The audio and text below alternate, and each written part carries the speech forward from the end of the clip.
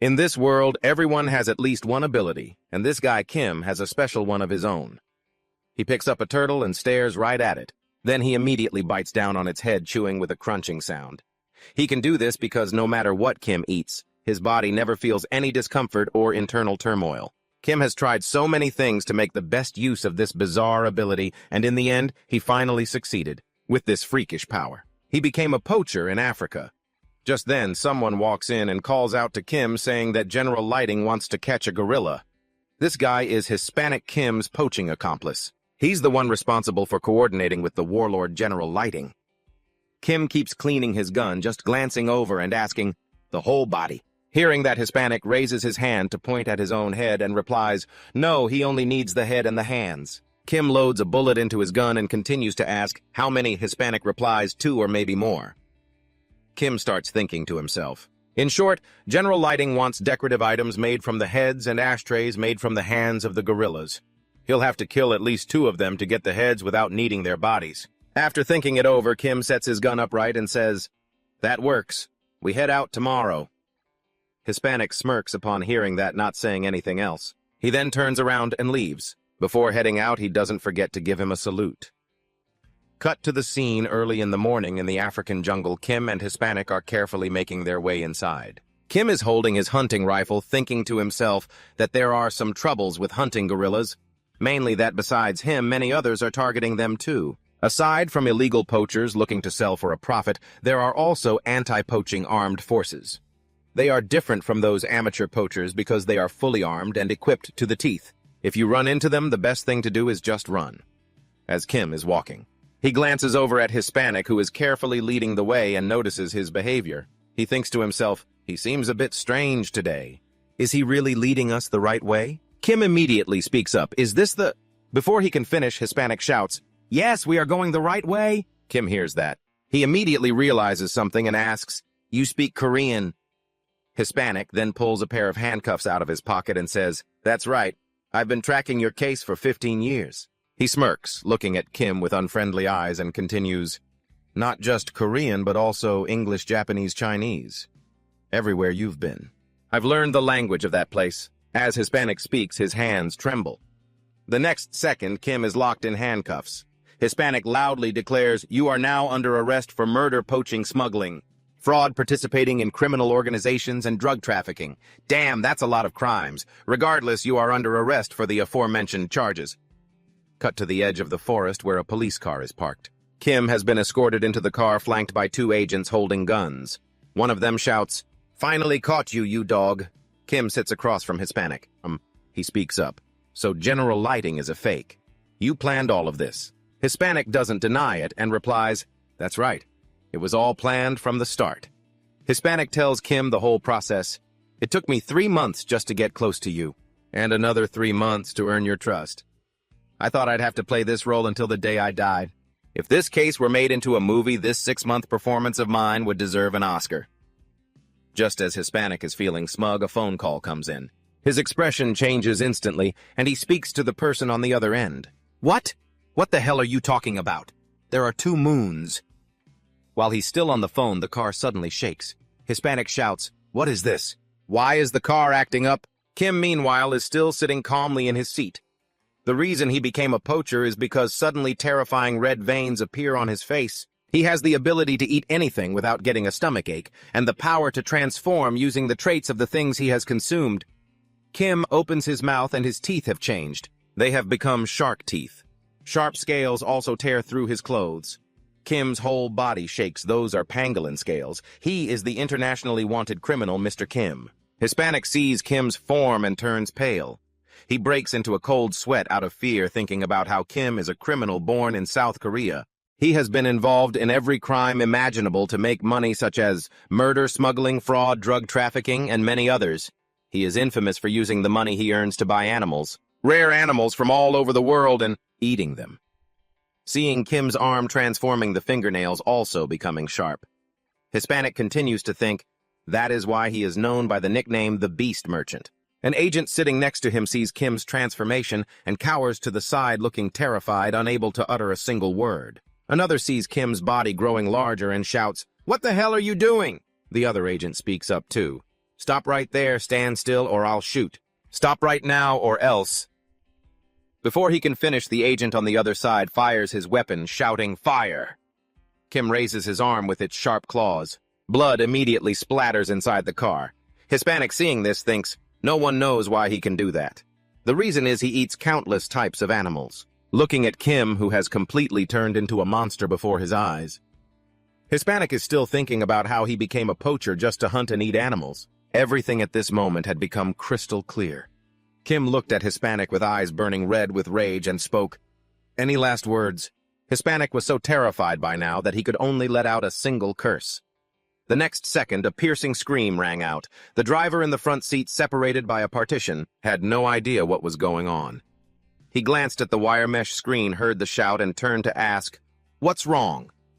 But before V could finish his sentence, a massive hand punched through the barrier. The car lost control, crashed into a tree in the forest, and black smoke began to pour from the wreckage. A foot stepped out of the car. It was Kim. He had returned to his human form, pushed open the back door, and stepped out. Kim looked up, and the sight before him made him freeze. He gasped, "What in the world is this?" There were 2 moons. In the sky hung 2 moons, one large and one small appearing together. In Kim's reflection, he was still a monster with a pair of horns on his head. Kim looked at the pack of wolves circling him at that moment. He reached up to his neck, thinking to himself that he had drifted to a place that wasn't Earth. In the darkness, countless wolves with sharp eyes stood ready, led by one with 2 long, protruding fangs. This land where Kim had ended up? This place was crawling with creatures capable of using skills, so-called monsters. There were monsters that looked like Earth animals, buffaloes, vultures, even dragons. And then there was him. Kim, now standing in front of one of these beasts, closed the book in his hand, glared, and said, "All right, then, let's see what skills you've got." Then immediately after, Kim transformed into his monster form and lifted the creature before him to his mouth. Kim thought, "I will become the strongest entity in this place." Switching scenes back to earlier, Kim remembered Hispanic thinking about how he had been betrayed by his teammates and captured by international police. But what he saw after crawling out of the prison transport vehicle was a sky with 2 moons. Kim stood there watching for a long time before concluding that this was not Earth. With his clothes torn in many places, Kim rubbed his chin, pondering for a moment, and wondered if this might actually be for the better. Like Hispanic said, he had committed countless crimes, which was why he was being hunted by the UN, police, and similar organizations. Just then, there was a noise behind him. Kim glanced back and muttered, "I guess I won't be hunted anymore now." Kim looked over and immediately spotted the wild beasts. He muttered, "Damn it, it's those wolves." He stared at them and continued, "I thought wild animals had the instinct to know when to avoid a fight with a tough opponent. Seems like that's not the case." Veins bulged from Kim's neck to his face. He looked on with sharp eyes and said, "You must be the leader, right? A wolf with an X-shaped scar in the middle of its face." It stared at Kim, drool dripping endlessly. The alpha wolf let out a roar, and immediately the pack charged. Kim's teeth clamped shut. His jaw slowly shifted into a set of razor-sharp fangs, and his entire body transformed. His head became that of a tiger, his torso like a chimpanzee. As the pack rushed toward him, seeing that form, their feet suddenly faltered. Immediately the wolves scattered in different directions out of fear. The alpha wolf also came to a halt. Kim didn't give it a chance to run. He moved behind it in a flash and used his massive hand to lift the wolf up. Its mouth wouldn't stop yelping. As soon as Kim dropped the wolf back to the ground, one of its fangs had snapped off and blood soaked a large area. The rest of the pack, witnessing this, cowered in fear. Kim stood under the 2 moons, holding the carcass of a wolf in his hand. The pack fled in all directions. The alpha's body was held in Kim's grasp. Blood continued to drip from its mouth. Kim spoke, "It's been a long time since I've had a meal. You'll be my first bite in this strange place." Kim finished speaking and opened his mouth to bite into the wolf, but immediately had to spit it out. Kim thought to himself that he was using a tiger's jaw, yet he still couldn't tear through its hide, if that's the case. Thinking this, Kim immediately shifted into the form of a hippopotamus. A moment later, Kim had finished eating the wolf. Only the skeleton remained on the ground. He wiped his mouth, thinking, "That's strange. Just to skin a single wolf? But I had to use both a hippo's jaw and shark teeth to struggle through it." Kim concluded that this wasn't ordinary skin. Plus, why were they so terrified of his roar? Science had proven that roars make muscles vibrate and cause paralysis, but when he let out that sound, the whole pack immediately froze. If they were large predators like wolves, they should have just been startled.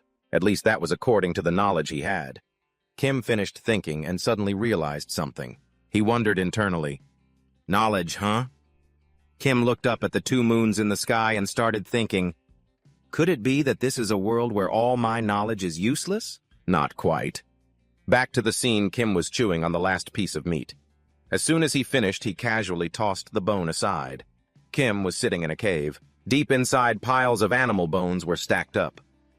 A week had passed since his first meal here. During that time, he had hunted and consumed many species of animals in this forest. A bear with unusually large forearms, a snake not sure if it was poisonous or not, a deer with antlers as sharp as knives. Aside from a few odd points, they were no different from creatures on Earth. Kim stood up slowly, stepped out of the cave, and walked through the bushes. Kim pushed the branches aside and took a look. Kim couldn't help but wonder if there was some kind of advanced technology or system at work here. It was nothing like what he knew on Earth. His arm began to shift as he tried to figure out what it was. He was out hunting again when he spotted an arm resting on a bush. A man was searching for something inside the forest.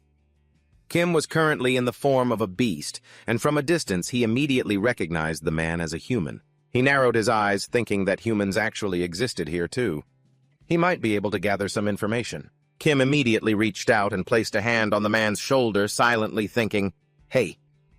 The man glanced back in an instant, the ability to mimic body parts. The bodies of the creatures he consumed didn't grant him godlike powers. In fact, there were many limitations. The condition for transforming his body was, they had to be the same type of body part. He could turn his hand into a bear's claw, but he couldn't turn it into a crocodile's jaw. And he couldn't use parts from creatures like lobsters or centipedes because their body structures were completely different from a human's. Finally, he couldn't overlap different body parts. Because he currently had the head of an eagle, he couldn't speak human language. Kim let out a cry at the man who had just turned around. The man's face went pale with terror, and he immediately turned and ran. He shouted something in a language Kim didn't understand. Before he could get far, the man collided with the antlers of a running deer and fell to the ground. Blood soaked into the ground.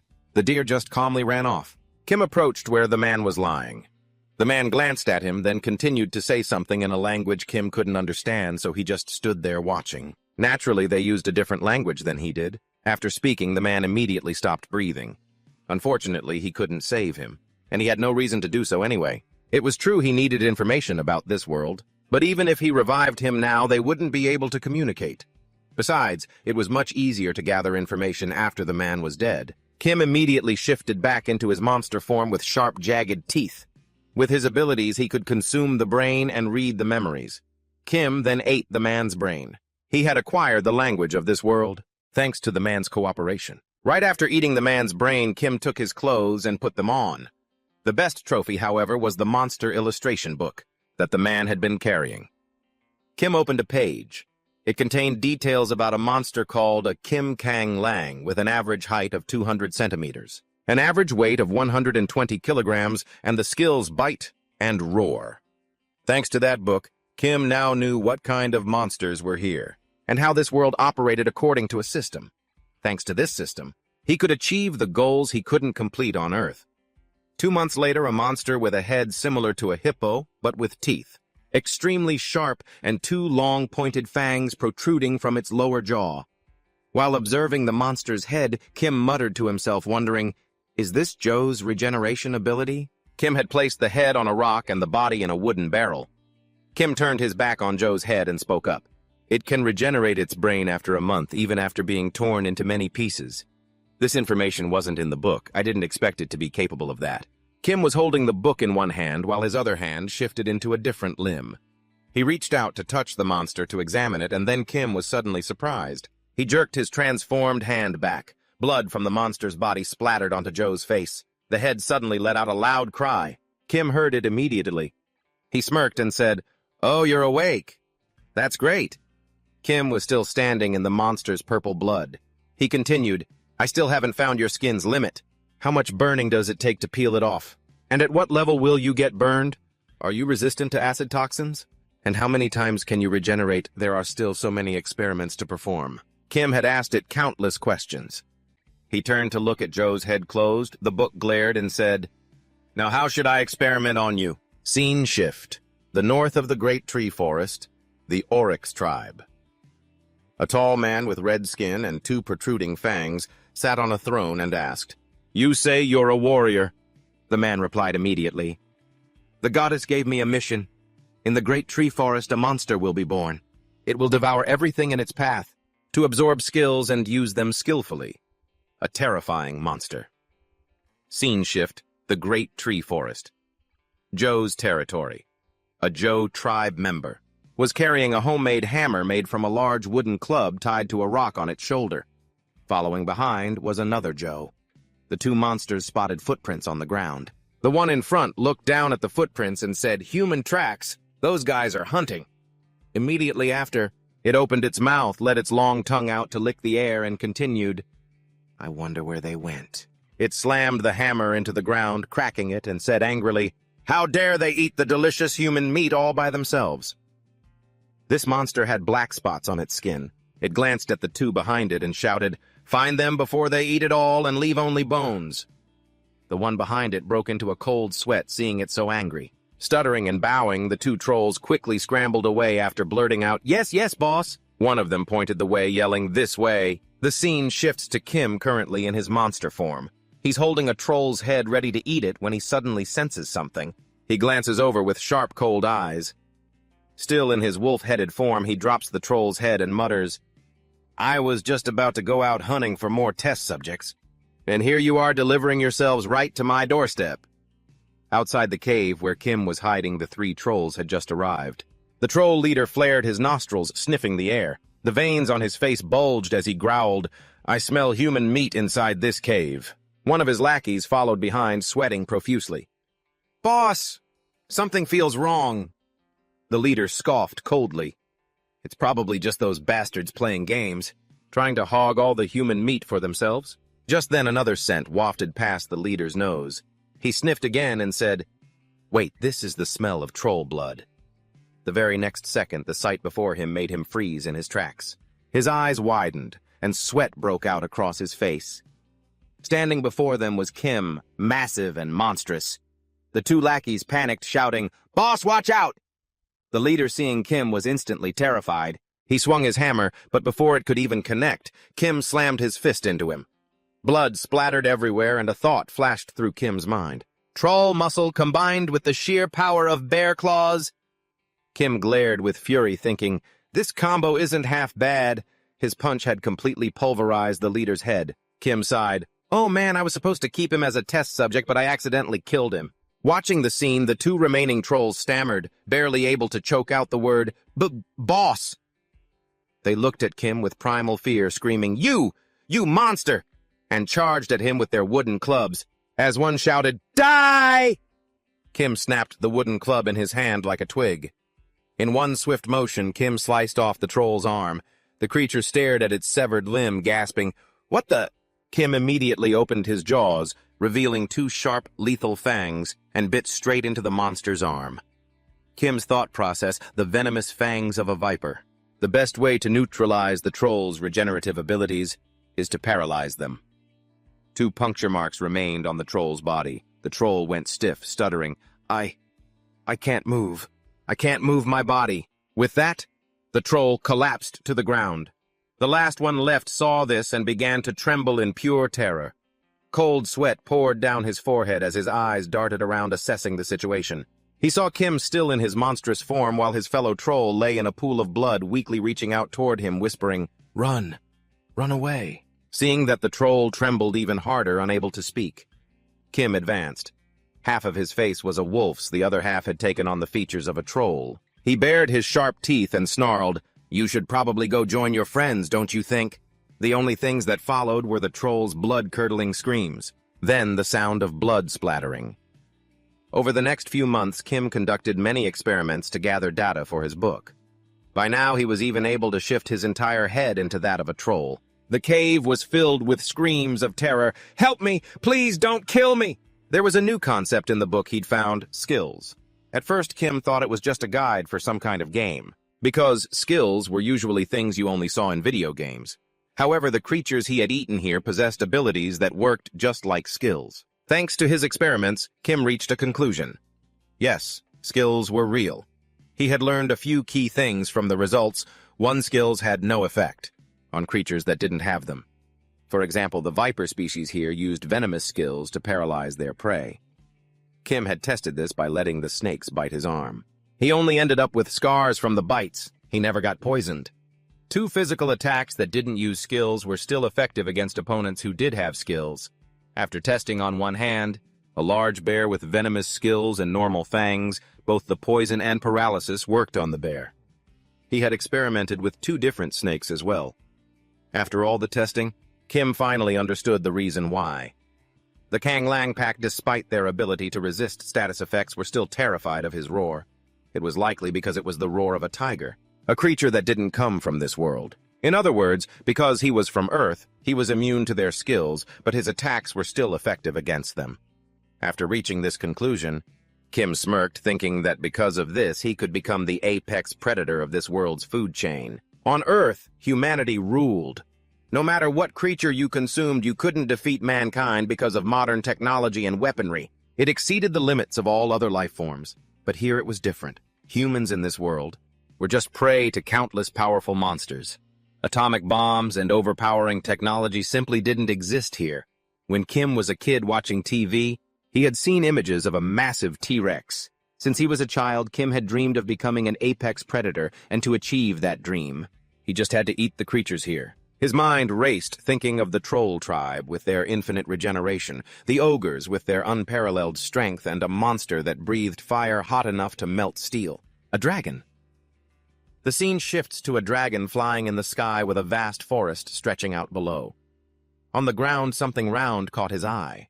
Seeing the dragon fly over it, chirped, "What is that, a dragon?" Looking up at the dragon in the sky, the thing on the ground, Ed couldn't help but cheer. This really is a world like I've seen in fantasy anime, a slime. He was incredibly excited, saying, "I never expected to be reincarnated as a slime. I can eat anything," he thought to himself. The person couldn't help but chuckle, muttering to himself, "I was born to be the strongest. This is clearly destiny." Slim, meanwhile, grew curious and started wondering, I wonder if this thing actually works. Right after that, Slim immediately opened his status window and said, "Status skill open." The status frame instantly displayed level 1 stamina, 1 strength, 1 speed, 1 wisdom ability to consume anything using your soul and make it your own. Slim read it, then looked surprised and cheered. It's exactly like in an anime, Just then a snake slithered through the grass on the road, instantly grabbing Slim's attention. The snake crawling along seemed to have noticed something too. Looking back at what was in front of it, Slim had already grown massive. In the next moment, he devoured the snake right in front of him and loudly declared, "Tastes like a snake." Shortly after Slim absorbed it, his system immediately displayed, "You have consumed a snake. Your speed has increased by 1. You can now use the skill Paralytic Poison. Your soul has decreased due to consumption." Seeing the status display like that, Slim was momentarily bewildered and asked, "Soul decreased?" But he immediately brushed off the worry and said, "Whatever. I'm sure later on I'll find a way to get my soul back. Here I am, the main character. I am Win." After saying that, Win swallowed all the beasts around him. After eating and spitting out the bones, Win moved along the road, muttering to himself, "The reason I was discriminated against and had to live a miserable life was because I got stuck with useless parents. It's all their fault. A slime with the potential to rival a monster, and eventually I will become a monster. I will gradually use up all my soul, to become stronger only to eventually destroy myself. The goddess of Good didn't choose me to be a hero, she chose me as a disposable tool." Scene shift. Narration of Warrior Can 6. The land of Good lies under the protection of the goddess, and the warrior chosen by the goddess who follows the warrior's code to protect humanity. The more humanity suffers, the more danger they are in, the stronger the warrior chosen by the goddess becomes. But even that warrior, even you the hero, could not stop the destruction caused by that monster. Ken recalled his memories of having to face a gigantic monster, a monster that brought a disaster upon the entire world with its terrifying power. Because of it, Ken had met a horrific death. But when Ken woke up once more, he was young again. Can had returned to the past, back to his self from 15 years ago. This was the final chance the goddess had given him. He had to stop that monster. Back to the present, Can frowned and spoke up. The goddess prophesied it like that. As soon as he finished his sentence, a pain surged in his chest. Can immediately clutched his chest, the pain making him wince. In his mind, Can wondered, is it because I lied? This is punishment for breaking the warrior's code. But if he said he came from the future, the man with red skin in front of him wouldn't believe it. The elder of the Onyx Burnus tribe spoke up. Prophecy, you say? Could you explain more about this prophecy? Can heard this and replied, of course, elder, right after that. Can told him everything he knew about this great tree forest. A monster that eats and absorbs skills will appear. I have come to prevent it from causing future disaster.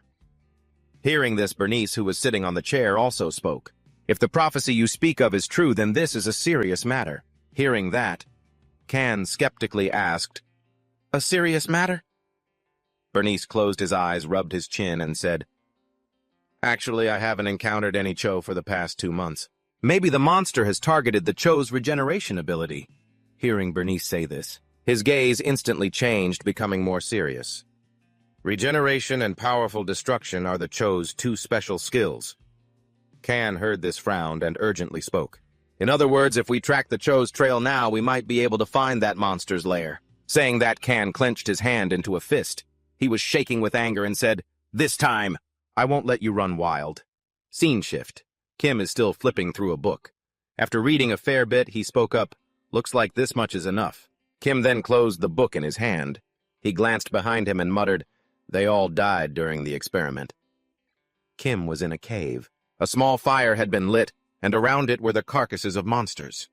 Kim then said, only one is left a Cho. Its head is still being kept by Kim. It was trembling without any strength, but still pleaded, please just kill me. Hearing it say that, Kim lit a torch and said, all right then. He looked at the growing fire and continued, I will send you off peacefully. Even though we've been together for a while now, I'm forced to find something new for my experiments. Kim brought the flame in front of the Cho and said, I will let you die according to your wish. As the Cho opened its eyes and saw the flame, it thought to itself, the moment has finally come. The next second, it closed its eyes, waiting for death. But after a while, feeling nothing, the Cho opened its eyes to look. Kim was holding the torch in one hand. His other hand was holding the book. He looked inside and said, wait a minute. Boiled Cho blood can be used as a restorative potion. That means I don't need to dispose of this one right now. Hearing his words, the Cho immediately shed tears and shouted. Kim slowly sat down and continued reading the book. The Cho saw this and called out to him, you jerk, hurry up and kill me. Kim was so absorbed in his book that he didn't notice what he was saying. The page he was reading described a species called the Great Forest Lizardmen, standing about 180 centimeters tall and weighing around 85 kilograms. Their skills include venom, spit underwater, breathing fast, swimming, and reduced physical damage. Lizardmen live independently in the forest. They are not monsters but a sentient species. However, they are extremely hostile toward outsiders and will capture or kill anyone who dares to trespass, just like the illustration above. After finishing the page, Kim began talking to himself. Lizardmen, huh? A hybrid between mammals and reptiles. After learning this, Kim wore a cunning grin and muttered, I wonder if they'll be of any use. Scene changed to the Great Forest Swamp area. A group of lizardmen armed with weapons were walking through the swamp when one of them suddenly sensed something. Before them stood a shadow with an obscured face. One of them spoke up, is that a troll? Another added, we haven't seen them around lately. Wonder where they've been hiding. No sooner had he finished speaking than one of them was attacked. Seeing this, the one beside him cursed, you filthy troll, how dare you set foot on our territory? But the scene before him made him break into a cold sweat. He stammered in fear, What is that?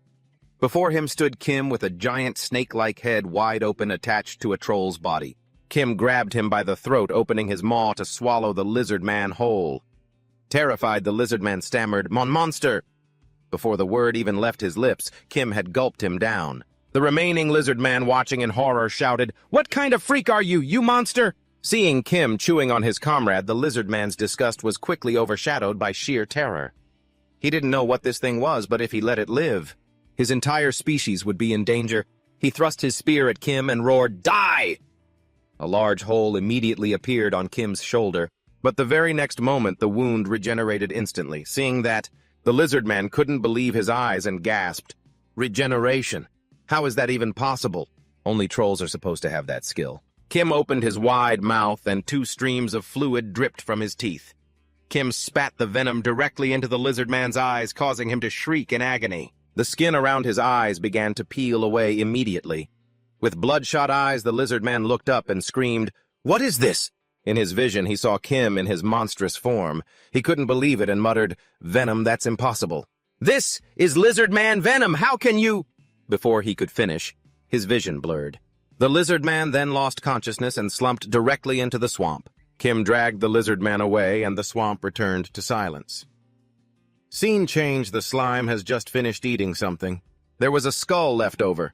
The slime, whose name is Win, spat the skull out after he was done eating and sat down to rest. Win muttered to himself, "These guys aren't anything special. Can't believe I only leveled up this much." Just then a scent drifted right to Win's nose. By reflex, Win followed the scent to the entrance of a cave. Seeing the smell wafting from within, he curiously asked, "What is this pungent smell?" He immediately used his sensory system to peer inside, saying, "Kim's skill biological sense." He instantly detected several glowing spots. Win said, "Well, there are quite a few of them." As he moved toward the cave entrance, Win excitedly thought, "Can't pass up an easy meal like this." Upon arriving, the sight before him made Win break into a cold sweat. Inside the cave, the corpses of the slaughtered lizardman tribe were scattered everywhere. Seeing this, Win continued, "No way." Win's expression shifted from fear to delight. He said, "Jackpot! I'm going to earn so much experience from this." Though he didn't know who had done this, he licked his lips and shouted, "But thanks for the meal!" Immediately, Win dove in and started eating the lizardmen corpses. After stuffing himself, he didn't forget to burp. Win then opened his status screen. He happily remarked, "Underwater breathing, venom spit, and even regeneration. What a total steal." Win was still intently looking at his status screen happily. The hero Can had appeared behind him before he even knew it, had clenched his hands into fists. A moment later, Win finally realized someone was behind him. He glanced back and saw Can standing there. Win turned and asked, "Who are you?" Can just stood there. He narrowed his eyes to observe Win, thinking to himself, "I tracked the traces of the troll here, and I sensed killing intent." Seeing Win in front of him, Can wondered, "But it turns out to be just a slime." He told himself, "No, this isn't an ordinary slime." Seeing that Can didn't reply, Win frowned and shouted, "What are you staring at?" Can sensed the aura surrounding Win and silently evaluated this killing intent. Seeing Can still didn't answer, Win glared at him and said, "Ignoring me, huh? I asked you a question." Can tuned out all his words. There was only one thought in his mind. This creature is pure evil. Can remained silent for a long time before finally saying, "I am a warrior, and one of a warrior's principles is never to hide one's true identity." Hearing Can say that, Win immediately scowled and said, "Ha, a warrior, ha. In this world, that's the role of those destined to have everything stolen by the protagonist, isn't it? I bet this is just a sacrifice to help boost my development. Even in anime, the protagonist has to start by eating at least one dragon right. What a delusion. They gave me this useless warrior again." Can just stood there watching Win go on and on without saying a word. He frowned, looking down at Win on the ground, thinking to himself that although he didn't understand what Win was saying, he was definitely being insulting. Win continued, "Come to think of it, if you're a warrior, that means you were chosen by the goddess, right? Being chosen by such trash, you must be nothing but trash yourself." With that, Win let out a loud laugh, not noticing Khan's expression darkening. Win continued to laugh arrogantly, mocking Khan, saying that the goddesses in these worlds are just a bunch of brainless idiots. "I'll give her a spot in my future harem." The sword on Khan's back gleamed. He reached back and drew it, trembling with rage. He glared at Win, enunciating every word. "Countless people have insulted me before. Countless have cursed my parents, but I've ignored them all because a warrior must have compassion. But no one has ever dared to insult the goddess who created this good continent, and no one is allowed to do that." Can was so angry that the arm holding the sword couldn't stop shaking. Win, still convinced he was in the right, kept mocking him. "Angry, aren't you? It's true that's why you're getting mad, right?" The moment he finished his sentence, Khan's sword swung out. Win was caught off guard. Khan's expression was terrifying. He stared at him with such intense pressure that Win's entire body began to tremble. Khan shouted, "Shut your mouth! Faced with Khan's fury, Win began to panic, his mouth stammering incoherently. Win gritted his teeth, sweat pouring down, but he still thought to himself, "What the hell? Why am I scared? I'm the protagonist here." Thinking this, Win seemed to regain his confidence, looking at Khan defiantly. "What you want to fight? Come on, then. I wonder what title I'll get for killing a warrior. Even if I don't get a title, I'm still going to devour all your skills." With that, Win began to open his mouth wide. Hearing those words, Khan immediately thought, "Devour skills." Before he could even finish his thought, Win transformed and grew larger, opening his huge mouth and shouting, "Die!" The very next second, as Win lunged forward, Khan's sword slashed through him. Instantly, Win was sent flying, a portion of his body severed and hitting the ground. Seeing this, Win began to panic. Khan reached out, casting a magic circle. Immediately, a circle of light appeared. As Khan cast the spell, he watched Win, thinking, even if it's a slime, once it's destroyed, they can't regenerate the lost parts. Having lost a part of his head, Win angrily cursed, "You bastard, don't get cocky." Right after that, Win started using his skill to regenerate super regeneration. The lost part of Win's slime body was restored. He gloated, "This super regeneration skill from the troll is great. It's practically a cheat code." Seeing this, Khan gripped his sword tighter and said, "As I thought, you are a calamity in the making. Begone, monster of destruction." As he spoke, Khan cast magic onto his sword. Win stopped confused and asked, What are you talking about?" Khan held his sword high, pointing it straight at the sky. This is the technique of absolute judgment. Following that, a massive surge of holy light struck Win, forcing him to scream. The power made Win shrink smaller and smaller. Seeing this, he kept screaming loudly, "What is this?" Scene shift. Kim encounters the first human-like being in this world. With his animal head structure, he couldn't speak human language, but after eating the lizard man, he could speak normally even with a reptile's head. The body parts of mammals and reptiles are actually compatible. How interesting. Scene shift. At the lizard man tribe's swamp. The place was heavily guarded. Kim approached from a distance, thinking he needed more test subjects. A guarding lizard man immediately noticed his arrival.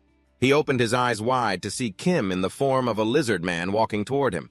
The guard saw Kim and asked, "A lizard man." Another lizard man standing not far away saw Kim and screamed, "You idiots, that's not a lizard man, attack him!" The lizard soldiers followed orders, immediately using their weapons to attack Kim.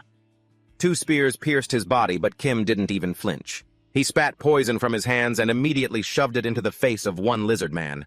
The creature screamed in pain, and the other 2 hesitated. One of them shouted, "Everyone attack at once!" No sooner had he finished speaking than the others cried out in agony. Only one lizard man remained standing. He broke into a sweat, his voice trembling as he said, "Oh, Shichikwang!"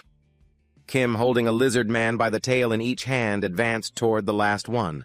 Then he reached out and gripped the lizard man's throat tightly. The lizard man's whole body shook and he struggled to gasp out, "Please help me." Scene shift back to Khan's side. On the ground, only the marks of the magic circle remained. Khan carried his sword on his shoulder and said, "Is it over?" Afterward, Khan sheathed his sword and turned away. Unexpectedly, a blob of Win's slime appeared and fell right into the center of the magic circle. Win was now just a small blob of slime trying to lift his head. Right after that, as Win moved into the cave, he muttered, "So dangerous. I have to recover quickly." Win's body was still melting, and he moved with great difficulty, saying, "My speed is too slow. I need to eat something. Anything will do." "Damn warrior, one day I'll kill you." He was crawling into the cave, and just then he ran into Kim, who was returning to find no lizardmen left inside the cave. Kim immediately shouted, "Where the hell is everyone? Who the hell touched my stuff?" Just then, Win spotted Kim, secretly thinking to himself, "Food's here." Without hesitation, he lunged straight at Kim. In the filthy, foul-smelling room, piles of uncleaned trash were everywhere. This caused mold to thrive. Sitting in the middle of that stinking trash heap was a fat, sluggish guy hunched over a screen, passionately playing his favorite video game. And that pig was Slim from his past life. He used to be a human whom everyone around him mocked and ridiculed because he was just a good-for-nothing. He couldn't do anything, but he justified it to himself by claiming that everything he did was just following his instincts, and living by instinct was every human's duty. That fat guy Slim never tried. If something was difficult, he wouldn't lift a finger. All day he only knew how to eat, sleep, and play, absolutely refusing to do things he felt he couldn't handle. And it didn't stop there. He was also a disrespectful, unfilial brat. He was nearly 40 years old with no job, forcing his parents to work their backs off to feed him, yet he still acted like a pitiful victim, and claiming his parents didn't fulfill their duty just because they disowned him for being fat and unemployed. That fat Slim hated his needy, useless life. He always hoped for a chance to change his life, and then by some miracle, that opportunity actually appeared. He woke up in another world in the body of a powerful slime, capable of absorbing anything he wanted and taking on that thing's abilities. That made him certain he was the chosen one, the protagonist of this world. But that Slim's beautiful dream hadn't even taken shape before it was crushed after a battle with a strange warrior. He met him on the road. He was terribly injured, but still optimistic, thinking this was just a challenge meant for a protagonist. He swore he would swallow every skill in this world to take revenge. Just as he finished speaking, Slim turned around and saw Kim standing behind him with a puzzled look. The veins on Kim's face were popping every muscle, showing his pure rage that someone dared to invade his base. That stupid slime thought Kim was food served on a silver platter, so he immediately lunged at him, intending to swallow Kim whole to satisfy his hunger. He leaped straight into Kim's mouth, intending to eat him from the inside. Kim hadn't even reacted yet before he accidentally swallowed the slime. From Kim's perspective, the first bad news in the last 2 weeks was that the cave he used as a laboratory was now unusable.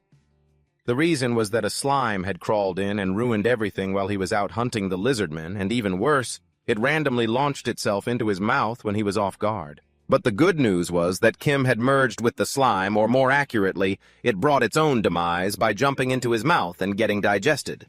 However, the slime's abilities were truly worth noting because the Monster Encyclopedia noted that a slime is a creature that can change form and evolve based on what it absorbs. They can typically eat all sorts of materials, from animals and reptiles like mice and insects to soil, poisonous plants, and even minerals. The book also mentioned that slimes that frequently eat minerals evolve into a form possessing the properties of that specific mineral.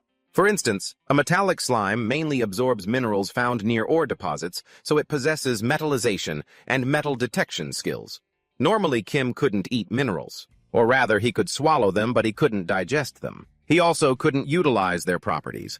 Those minerals would eventually be excreted by his body. But the slime's diet isn't limited to living organisms. It also includes inanimate objects. Thanks to merging with the slime by swallowing it, Kim can now absorb minerals and simultaneously has the ability to turn his body into minerals. In the land of the ancient dragon in the great forest, the red dragon was gliding through the sky like an unnamed king. Because an ancient dragon lives in solitude, it doesn't really need a name, but there were still those who worshipped it, and they gave it a title. It was Crimson Light. Crimson Light drifted through the sky, and it was a mother dragon who loved her child dearly. In that monster-filled great forest, the lizardmen especially worshipped Crimson Light. They offered gold, silver, and various jewels to Crimson Light in exchange for the dragon's protection and prosperity for their species. However, ever since the dragon hatchling was born, Crimson Light had become quite indifferent to the race she once protected. Although she didn't want to leave the baby, she felt that if she just left for a brief moment, nothing would happen. So she took flight to find the lizardmen. While gliding over the dry forest, Crimson Light discovered unusual traces.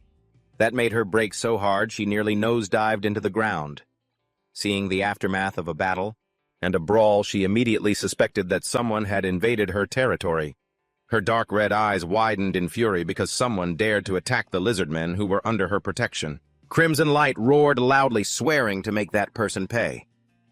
As for Kim, the culprit behind the raid on the lizardmen, he was currently focusing on observing the changes in his body. When he tried to use his power to change his hand into a lizard man's hand, he discovered that this species' body was covered in a layer of tough scales. By his assessment, if only considering defensive capability, the skin of the diamond wolf was still superior. But that wasn't the important part. The special thing here was the mucus covering, the lizard scales. The lizard man's mucus didn't just have antibacterial properties. It also acted as a healing ointment. But there was one more important point. The mucus surrounding the scales and the slime's mucus could mix together. If he could eat hard metals and then turn the lizard's mucus into metallic slime, then his strength would surely increase significantly. But the problem was, where could he find the hard metal he wanted by using his Hawkeye skill? From high above, Kim could observe. Gazing at the metal ore at the foot of the mountain over 100 meters away, the very spot currently being mined by the ogre tribe, Kim wondered if the giants down below were in ogre territory. He opened his monster encyclopedia. The average ogre stands over 2 meters tall, weighs about 150 kilograms, and possesses warrior-class skills, along with enhanced strength and vitality. They are the strongest tribe in the Great Forest, valuing dignity and pride above all else. Yet among them, some are so cruel they are regarded as monsters.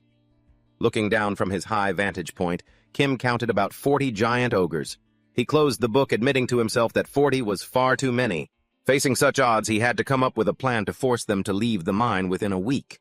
As he pondered, a dragon suddenly swooped over his head. It immediately caught his attention. Based on the lizard man's memories, Kim knew that dragon had a hatchling. Kim has the ability to swap brains with creatures, that he has eaten to access their memories, but if he replaces the entire brain, he loses his own sanity. So he only changed a part of it. And from that dragon, Kim hatched a plan that was incredibly insane and somewhat devious. Scene shift. Chigwang was currently holding a wolf in her jaws, dropping it onto the pile of animals she had hunted. As she piled them up, the hatchling suddenly called out. Chigwang turned around. "Mommy!" She bowed her head to look at her baby. "Listen closely to what I say, little one." She nuzzled her head against the hatchlings and continued in a low voice. "From now on, you must be a good baby and wait at home until Mommy returns, understand?" Hearing his mother say this, the hatchling followed after her and asked, "But what about practicing how to hunt?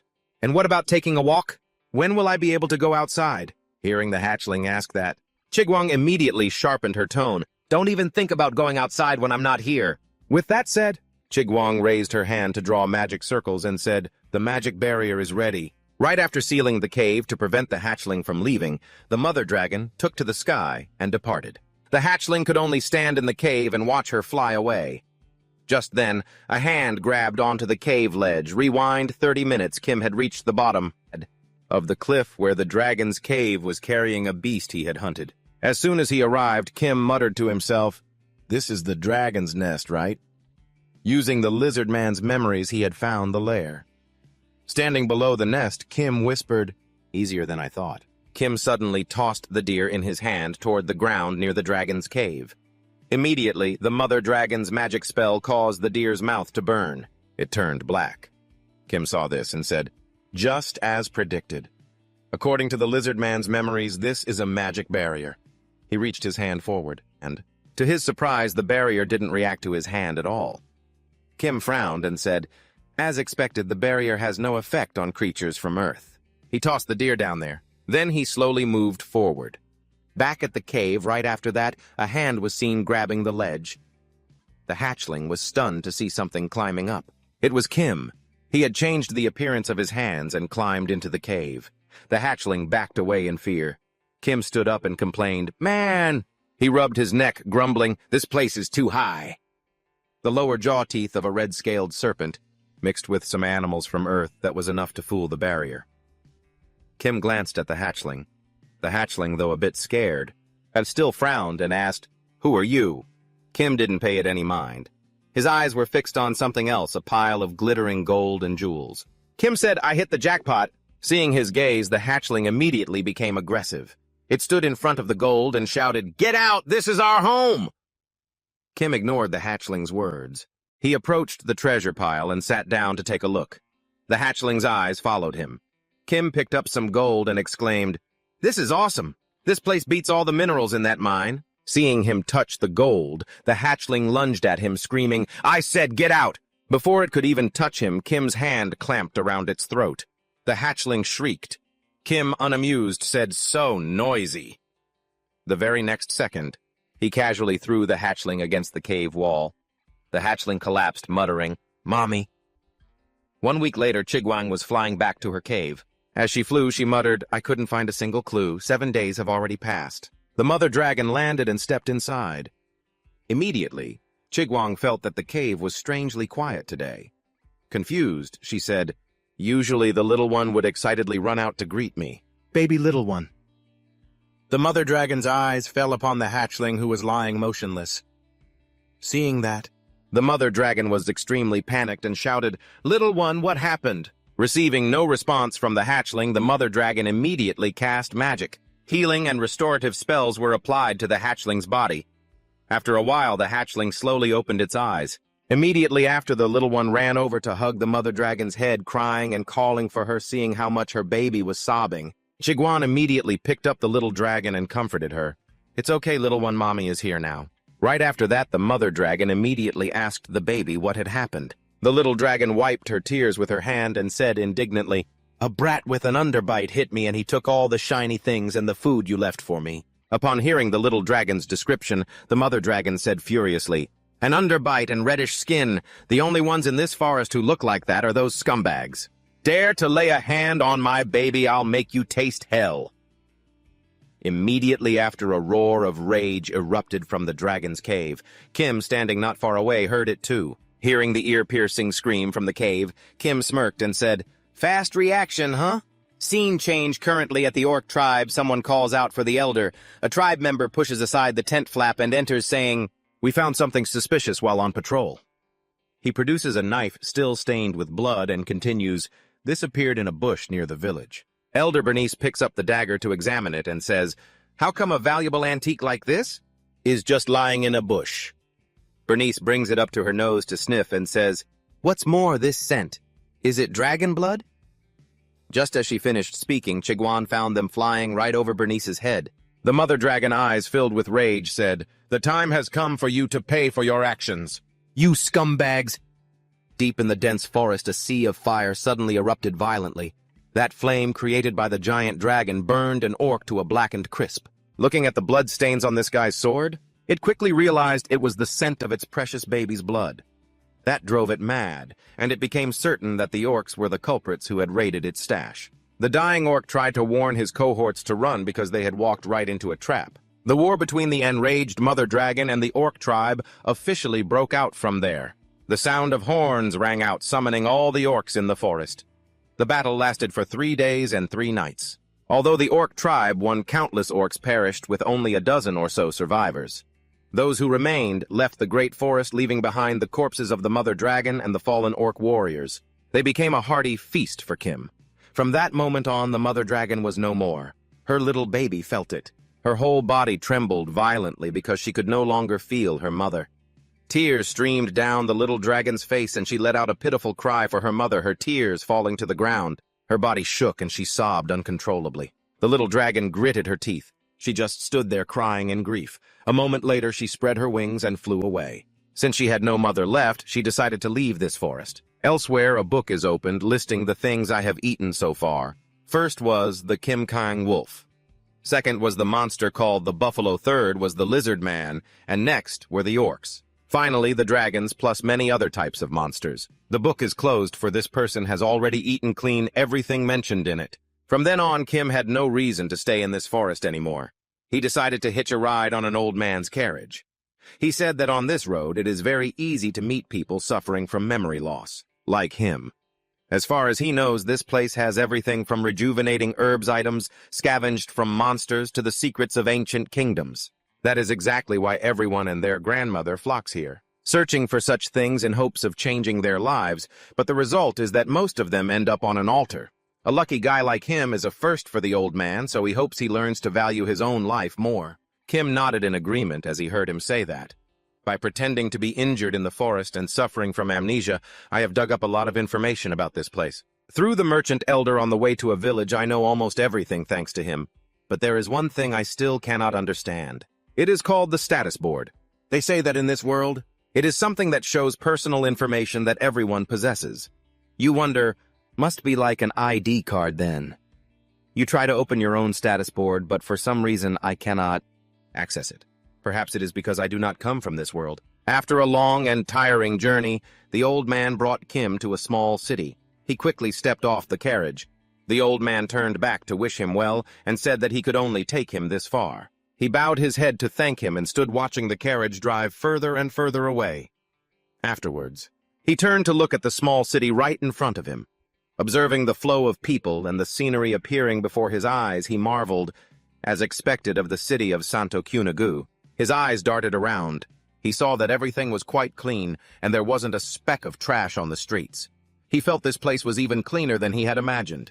Kim walked over to a bulletin board and saw several papers posted on it, such as "Wash your hands to prevent the spread of disease," or "Disease and personal hygiene." After reading it, he felt that the people here were truly civilized. Suddenly he heard someone say that this city was strangely clean. Another person replied that it was only the area near the palace. That was so clean. The friend with him chimed in saying it was because the two princes grew up here, so naturally it's clean. He said that the two princes were the first to introduce the concept of hygiene in relation to disease. Since then, everyone has recognized the two princes as geniuses. When he was just 10 years old, his friend marveled. No wonder they are princes. He also revealed that next month the two princes would come of age, so they would be visiting this place. Both of them expressed that they really wanted to meet the two princes, while Kim just silently listened to the whole conversation. The concept of hygiene only became popular on Earth around the 21st century. A place like this which looks like the Middle Ages. And to think a kid actually came up with that concept. That's why he was just guessing, but he didn't seem sure. He just stood there like a ghost, then concluded that someone else might exist in this place. Just like him, someone carrying memories of Earth. And not long after I met him. The moment the second prince saw Kim, he was so shocked he couldn't believe his eyes. Kim just gave a sly grin, clearly amused. The second prince trembled, demanding to know why he was here. The second prince's true identity is Hispanic. He panicked and called Kim the Beast Merchant, then confessed his own story. My true name in my previous life was Eddie Montosa. I was a second-generation Mexican-American, a member of the UN International Police Force, and a CIA intelligence officer. I lived a truly elite life. But a nightmare struck and everything ended the moment I clashed with that monster. I died a miserable death, but after my death I found myself in a completely new world. While lost in that world, he kept his eyes tightly shut, too scared to open them. However, after a while, he gathered the courage to open his eyes and face reality. When he woke up, he had become a child named Edward, the second prince of the Canteen Kingdom. My second life was incredibly easy. From hygiene to science, astronomy, and countless other things, the knowledge from Earth turned out to be extremely useful in this medieval world. Furthermore, thanks to the special training from my past life, politics was as easy as pie for me. If I had been born as a commoner, I would have already been overpowered. Instead, I was royalty. Moreover, the first prince isn't the heir to the throne, or rather, he can't be so. No matter what, I will become the king. With that ideal in mind, Hispanic couldn't stop smiling. At this moment, he was parading through the streets amidst the cheers of the crowd, enthusiastically waving back his ambition to become king burning in his heart. But he had no idea that his living nightmare was lurking among the crowd. As night fell at Lord Santo Cunugu's mansion, he lay sprawled out on his bed. Exhausted from a day of parading and complaining that having to force a smile was pure torture, he suddenly heard a rustling sound. Turning toward the window, he saw a lizard's tongue, then nearly had a heart attack when he saw it climb into his room through the window. Despite his panic, he pulled out his sword and demanded to know who it was. He wondered to himself how a lizard man could have bypassed the guards and made it all the way in here. Suddenly, the lizard man said, "Long time no see," which left him even more confused. The lizard man then began to transform into Kim, asking, "Hispanic, don't you remember me?" The moment he saw Kim, he turned pale with fear, unable to believe his eyes, and cursed him as a damned monster, calling him the Beast Merchant. It seemed meeting him again terrified him so much that he had to reassure himself it was just a nightmare. Even though he said it was a nightmare, his body was already on the verge of collapsing. Sure enough, he passed out hard on the floor, which made Kim mutter that his reaction was really over the top. Suddenly, a servant's voice called out from outside. The person opened the door and apologized to Hispanic for disturbing him so late at night. But seeing him lying on the bed, the person assumed he was already asleep. Suddenly, the servant jumped in shock when looking to the side, wondering when that giant stuffed bear which Kim had transformed into had been placed there. However, he didn't bother paying attention to Kim anymore, turning back to call out to the prince, asking if he was sleeping. The servant's hand reached out for something. It turned out he intended to assassinate him with a hidden dagger, but before he could do anything, Kim used his claws to block the hand holding the knife, making the man turn in a panic. Seeing that Kim could move, the man was so scared he started rambling incoherently. Kim calmly said that since Hispanic couldn't die yet, the servant would have to die in his place. As soon as he said that, Kim took him out right there in the room, but it seemed he was a bit careless and made too much noise, finishing him off. Consequently, he accidentally drew a group of nearby guards running toward the room. They kicked the door open and shouted while Kim was still finishing the other guy. Seeing them arrive, Kim felt he had made a mountain out of a molehill. The other three were terrified to see a giant monster Kim standing in the room. Suddenly one of them said that since it had come to this, they would switch to Plan B. They all lunged at once, wanting to take out both Kim and Hepanik. Kim stood still, looking at the guy he had just sent to the afterlife. Then he looked at the rest of them, wondering if they were on the same side, but he didn't bother thinking about it. He immediately grabbed Hepanik and carried him out, jumping straight out of the room through the window. Kim landed gently, but the prince face-planted on the ground. After that, Kim took off, not forgetting to carry the prince along, reasoning that he would save him in another location. Meanwhile, someone was busy taking notes. Outside that person's room, a hurried report echoed, "Lord, it's an emergency!" Baron Kanago heard this and immediately asked what happened. The guy who had just tried to take out Hai, Panic, pretended to be worried, reporting to him that the prince had been kidnapped by an intruder. Hearing this, the Baron slammed his hand on the table in a panic, already suspecting who the culprit was. He was furious, wondering how that person dared to do such a thing within his own territory, so he ordered his troops to go and rescue the prince. The mole agreed on the surface, but was laughing sinisterly inside. On the hillside, Kim returned to his human form, panting like an ox, wondering how many guys were chasing him. That caused him to run out of breath. At this moment, Hepanik had also woken up. Seeing this, Kim started to ask him how he was, but the moment the prince came to and saw Kim, he was terrified again. You beast, he thought, horrified. Is this not a dream? Seeing him foam at the mouth and pass out in such an awkward silence, he couldn't even be bothered to look at him anymore. How on earth did you end up here? Hepanik was stunned, completely unable to fathom why Kim had appeared in this place. As for Kim, he couldn't make sense of it either. How did that guy manage to show up here? His expression turned cold instantly, his gaze sharpening to a blade. He gritted his teeth and demanded an explanation for why this Hepanik was here. Hepanik was so terrified he ground his teeth, cold sweat drenching him. He couldn't guess what Kim was plotting when suddenly a thought flashed through his mind. Was he planning to extract the secret of his rebirth and then kill him all over again? As if reading his mind, Kim immediately reassured him, telling him not to worry, he wouldn't kill him. Hearing that, Hepanik looked visibly shocked, his face filled with suspicion. Really, promise me. I don't know what kind of power he used to force a promise out of Kim, but naturally Kim just shrugged and replied, I'm not sure about that, so I can't promise you anything. At that moment, Kim's face grew even colder. He gave a cold laugh, looked straight at Hepanik, and said it seemed he had already made him pay for his betrayal. Hepanik froze at the mention of the past, his whole body trembling. He clenched his fists and, gathering all his courage, asked if he was planning to send all the traitors to the afterlife, to meet their ancestors. If so, he apologized in advance because there was no way he would cooperate. Not letting him finish, Kim struck directly at his psychological state. Don't you see it? I'm just sending him and his squad off to the afterlife. Yet Jenner Lighting and the others involved in this are still alive and well. Right now, Hepanik is considered dead and Kim has vanished, so who's really benefiting from all this? Hearing that, his face darkened instantly as if Kim had struck a nerve. Kim continued, It seems everyone else except for you has been promoted and is living a happy life, right? That remark pushed his anger to the limit. The veins on his forehead bulged. Thinking about the others getting promoted and dancing in joy, his rage boiled over. Looking at their departing backs, he couldn't help but feel bitter about his own fate. Clearly, he was the one who had worked the hardest, yet he was the one stuck in this backward civilization. He seemed to have finally woken up. It simultaneously awakened the demon within him. Comradeship? How ridiculous, forget it. From now on, he was no longer Eddie Montana. He was Prince Edward of the Gok-Kan Tin Kingdom, specifically Elmo. After a long psychological struggle, Hepanik finally made his move. He reached out his hand toward Kim and said decisively, Fine, whatever. I'll cooperate with you. As if waiting for just those words, Kim broke into a look of satisfaction and contentment. He reached out to shake his hand, but even then, Hepanik's mind was still a mess. He assumed Kim's current plan was to return to Earth and dispose of everyone who had betrayed him. Until they found a way back to Earth, the first thing they had to do was wipe out those bastards, and then keep this place safe. Until that time came, Hepanik planned to use Kim as a stepping stone for his own agenda. He wasn't the only one plotting his moves. Kim on his side was thinking much the same thing. He was quite pleased with the turn of events, because collaborating with the Prince of a Kingdom would obviously bring him countless benefits.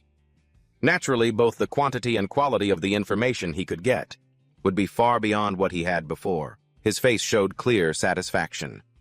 Furthermore, this wasn't a bad choice at all if he knew how to return to Earth. It was as if they were telepathic. They didn't even have to say it yet, their minds were on the same wavelength. Both wanted to use the other to achieve their own goals. So let's look into the root of this, shall we? Kim seemed to have told Hipanik the whole truth. He scowled and grimaced. Assassination, is it that sleazy old man? At this point, Kim had finished wrapping the bandages around his midsection. He truly hadn't expected to hear this, yet Hipanik could still remain so calm. Hipanik stood up and replied casually that he was so calm because he was already too used to these kinds of things. Anyway, let's get going. However, at that moment he laughed and turned to Kim, asking if his position would be a key factor in helping him with this plan. Right.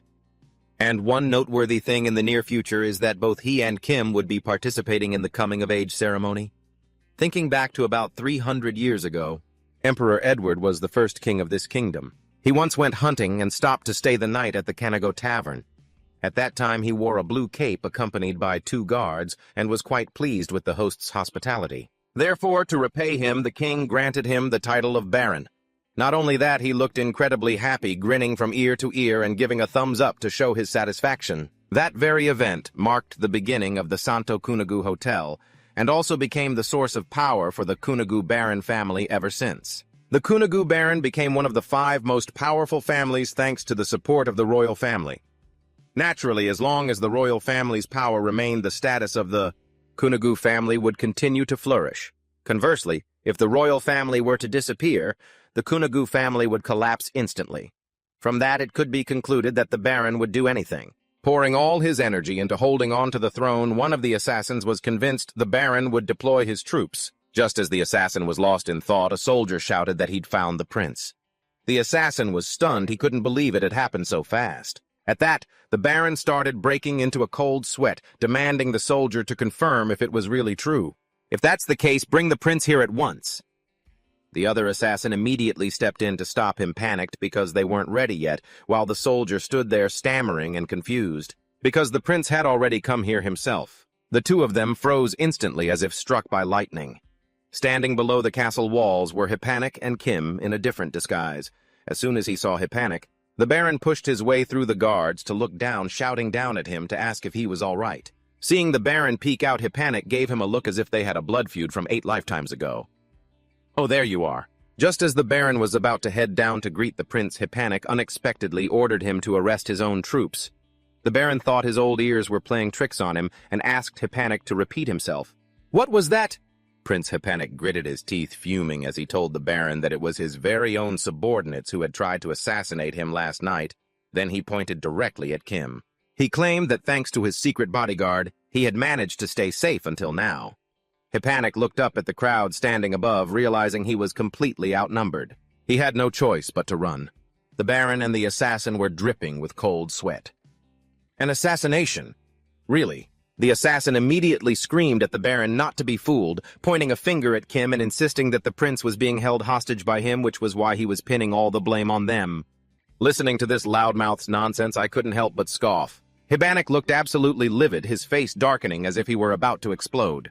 How dare you spew such absurdity at me, you insolent fool! He growled, clearly outraged at being talked down to. Hipanik reached his breaking point, his killing intent flaring so intensely it made even the assassin jump. Hipanik roared, I am a direct descendant of Edward the Great.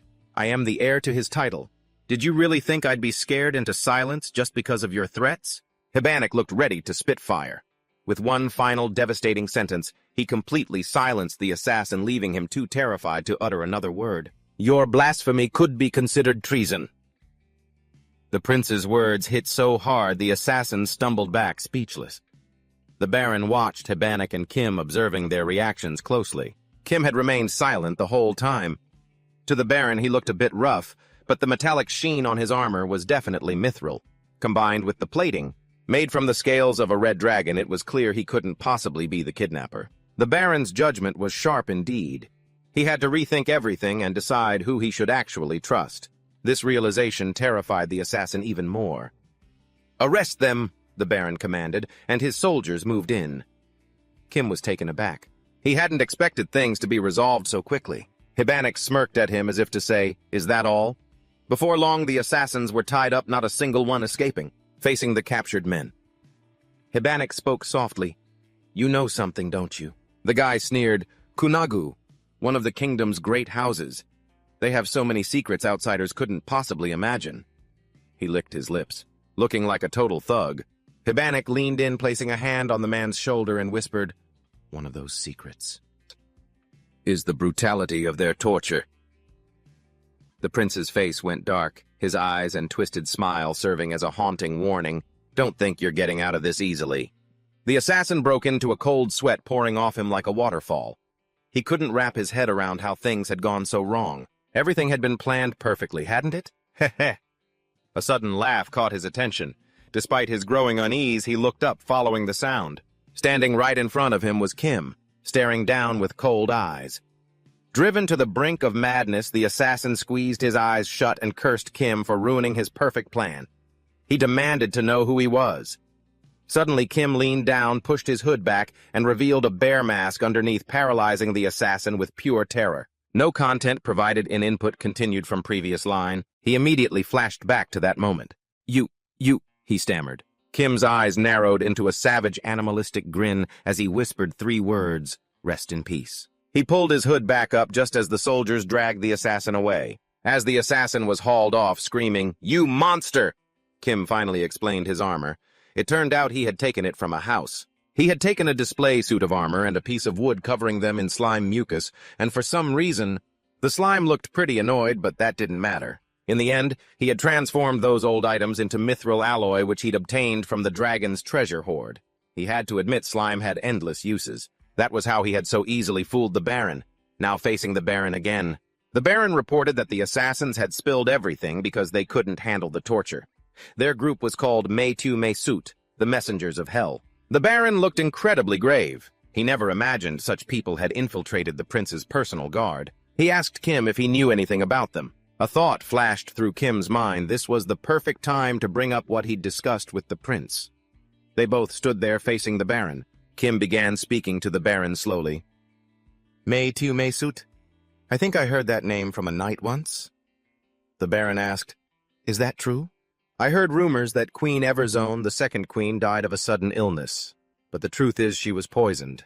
The Baron's face went pale instantly. "Poisoned? If that's true, then the culprit must be—" Their thoughts aligned perfectly, and Kim gave a slight nod. The Baron's hand shook as he clenched it into a fist, unable to believe such a thing had happened. Suddenly, the Baron slammed the table and jumped up, his sword already in his hand, radiating killing intent. "I won't let them get away with this." Just then a hand landed on his shoulder. Kim had appeared behind the Baron so quietly that he jumped in surprise. Kim calmly advised him to stay composed, his eyes glowing with a crimson light. Even from behind the mask, it was terrifying.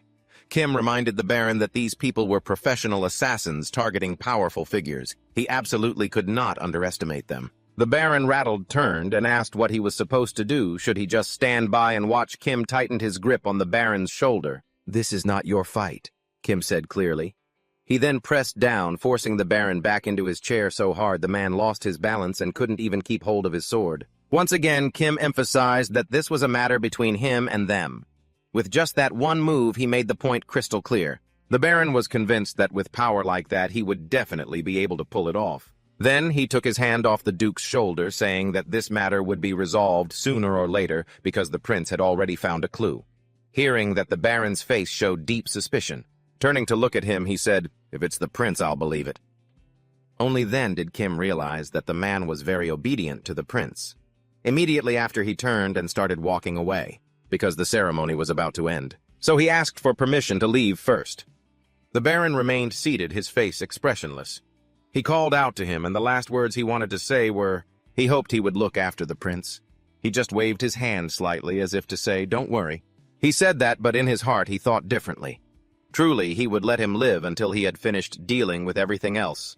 As for what would happen after that, he wasn't sure. At that moment, a royal carriage was rolling along. Inside, 2 people were discussing the clues regarding the assassins who were targeting them. It turned out the people in the carriage were Hispanic and Kim. When Kim finished speaking, he smirked and replied that it was all just fabrication. This guy thought that looking for clues was quite absurd because he already knew who the culprit was. Kim was full of questions, so he asked who it was. Hispanic's face darkened, revealing a sly look. He didn't state the identity directly, but just told him that they would meet him at the palace anyway. Waiting until then to tell him would be much more interesting. This immediately stirred up curiosity in him, making him eager to know. At that time, he told him to put this matter aside for now. It seemed he had something he wanted to ask him earlier. It was indeed true he wanted to ask about the status window. The prince rested his chin on his hand, thinking as he asked, "Could it be that you can't access it?" According to Kim's speculation, perhaps the reason he couldn't access it was that he didn't belong to this world. The prince frowned. That's strange. When he opened the status window, a natural landscape appeared, along with some specific details. For example, the continent's name is Elmos, a land protected by the goddess, a place where humans and monsters coexist in peace. According to Hispanic, not just humans, but all creatures in this world possess a status window. People can use their perception skills to see others' status windows, and of course, this Hispanic fellow also had a perception skill. He pointed at him. He said that once, while trying to use the skill on him, he caught a glimpse of a status window. Seeing that he didn't react, he decided to handle it himself to be quick. A magic circle appeared on his hand perception, but after casting the skill, strangely no status window appeared. He looked clearly confused. Why is there nothing? Did I miss a step? Thinking for a while, suddenly Hispanic discovered something. Out of the blue, he told him to transform into some kind of animal. This left him extremely confused. Though he didn't understand, he still followed instructions. With the front paws of a grizzly bear, his arm began to change shape. Looking at his transformed hand, he suddenly remembered he had eaten this bear in Alaska. The taste wasn't anything special. He didn't know why. Suddenly, he was evaluating food. However, at that moment, Hispanic told him not to transform into an earth creature.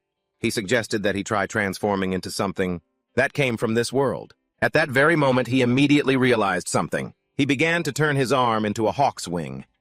Once again, he used perception, and this time the status window actually appeared. The species name and level sections had no information. Only the skills section clearly stated, Enhancement Level 3, Vitality Boost Level 6. Seeing the information window appear, the prince happily laughed because his guess was indeed correct. Looking at the window, Kim also seemed to wake up and understand the problem. Hispanic smirked. It seemed Kim didn't have an information window because he didn't come from this world. But once he transforms into something belonging to this place, then all problems would be solved. At this, he wore a sinister smile. No, that wasn't all. Instantly, he turned his hand into the claw of a lizard man. The skin was of a buffalo, the scales were of a viper, and he himself was a Vajra ape. Immediately, the status window changed. Besides the original enhancement and vitality boost, now appeared Rapid Regeneration Level 7. Negative Effect, Resistance Level 3, Roar Level 5. It didn't stop there. There was also a dragon, seeing him transform more and more. Hispanic panicked. Hey, wait, hold on. After that, Kim tried every monster he had eaten until now. He held the book while transforming, making the other guy unable to help but exclaimed that he ate so much. It kept repeating like that until the status window completely stopped changing. The final result of the status window was Name None, Species. None Level 0, Skills Enhancement, Level 3, Vitality Boost Level 6, Rapid Regeneration Level 7, Negative Effect, Resistance Level 3, Roar Level 5, Venom Level 10, Dragon Scales Level 10, Toughness Level 10. At this point, he wondered if the word none meant it didn't exist. In his head, a thought popped up that his existence was like a system error in the status window. A few days later, "We're here, Your Highness." The carriage stopped. Hispanic stepped down with Kim. At this point, he had also transformed. In front of them was the building of the assassins. He asked if he was ready, because they were about to meet the leader of the assassins. He smirked, reminding him that when he saw him, he shouldn't be too surprised. The two approached the door, but the two guards didn't try to stop them at all. He looked serious, saying that the person behind this door was the leader. The door slowly opened, but just a slight crack was enough to leave him shocked to the extreme. Given the situation, it's no wonder why you're so shocked. Deep in the shadows, a figure sitting on a throne slowly comes into view, an old man looking stern and terrifying. "So you've returned, my son." Kim is stunned because this old man is not just the leader of the Assassin Guild, he is the king of this land. Kim and Prince Hibanik arrive to see the king. The prince speaks up. "Prince Edward of Gok Canteen requesting an audience." "I have returned safely, Your Majesty." The king tilts his head, resting his chin on his hand, and replies, "I have already been informed. It is good that you are safe. Though he says this, the king's face shows not a trace of joy. Inside his head, he's thinking, how the hell did he manage to escape? Prince Hibanek reports that it is all thanks to the loyal servants the king prepared for him. But in his heart, the prince thinks loyal servants, more like assassins. The two men's cold, sharp gazes lock across the grand hall. Standing nearby, Kim thinks to himself, even I can tell they're just provoking each other. Suddenly, the king turns to Kim. Kim, still kneeling next to the prince, hears the king ask, "You there, you're this Kim fellow, right?" The cold tone of the king's voice makes the air grow heavy. This is the first time I've ever heard that name, and the first time I've heard that you are a secret bodyguard. Kim senses the pressure and wonders, is this the aura of a monarch? He glances sideways at Prince Hibanek, but honestly, he doesn't find it all that special. I've even eaten dragon meat, so what do I have to fear from some king? The king thinks to himself, silently impressed. He certainly has the courage of a knight. Then he turns to Hibanek and asks, can you hand this companion of yours over to me? Hibanek immediately refuses. I apologize, but I must decline your request for 2 reasons. The king wants to know why. Hibanek explains that first of all, he is not an object. He is a human being. I do not own him, so I cannot hand him over to you. The prince pats Kim on the shoulder and continues. Secondly, Kim and I are close friends. Even though I am the second prince, I have no older brother, so we have sworn a brotherhood. Kim, hearing this, breaks into a genuinely sincere smile, gives a thumbs up to Hibanek and says, I really appreciate you too, brother. After saying that, they both look at each other and laugh loudly, echoing through the room. Watching that scene, the king is so furious that veins pop out all over his face. He asks the prince, you said, brother.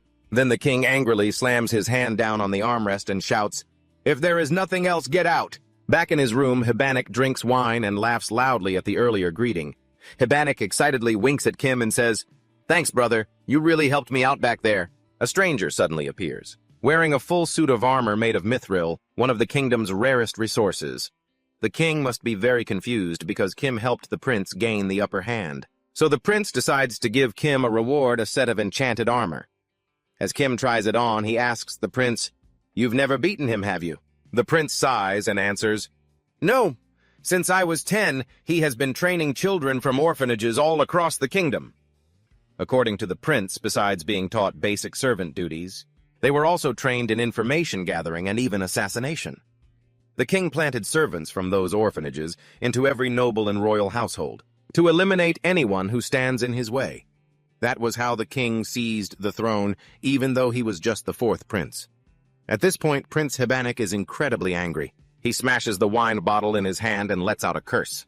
The prince grinds his teeth and says bitterly, that was clearly my idea too. Witnessing that rage, Kim thinks you and that old man are no different. Hibanek laughs, looking incredibly satisfied, and says, because I told him I'd sworn brotherhood with a total stranger. Even though he acted normal on the outside, I'm sure he was panicking on the inside. Looking at that face of his, that felt great. Thinking about that. Hibanek is so satisfied that he can't stop grinning. Just then, someone kicks open the door and calls out, brother. The person who just arrived is Princess Elena of Gok Canteen. In a big, puffy, cumbersome blue dress, she rushes into the room. She asks Hibanek, I've heard what happened.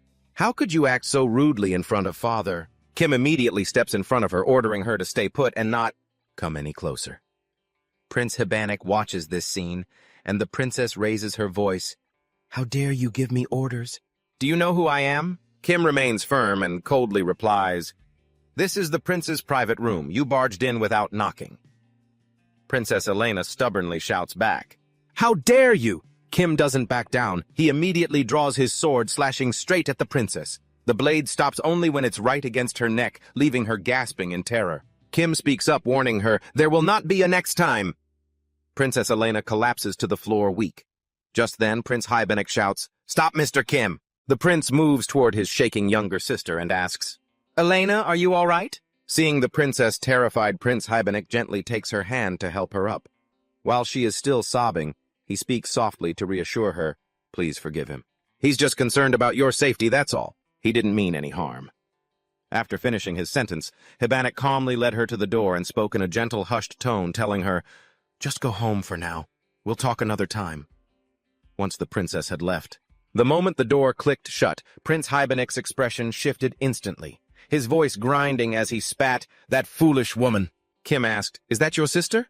Prince Hibanek clenched his fist, his face filled with resentment as he told Kim, "Yeah, I already told you about her back in the carriage. She was granted power by the goddess. She's the very first person I'm going to take down when I become king." Eleanor Gancanton is the youngest of the 3 surviving children of King Edward IV. The other 3 were weeded out during the selection process, and they're resting in the royal cemetery now. From the moment she was born, the goddess gave her the power to go wherever she pleases. Right now, she's obsessed with the next reincarnation of Hibanek, Edward Gancanton. Even if they have different mothers, how could she possibly be in love with her own brother? Hearing this, Kim remarked, "She's insane.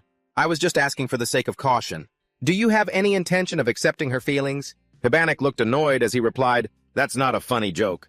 Hibanek repeated, "I told you I already explained it to you." The second queen was poisoned. The one who lured her to tea and forced her to drink it was the first queen, her mother. That memory made Hibanek's resentment flare up even more, as the second queen was his own mother. The prince continued, "She is the daughter of the first queen, the one who rose to favor after my mother passed away." Kim probably understood why Hibanek was so furious. He spoke up, "Damn. So your sister was born out of your mother's death." But then Kim noticed something odd and asked, "Wait a second, if the king wasn't the one who killed the second queen, then why do you hate him so much?" Hibanek explained that this had to do with the first prince, but he refused to elaborate further because he couldn't speak of the first prince, unless that person is present here, or has given permission to speak of him. Kim skeptically asked why he was hiding this. Hibanek made it clear to him that he couldn't do otherwise because he had sworn an oath to the goddess. After speaking, the prince stepped forward to adjust his cloak and hair, calmed his nerves, and told Kim, "All right, let's go, brother."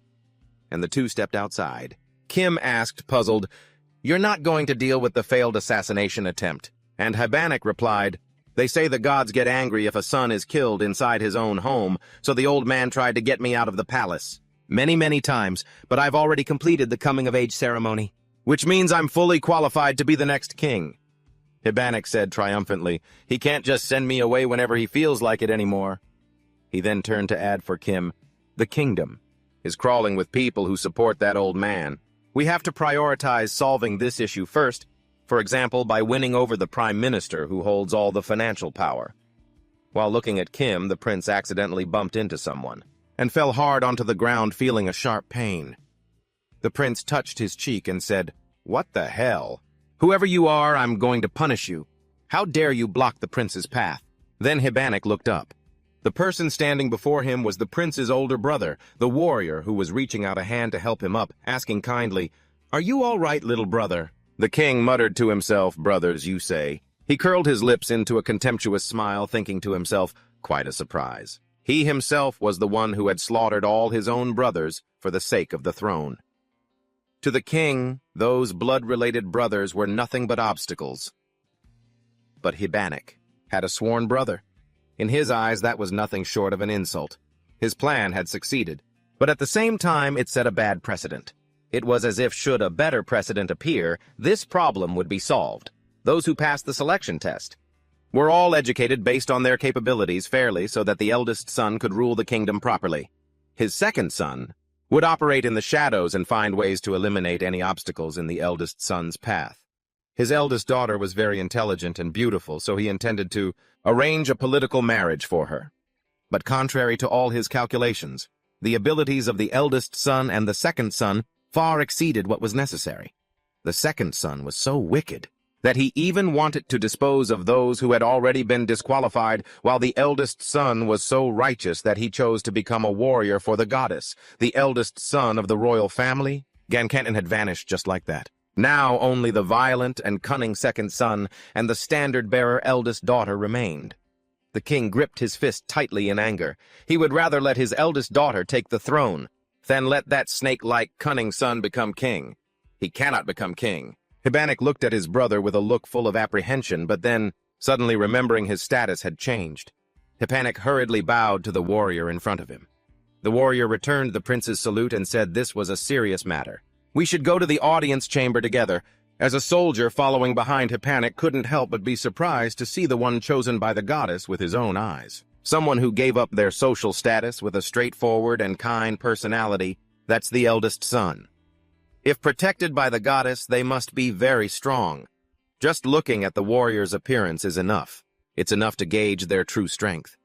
He followed them to meet the king, silently thinking that the warrior might become an obstacle in his plan. The warrior stood alone, facing the king, sitting on the throne with his children and several nobles on both sides. The king glanced at Hypanik with annoyance. "You're here again. I don't want to see you." Hypanik didn't back down and glared right back. "I don't want to be here either." The king quickly composed his expression to welcome the son who should have been king. "Welcome, warrior. Our kingdom welcomes you with all our hearts." The warrior hurriedly returned the gesture. "Thank you, your majesty." The king asked about the serious matter he wanted to discuss. The warrior didn't beat around the bush and said straight out, "Yesterday, I received the power of holy light from the goddess." The moment he finished, everyone around was stunned in shock. The power of holy light. The warrior continued, "I have received confirmation from the church's saintess, and I will be going on an expedition for a week. I want your army to support me." "Of course I will allow you to go with them." The king mused for a moment. Panic slammed his hand on the table in frustration, followed by a curse. He muttered in a panic, "It's ruined, everything's ruined. Damn it, the Demon King, right when we were about to make our move." Kim asked, confused, what was actually going on. That was when Hypanik remembered that he didn't know the common affairs of this place. A demon with bright red skin and long, sharp horns, they are a species hostile to humans. Their king is called the Demon King. Under the arrangement of the goddesses, the two races have always maintained a hostile balance. When the balance of power shifts to one side, the goddess creates a warrior on the other. However, if that gap isn't bridged, it makes the warrior stronger and drains the power of the holy light. The power of holy light means that even when killing the king of the other race, the divine will not condemn them.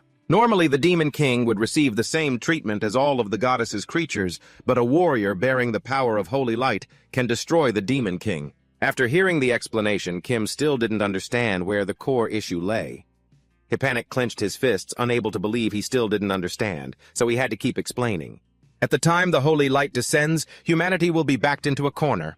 As a member of the royal family after my coming-of-age ceremony, I am obligated to join the battle. For the sake of the country's reputation, that damn old man will force me to the front lines. Even if I survived and returned, the previous negotiations would be denied. Hypanik screamed in pain. The next day, just as he said, the king ordered Hypanik to go to the battlefield. Unable to disobey, he had no choice but to comply obediently. The king happily praised his son in front of everyone. "I didn't expect him to value honor and duty so much. I can finally see the qualities of a prince." Finishing, he smirked as if he had just achieved what he wanted. A carriage was prepared specifically for the two princes and Kim. The princess stood from above, watching the figure of her brother silently. Elena wiped away her tears, hoping in her heart that her brother would return safely. Hypanik didn't know why he felt a chill down his spine. Not knowing if someone was cursing him, he stammered for Kim to get on the carriage, and they left the palace. The carriage, carrying the prince and the other soldiers, sped along the road. Inside the carriage, Kim was surprised to see him obey the king so obediently. Hypanik crossed his arms, bored. "What other choice is there? I'll just have to achieve something big and come back to deal with that old man properly." "And what's the situation outside?" Kim darted his eyes around, feeling the surroundings were still quiet, but it seemed they were plotting something. Someone was slowly approaching the carriage. Hypanik was extremely annoyed. "That damn old man. He really didn't forget me. Tell me the position." "Back right, heading toward the rear wheel. Looks like he's going to break the defense." Kim glanced, asking, "Do you want me to take him out?" He immediately answered, "If the defense is broken, the Kazavan wall will also weaken." The attacker swung his sword toward the carriage. A magic protection ring cracked the blade. It seemed the guy didn't care at all and immediately moved to step 2. The soldiers immediately cast Fireball. The carriage driver saw everything was prepared, and also started to act. But before he could even move, a sound of braking echoed from behind. They hadn't realized what was happening before they saw several men knocked unconscious. Everyone panicked. "What's going on?" Flames slammed into the carriage wheels with a loud thud. One after another, they threw fireballs at the prince. Just as they were about to strike again, the figure in the carriage turned into their own teammate. That guy was burned all over, screaming in pain. The other guy saw it and hurriedly apologized. Inside the carriage, a giant black shadow suddenly appeared. It even had 3 huge horns. Its blood-red eyes didn't look very friendly. Kim transformed into a beast and stepped off the carriage while Hippanic sat proudly in his seat. His eyes flashed with a bit of panic when he saw him turn into a monster. Kim replied, "For now I'm on your side. Get used to it." Both stepped outside facing the soldiers who had been causing trouble. One of them was surprised by the appearance of a monster. Kim took a deep breath to gain momentum. Then he howled at the crowd and the horses. Sure enough, the horses were scared by that howl. The soldier immediately used magic to control them. The spirit of the horses, which were still terrified, calmed down instantly. The person standing behind saw the commander use that spell and felt worried, but he didn't care. He just shouted, "Everyone focus on completing the mission, then we will fix the soldiers' minds later. I will lead finishing." He drew his sword and rushed forward. Sword and stupid men followed one after another, rushing like moths to a flame. Inside Kim's mouth, a fierce fire ignited. He breathed fire at the crowd who didn't know their own limits. The leader was instantly burned to ashes. He chuckled silently. "Is this a dragon's fireworks? The power is quite impressive. And I can use it again after something called..." It is better for Kim to use the spirits to his advantage than to engage them head-on while the soldiers following behind are furious to see their major taken down so easily. Another fool steps up demanding Kim's life and slashes his sword straight at Kim's shoulder. But instead of blood, the blade chips and Kim grabs the horse's tail. He then swings it away, sending the rider tumbling headfirst into the ground. Realizing things have taken a turn for the worse, they decide to retreat and flee. "We need to relay this news to the entire battalion." They say, not forgetting to pray for their major to return safely. But before the words are even out, the person running beside them is hit by dragon fire. Burned to ashes in the blink of an eye, the speed was so fast, the naked eye couldn't even track what happened. A quantum beam, 2 rays of light, pierced through the bodies of the 2 remaining runaways. Kim wonders what kind of magic that was, and Hippanic doesn't hesitate to reveal, "My talent is light magic. I was born gifted with light magic." But Kim never expected someone born in such a dark place to specialize in holy light, and even Hippanic admits that much. Finishing their long journey, the 2 stop at a large inn where the 2 princes are having a meal with him. Kim complains that if Hippanic hadn't refused to go with the warriors, none of this would have happened. He wipes his mouth and replies, "If I had gone with the warriors, they wouldn't have had the chance to kill me. Their master must have planned it that way, but we still have some time." Until they meet the others, he asks if Kim has any more questions. Kim thinks for a moment, then speaks up. "What about the power of the holy light? Wouldn't something like that be an attack against the demon race? Wouldn't harming the goddess's chosen warrior be considered treason?" Interesting question. I'll get straight to the point. You are allowed to kill a warrior gifted with holy light. The goddess's attack is... Well, it means the power of the holy light is exempt from everything. Even if a warrior is killed, the demon king isn't charged with any crime. However, that has never happened. He says, starting to pick his teeth. Perhaps if the demon king killed the warrior, then humanity would also come to an end. Meaning we are too weak, Kim mutters. A life or death battle, huh? My own life isn't much different. Hippanic frowns in confusion. What is that supposed to mean? You act as if you aren't part of this war at all. Kim calmly replies, well, I'm not. Hippanic starts to feel a sense of fear rising in his heart, hoping he isn't ignoring it, so he cheerfully replies, of course our pact still stands, doesn't it? He lets out a sigh of relief. At least you're a monster who can understand me. Kim finds it strange. Are you still interested in another monster? Hippanic replies. There was once a monster known as a saintess unlike. She was too stupid and unfortunately...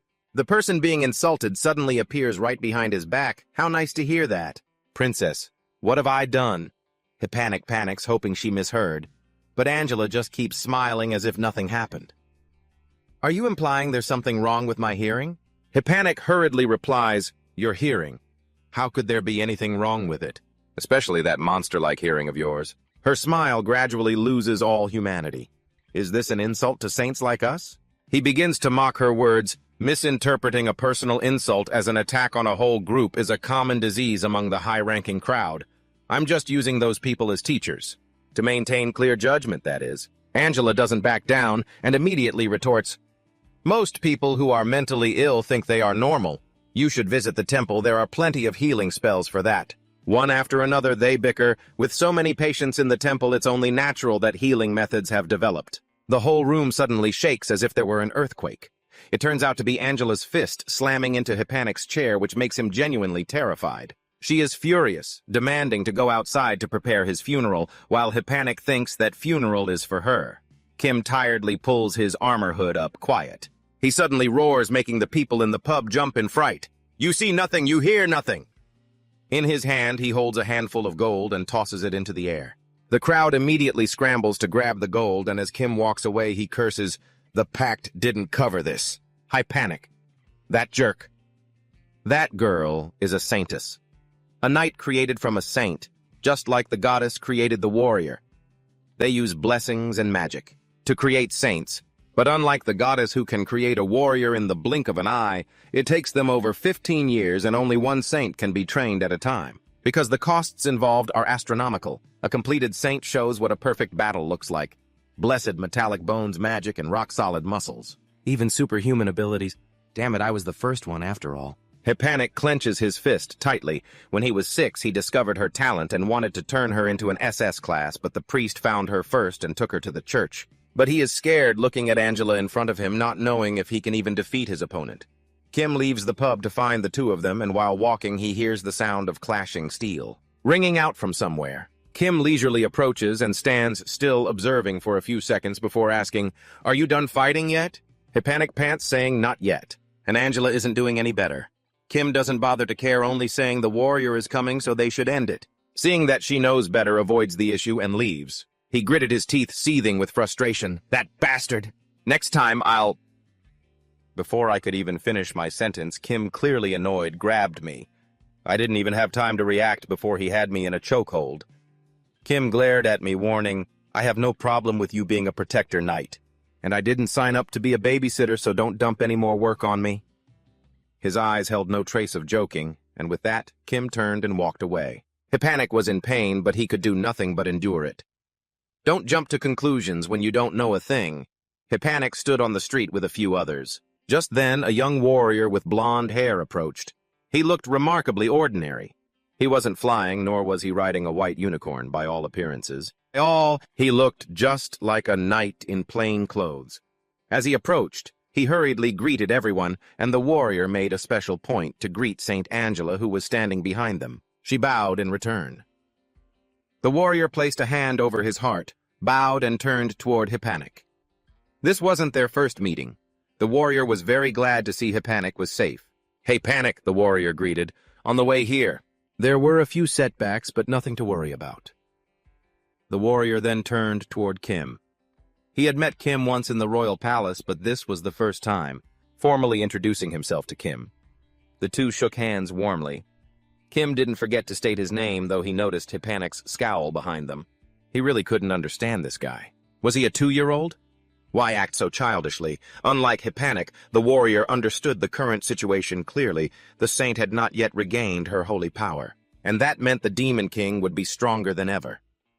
The warrior knew he couldn't perfectly protect everyone during the fight, yet he still wanted to ask if everyone was ready to join him on this journey. Despite the danger, everyone chose to stand together. Suddenly, the warrior asked for Kim's opinion. Surely he would agree, as he was the prince's guardian knight. The warrior drove his sword deep into the ground and shouted loudly right at that moment, "I hereby declare this formation of the Demon King Subjugation Squad." But then, from the high platform behind them, a dark shadow and a provocative voice rang out, "I've been waiting to hear those words." Half of Francis's face was veiled in shadow. He grinned, revealing sharp, jagged teeth.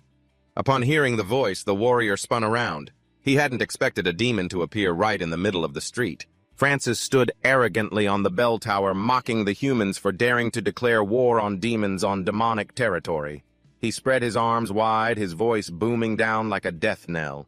What comes next is nothing but war. That sound, that statement, sliced through their eardrums like a blade, leaving the townspeople unable to bear it. The warrior was significantly affected too, but he didn't pay it any mind. Because in the warrior's eyes right now, there was only the demon harming innocent people. Francis, the proud demon lord, showed clear contempt. From the start, he had said this was no place for humans. This village was demonic territory. Only then did the crowd realize with horror that they were completely surrounded by beasts, thousands of them. It seemed those villagers weren't even human anymore. They were demons transformed by those who had sworn loyalty to the Demon King. The situation was hanging by a thread. They stood back to back, each guarding a side. The warrior felt even more hatred for Francis now. He wanted nothing more than to tear him into 1,000 pieces. Kim and his teammates had to face the werewolves, a low-level demon that multiplies rapidly by corrupting humans. Once a human becomes a werewolf, they can never return to their original form. They only become puppets for the demons to control. Francis watched from above, confident that those werewolves would surely be able to take this group down. Still, he had another plan ready. The first target was Hippanic. In a moment of danger, Hippanic flipped backward and delivered a finishing blow to his opponent. Hippanic possessed the power of light. He utilized it to the maximum, even using his shield as a weapon. Francis meticulously recorded every move. Next, he ordered the werewolves to attack the Saint Angela. Though she hadn't regained her full power, she still had an arsenal of support magic. A werewolf took advantage of her distraction and lunged from behind, mouth agape. But Angela wasn't afraid. With just one punch, she made the enemy shut its trap. Just when they thought it was small fry, the werewolf was sent to meet its maker by Angela's hand. Literally and figuratively. The interface and operating system of this saint were truly worlds apart. After the saint, the next target was the warrior. The moment an opponent lunged, the warrior swung his sword in a clean strike, sending it straight to the afterlife. His fighting style was incredibly traditional. Fearing it might not be dead, he followed up with another loving strike. Behind the warrior, the sound of a werewolf came again. This time, it was a werewolf wearing a little girl's clothes. The warrior's blood boiled. He didn't want to believe what he was thinking, looking at the innocent people. Transformed by the werewolf curse, he didn't know what to do. But even if he didn't want to, he had to act because they could never be human again. Francis, finishing his notes, felt extremely satisfied. Suddenly, a chill ran down his spine. Francis counted again and again, noticing one person missing, and this person was about to send him to his grave. Boasting the title of one of the 7 demon generals, yet when death was imminent. He hadn't realized the danger. Less than a second later, Francis broke into a cold sweat as he realized Kim had circled behind him. He hadn't expected to leave himself so exposed, that Kim could sneak up on him so easily. He refused to believe the reality before him, for he was one of the 7 demon kings, a being who could not be defeated. But Kim had absolutely no intention of showing mercy. A stream of red liquid, hot and fresh, immediately erupted into the air. The liquid splattered onto Kim's armor. This news quickly spread to the lair of the 7 demon generals. All that can be said is that Francis was too confident and underestimated his opponent, resulting in a lapse that cost him his life, even if his death was anything but glorious. But at the very least, the 6 remaining demon generals also understood that the one about to descend upon them was definitely no ordinary pushover, or so it was said. However, those other demon generals, they didn't seem to take that lesson to heart at all. Each of them was so arrogant, assuming that Francis's downfall was simply because he was too weak, and that the title of 7 demon generals was just a hollow shell. Deep down, they believed in the 4 great lords. They were certain that humans could never defeat them because the one about to arrive was just a hero constrained by the goddess's shackles. As for them, they had long since surpassed those limits. Blood dripped down from the bell tower while the bodies of werewolves lay scattered everywhere on the ground. After taking down Francis, Kim immediately jumped down from above and tossed him to the dirt, leaving him completely incapable of resisting. The warrior also sheathed his sword, since the werewolves below had already been thoroughly dealt with. Hippanic cast healing magic, but he didn't dare look the Lord of Pride in the face. Once his body was nearly fully recovered, the warrior felt extremely surprised. He looked at the figure lying motionless on the ground. This was Francis, one of the 7 demon generals. Even though it was his first time seeing him in person, it wasn't hard to recognize him once he knew it was one of the 7. Hippanic couldn't help but wonder. Francis was the one in charge of intelligence. His authority certainly couldn't be that low, yet he had only brought a bunch of weak werewolves with him. Was it pure recklessness, or was there some other reason Hippanic couldn't figure it out? Perhaps the demons didn't need this guy anymore, or maybe the real enemy was someone else entirely. While everyone was clearing the battlefield, Kim walked over to the corpse of a werewolf. That werewolf had been finished off with a single clean strike to the throat. These guys were just low-level monsters. Previously, after eating a lizard man, his compatibility with amphibians had increased. So if he ate a werewolf, would his compatibility with beasts increase as well. At this moment, Kim couldn't wait any longer. He genuinely wanted to know the result after finishing off this whole bunch. Over on the other side, Hippanic seemed to still be lost in his own train of thought. His gaze was glued to Francis's corpse. Suddenly, Kim, his face still splattered with a bit of blood, walked up and asked if Hippanic intended to eat that guy. Hippanic was a bit startled, but quickly composed himself. He reminded Kim to watch his language because they weren't the only two people there. Then he pointed toward the Lord of Pride. He said that this was one of the 7 demon generals, the one in charge of managing information. For someone like that to die so easily, Hippanic thought that perhaps the Demon King didn't need him anymore. So they took this opportunity to leave him to fend for himself. But regardless of how you put it in any place, information is always incredibly important. If the demons dared to discard even their intelligence chief, it proved that their society was no longer what it used to be. Hippanic fell into deep thought. Kim and he both shared the same conclusion: someone in a high position was no longer of any use. Naturally, that meant that society had undergone a change. The only thing he couldn't know was what that change was. Kim suddenly spoke up. Maybe it's a third party. This remark immediately threw Hippanic's mind into chaos. Kim continued by pointing toward the 2 princes as the first party, then pointed at himself as the second. Hippanic's blue pupils contracted. He didn't expect someone from Earth could say something like that, though he didn't want to admit it that matter had actually occurred. He glanced over at the warrior and the saintess. The 2 of them were still busy cleaning up. He only hoped they didn't hear what he was about to say. Returning to the situation in the Demon Kingdom, if a third party truly existed, it might not necessarily be a bad thing. Hippanic smiled if that hypothesis were true. Then it would be an opportunity to deal with the warrior and the saintess. After finishing the cleanup, everyone dug a deep pit and piled the werewolf bodies inside. The warrior shoveled the dirt down. Earth and stone piled up, burying everything, including the useful information they had just obtained today. Once done, they even erected a large stone in the shape of a cross. The saintess knelt before that stone to pray for the werewolves to reach the Lord. Even if their bodies had been tainted, their souls remained intact. A moment later, everyone left the neighborhood and headed toward the carriages. Hippanic felt lucky that at least they still had carts to use. The saintess was a bit hesitant. Sure, there were carts, but who would hold the reins? There was no other choice. The driver could only be Hippanic. Kim only knew how to operate motorized vehicles, so he chose to sit on the roof of the carriage. The warrior's principles, forbade him from driving anything, and the saintess didn't know how to drive a carriage, so the 2 of them had to sit inside. Kim mocked Hippanic, saying that even though he was a prince, he still had to drive for commoners. He just gave a strained smile. To him, driving the carriage wasn't much different from playing Dragon Quest. Kim didn't understand what Hippanic had just mentioned, so he was a bit curious. Hippanic was surprised, and then teased Kim for not knowing how to enjoy life.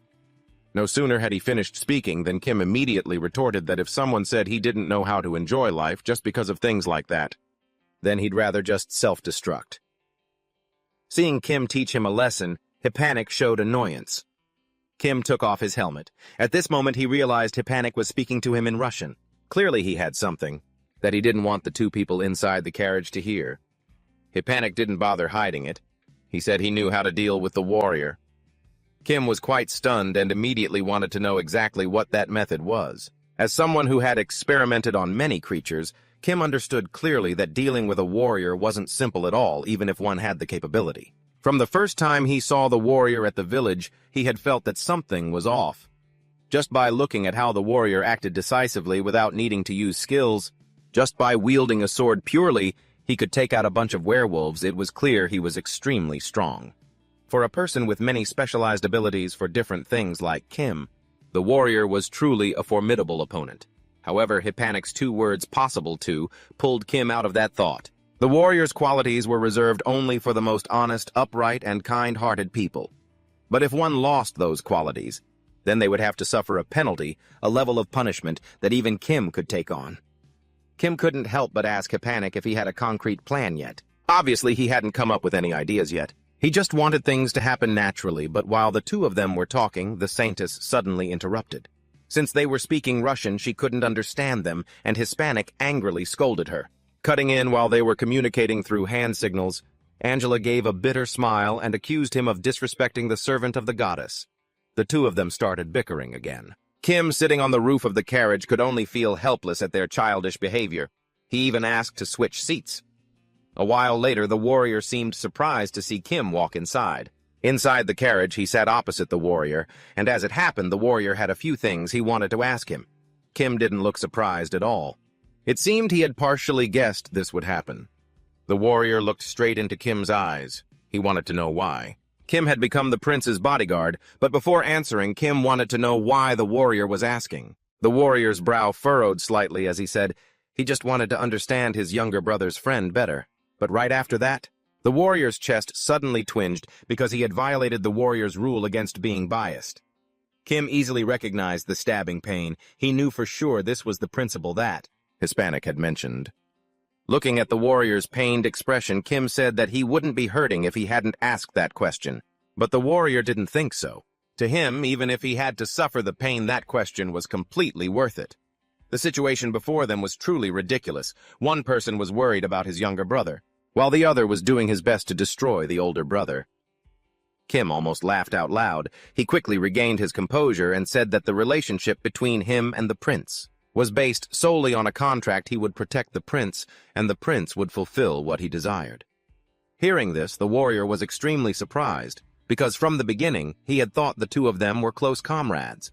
But after what Kim said, he realized that Kim was also aiming for a reward from conquering the Demon King.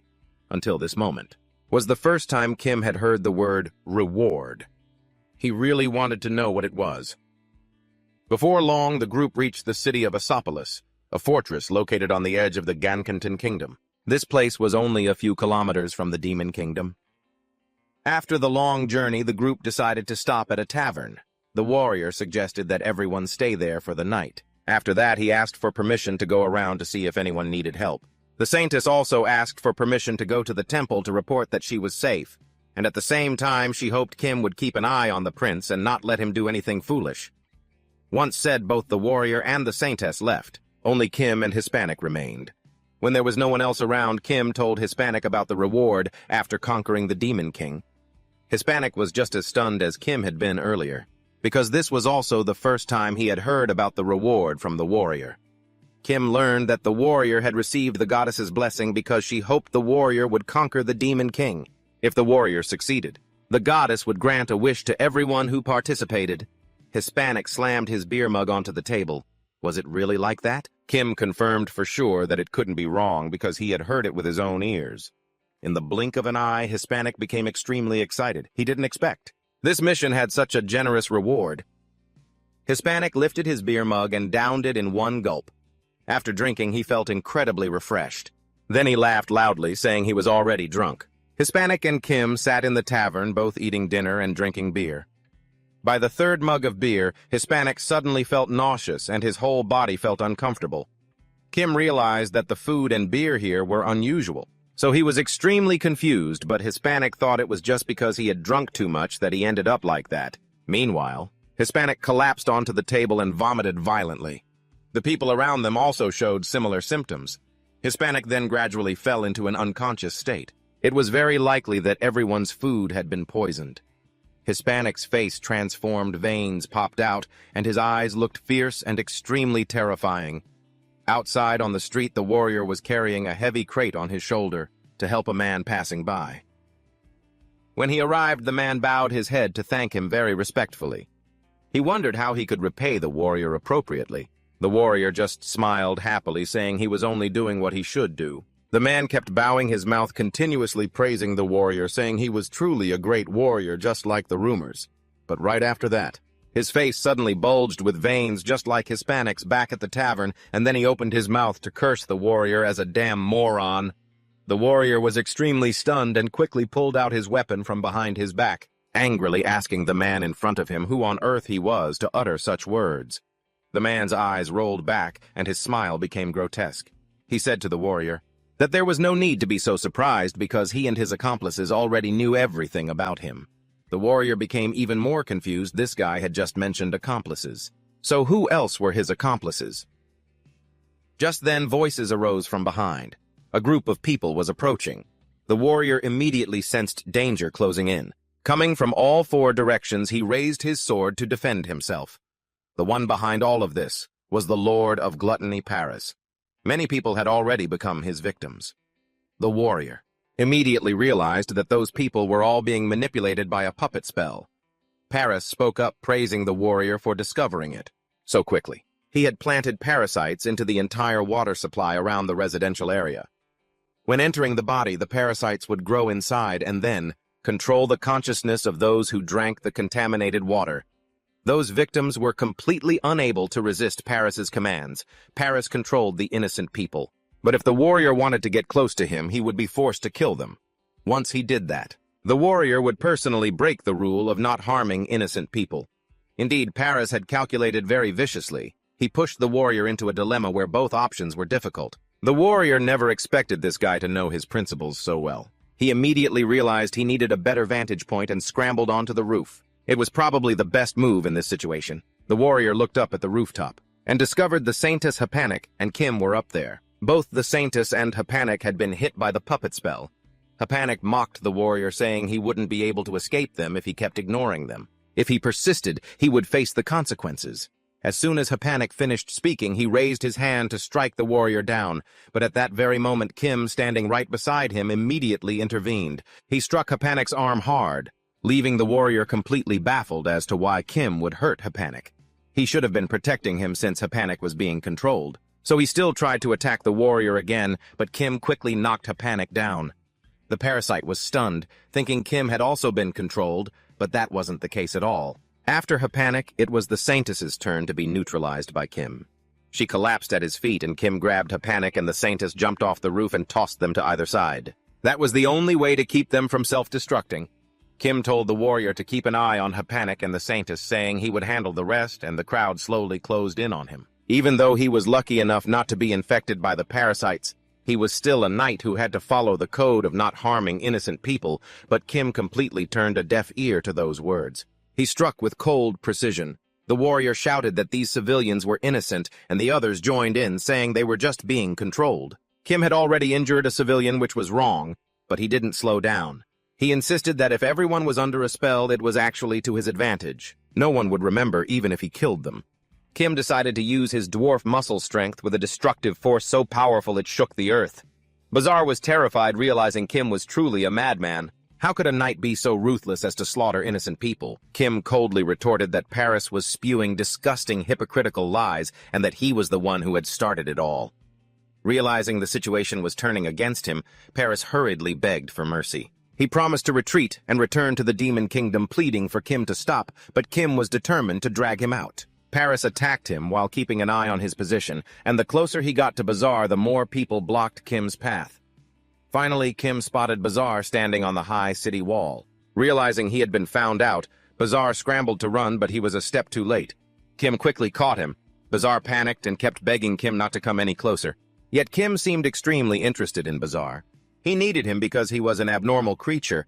All the skills Bazaar possessed were unlike anything Kim had, which was just too interesting. Kim stuck his tongue out. Bazaar was going to be a delicious meal for him.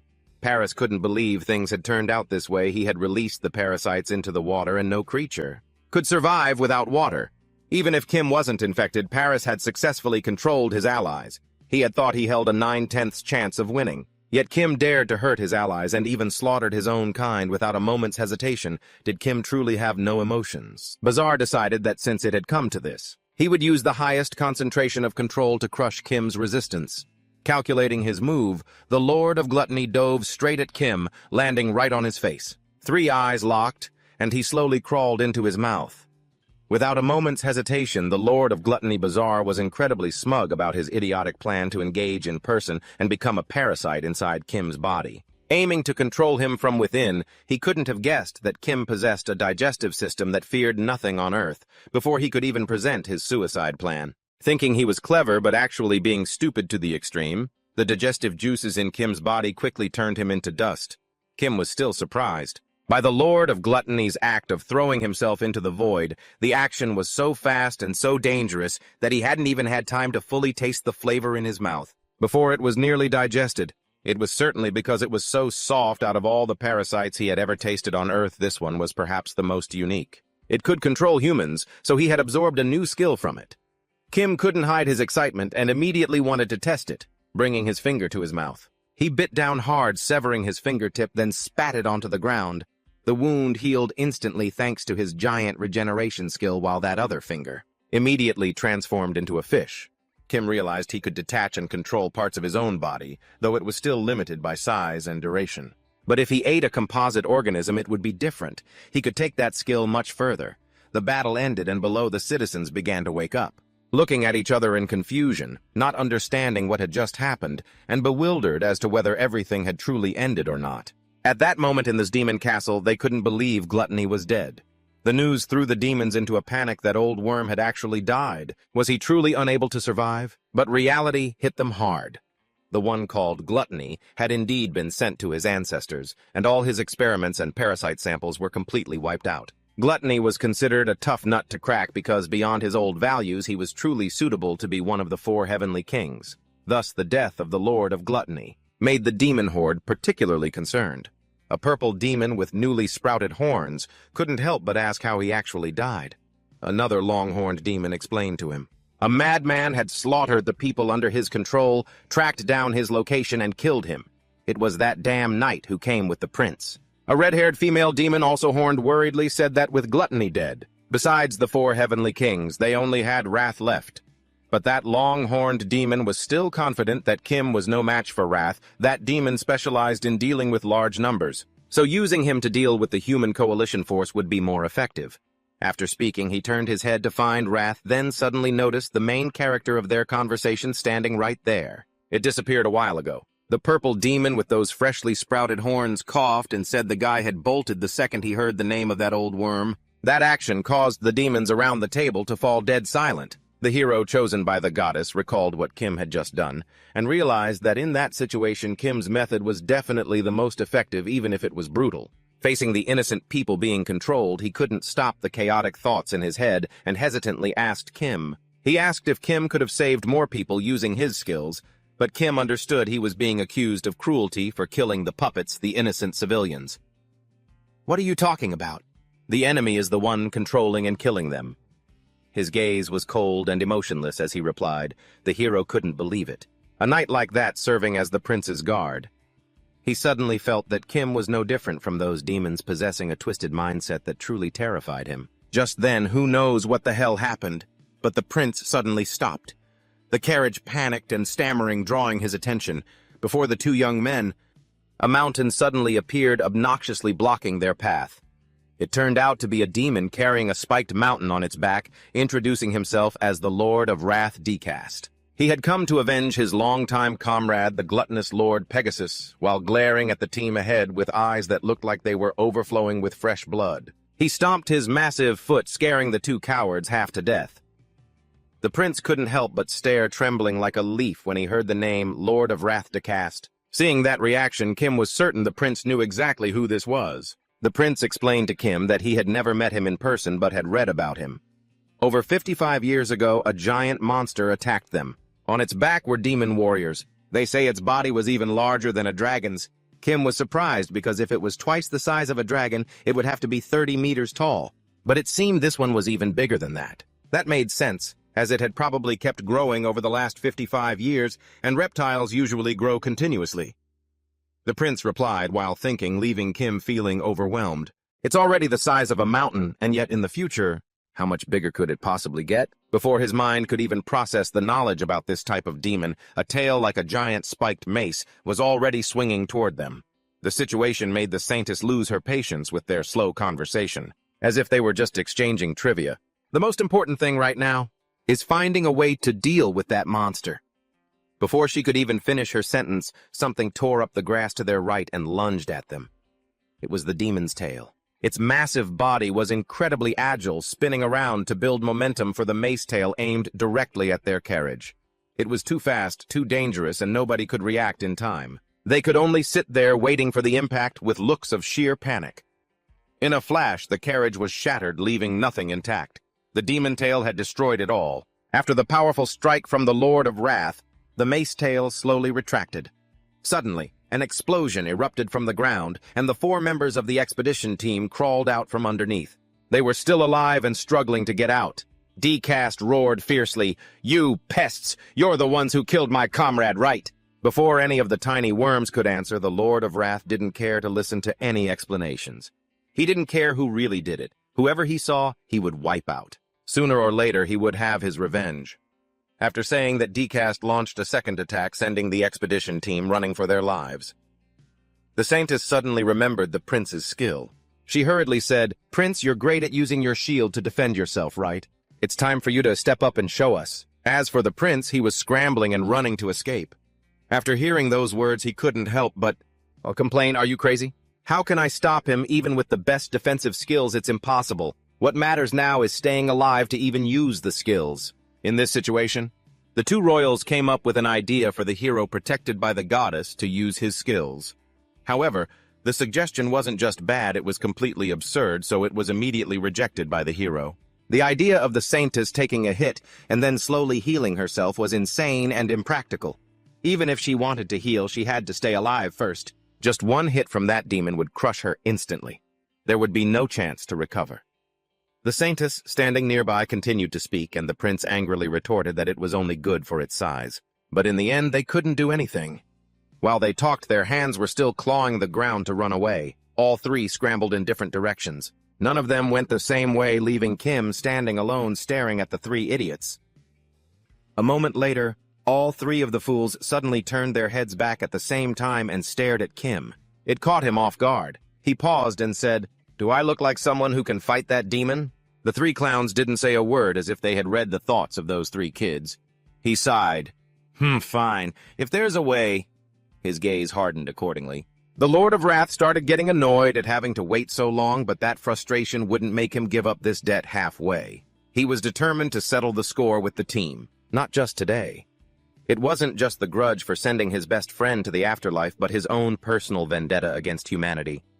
Even though he was an incredibly powerful demon, in one battle he had been careless and was ambushed, leaving a huge scar on his body.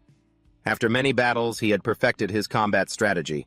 First, for myself, I have to use scouting skills to confirm if there are any enemies around. Second, sweep the entire surrounding area, so the opponent has nowhere to hide.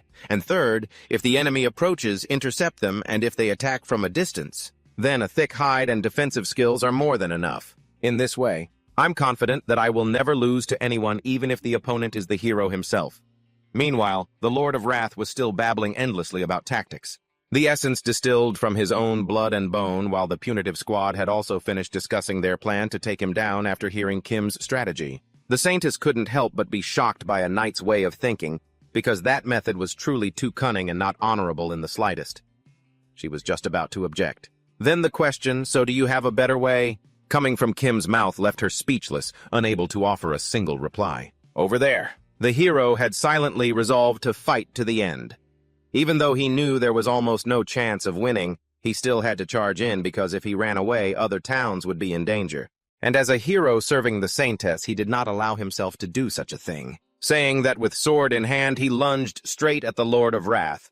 The plan was officially underway, and Kim couldn't just stand by either. He began to prepare for his own transformation process. Until now, the goddess's sword could only unleash its full power when facing evil demons otherwise. Then it was just like an ordinary sword. In his mind, a bit of hesitation began to surface, because the Lord of Wrath's rage stemmed from a desire for revenge. While revenge isn't the right thing to do, it couldn't be considered an act of absolute evil either. Therefore, it was highly likely that the goddess's sword would not be able to unleash its full power, so in this current situation, the hero decided to give his all for this attack. However, Dikas wasn't an easy opponent. Not giving the hero a chance to show what he could do, Dikas attacked first, forcing him into a difficult spot. The warrior secretly thought that to be pushed and attacked like this at this point was truly tough. Before he could even react, Dikas pivoted and swung his tail hard toward the front. One blow came down, sending the warrior flying like a withered onion in a gale, but the warrior wasn't just all talk. He finally managed to hold on after that fatal blow. Even so, he couldn't help but be shocked by the terrifying, destructive power of that move. Is the storm trailing behind this strong? Realizing that just one hit from him had drained his opponent that much, Dikas was extremely smug and mocked, "Is that all you've got?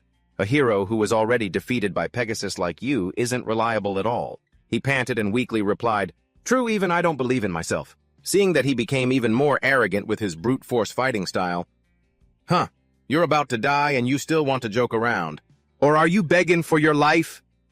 But before Dekaz could finish his arrogant remark, the warrior shouted firmly, "This much is enough for the operation plan to succeed perfectly." Returning to the strategy meeting 5 minutes ago, Kim started proposing the plan to go underground to ambush the demon Dekaz. The hero would stand in front to attract his attention, and he would approach from underground and aim straight for the scar on the demon's belly, because digging through the ground would still make noise and be easy for him to notice. There must be bait to distract him, and he needed at least 3 minutes and at most 5 minutes to finish. After hearing that plan, the hero immediately agreed without a shred of doubt. That decisiveness caught Kim a bit off guard because he trusted his words without a second of hesitation. He instinctively asked, "Why do you trust me? What if I'm tricking you or lying?" He gave a good-natured smile and replied, "That's impossible because one of the hero's specialized skills is lie detection." Kim secretly chuckled. "Well, it's true I'm not lying, but in this country where that skill doesn't work, I can lie to the only hero present here. Who knows, it might come in handy." Returning to the present as soon as the warrior's words finished, Kim had successfully extended his claws, preparing to give Dekaz a few basic blows from underground. The resonance between his superpowered demon muscle body and dragon claws helped him significantly reduce the time needed for his digging plan. A tunnel was quickly created from the team's rally point, stretching straight beneath the scar of that wrathful demon, without revealing any openings. By the time that demon realized it, everything was already too late, even though he was still rambling on about some life detection skill. Our Kim responded with actual action. He said bluntly, "Do I need to answer that question of yours?" The moment he uttered those words, he had closed in at an extremely close distance. His entire arm had transformed into a dragon's arm, so no matter how thick the hide was, dragon claws could still tear it apart. Dekaz screamed in desperation, "No! I can't let it keep hurting me like this. There's no way I'm dying at his hands." While it was still raging, Kim used the dagger to stab straight into its scar, punched a hole right through, and dove inside, sending blood spraying everywhere as the creature shrieked in agony. Stepping inside the turtle demon's body, Kim couldn't help but marvel at his brilliant success. But the place was too vast to just wander around and sightsee. So Kim immediately summoned the parasitic gluttonous Pegasus demons to spread throughout the turtle's body, and in no time they were sending back reports from every part, like the heart, the lungs, blood vessels, and the brain. These parasitic monster skills are incredibly convenient, Kim mused. But among the information streaming in, one strange thing caught him off guard. It says this is its friend. After a moment of thought, Kim realized what was going on and let out an amused laugh. Dying to your own friend's skill, talk about a true brotherhood. Suddenly, a signal even stronger than the rest grabbed Kim's attention. It was coming from the abdomen, so Kim stepped forward, swung his dragon claw, and started digging through the layers of flesh. It was absolutely disgusting, and he couldn't hide his look of revulsion. But after enduring the foul, fishy stench of the monster, Kim dug a large hole and discovered that what lay inside was like a feast. A delicious buffet. Kim looked at them with hungry eyes, thrilled that he finally had the chance to use his overpowered gluttony skill again. Outside, the turtle monster kept screaming in pain, sweat pouring off it like a waterfall, tears and snot streaming down its face as it begged incessantly, my stomach is burning up." "I was wrong. What do I do?" "Please spare me."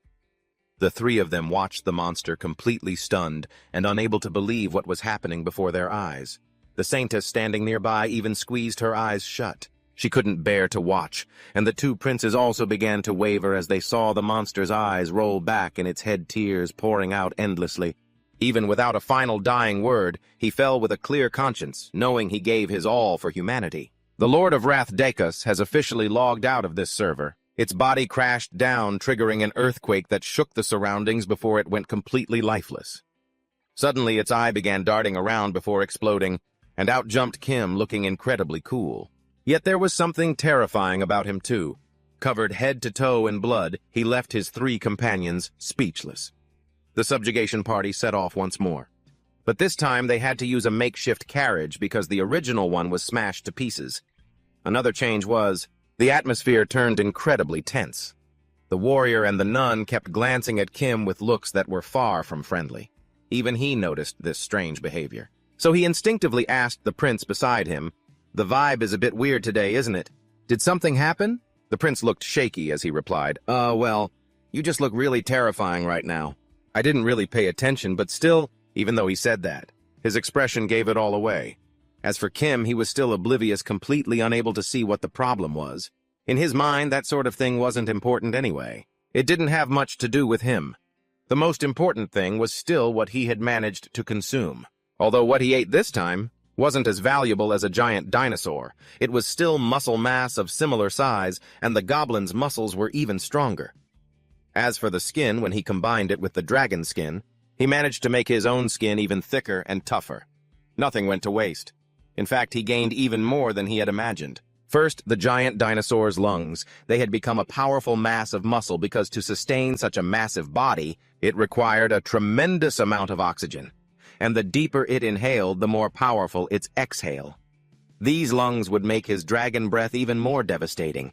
Second, the circulatory system. The larger the body, the harder the heart has to work to pump blood throughout the body.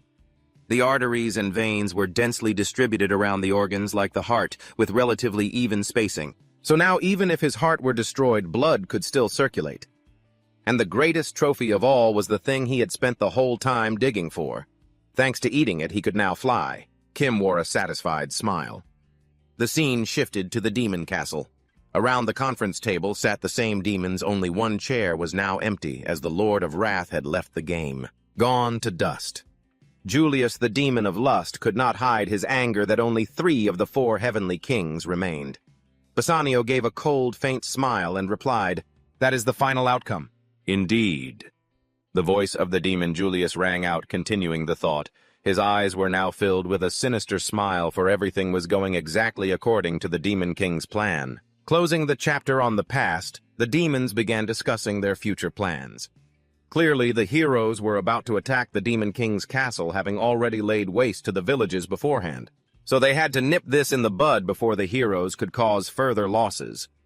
Their meager efforts were enough to deal with the ruins of the ancient era, and the heroes would foolishly believe they had already wiped out the core forces of the Demon King. That would bring them no small benefit.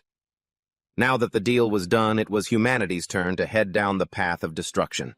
This would be a predestined, difficult war. In that battle, humanity only needed to cut off the Demon King's head to win. But if the opposite happened, the demon race must cause humanity to be destroyed or force them to their knees in surrender. Their greatest obstacle was the hero, because as long as the hero lived, humanity would never yield. Not only that, the heroes were the strongest individuals under the goddess's protection. Ultimately, to seize victory, the demon race had only one path to annihilate all of humanity. If that were the case, then rather than letting the hero fail by the Demon King's hand, they might as well bring about the destruction of humanity sooner. Julius, the demon of lust, recounted the Demon King's words in an extremely sinister and venomous tone. Suddenly, he and his subordinates stood up in unison, bowed their hands, and shouted, "Absolute loyalty to our emperor, absolute respect to our emperor from another world." In the distance, at the highest position, a figure was present that looked completely different from the demons. But because it was too blurry, his features couldn't be clearly seen. But could Kim and the prince's guess be correct that there was a third person who also came from the human world existing here? The group followed the path the beast had taken earlier. With just a glance, Kim vaguely realized that it had been running around in a panic. Suddenly, they were surrounded by a pack of monsters. They held weapons in their hands, revealing their disdain. Realizing they were surrounded, they immediately huddled together. The warrior knew at a glance that these were the Demon King's soldiers.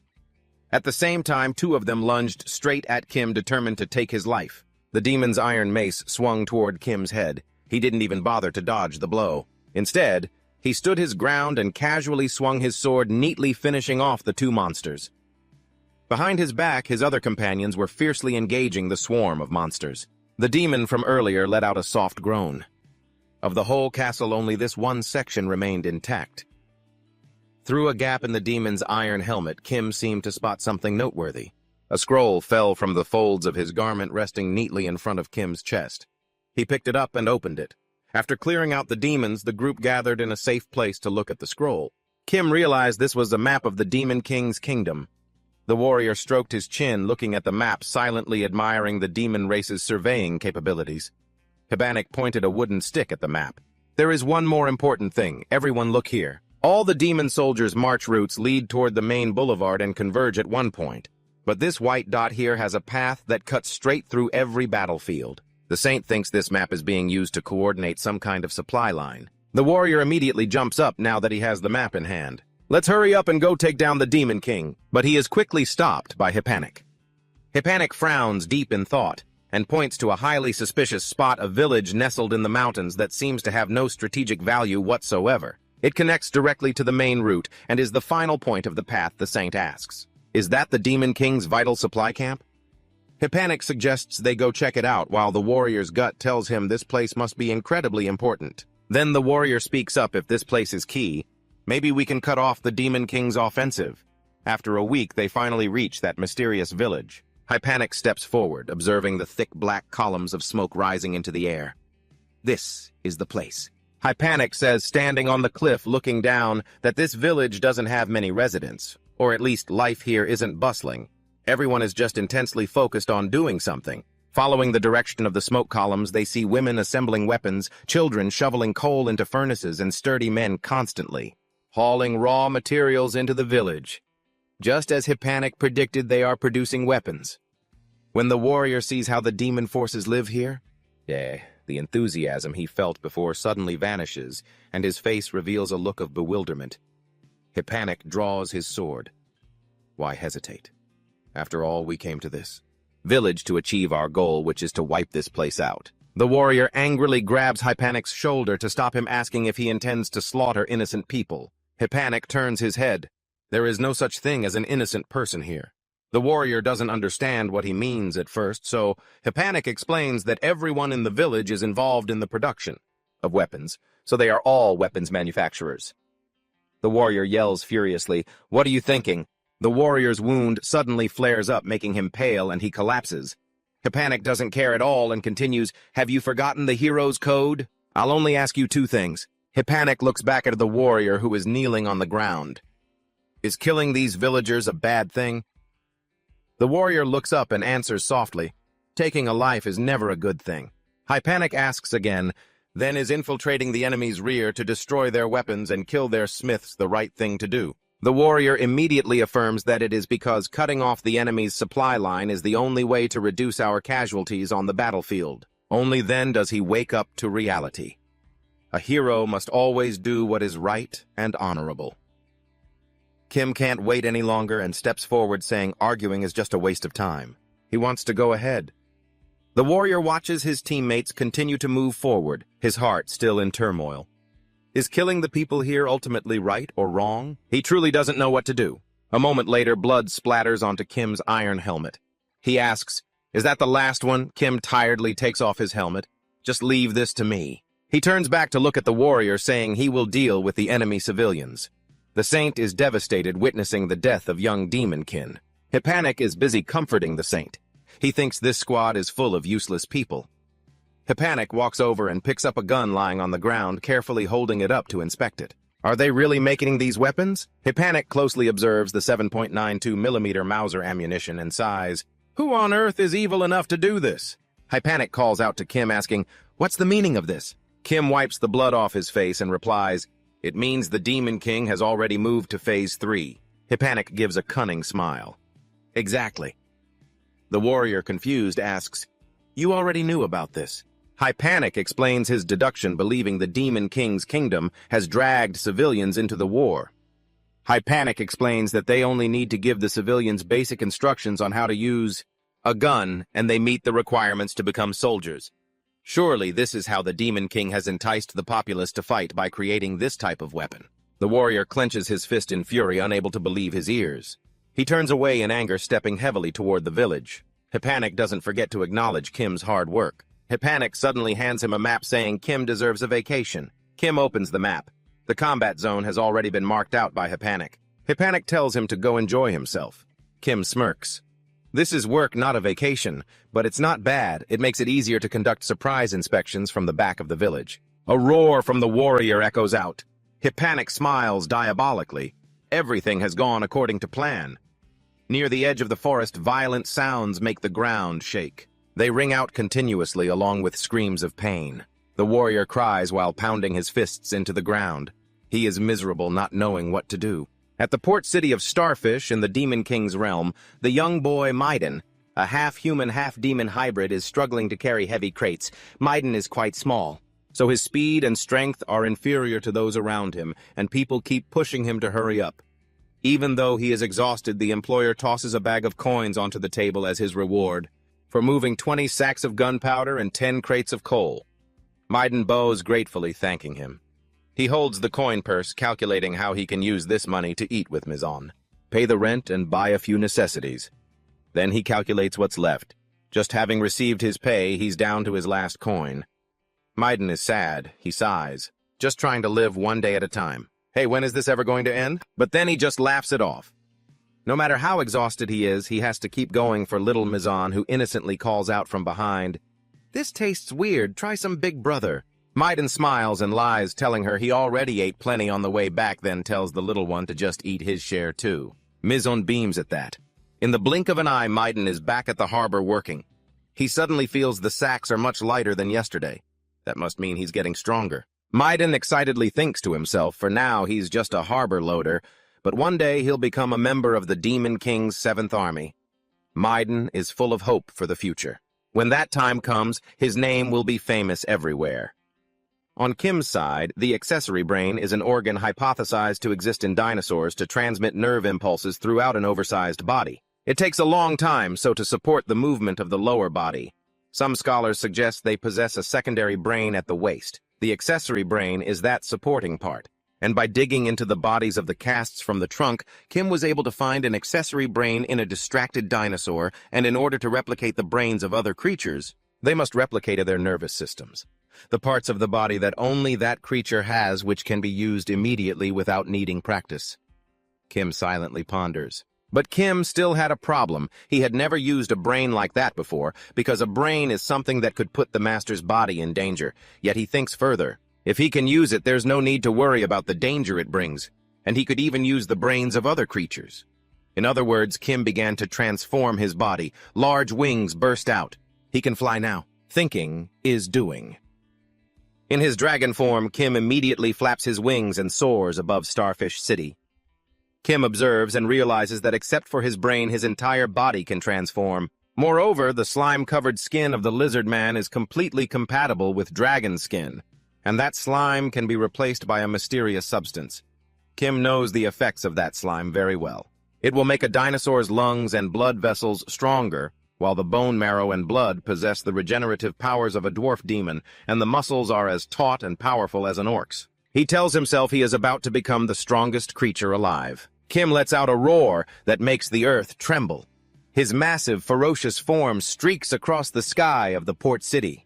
Little Maiden looks up in terror. Behind the bugs, Kim rained down flames to detonate the gunpowder waiting to be shipped by their boats. Maiden barely managed to look up before discovering a dragon right above his head. A series of weapon transport ships immediately explode. Maiden looks back in horror at the ships. He stands frozen as all that remains is a sea of fire while the people around him start to flee in chaos. There's a dragon run. A panicked merman doesn't even dare to believe the scene unfolding right in front of him. He turns to run but is snapped up by Kim, losing more than half his body. He lifts his neck and swallows the unfortunate merman whole. By now, Maiden rushes to dump all his cargo to run for his life. In the panic, Maiden doesn't forget his little sister Mizan. He runs straight toward their room to get her, to hide. He runs right up to the room and is secretly glad it's so close by. Maiden keeps thinking he can save Mizan, because after all, he specifically rented a room very close to work just in case something went wrong. Just as he thought that, Kim had landed straight on his tiny room, smashing it to pieces. A shockwave flashed for a moment, forcing Maiden to cover his face with his hands. He peeks out to look. His eyes are fixed on the house. It has now turned into a pile of ruins. Kim's movement disperses the smoke quickly. Maiden is stunned to see beneath the rubble a honey candy that Mizan loves most, and the tiny arm sticking out while her body is buried under the stone. Maiden screams in terror and fury. He instinctively grabs a sword from someone who was carrying weapons nearby and charges forward. Maiden roars in hatred, "You damn dragon, die!" He clumsily stabs the sword directly at Kim's foot. Compared to dragon scales, that sword is no better than a dry, fragile twig. It shatters instantly, and Maiden is sent flying backward. The scene was utterly desolate. Kim in his dragon form stands towering amidst the sea of deathly fire, spitting out a glob of saliva in contempt for Maiden's naive and useless efforts. Kim came to this place because on the map Hispanic gave him it marked the locations of military supplies and their storage depots. Kim thinks to himself perhaps it's to weaken the Demon King's army. Even though this has nothing to do with him, thanks to it the poor children have something to eat. He remembers the merman from earlier. I didn't expect his power to be this strong, but then he suddenly wonders, should I keep doing what I usually do? Kim continues to submerge the entire city in a sea of deadly fire. 10 hours after Starfish Port Town was blockaded, Julius speaks up. Has everyone heard what happened at Starfish? He clenches his fist in anger because, due to that, his military supplies are depleted, and he has to suffer heavy losses. He asks again, I heard it was done by a dragon. He turns to the girl standing next to him to get her opinion. What do you think? Net speaks up. As a fellow kin, she believes this is impossible because from dusk until dawn is about 9 hours, so it must have breathed fire at least 50 times. And if it's not the legendary Lao Dragon, then it's certainly impossible. Bassanio frowns.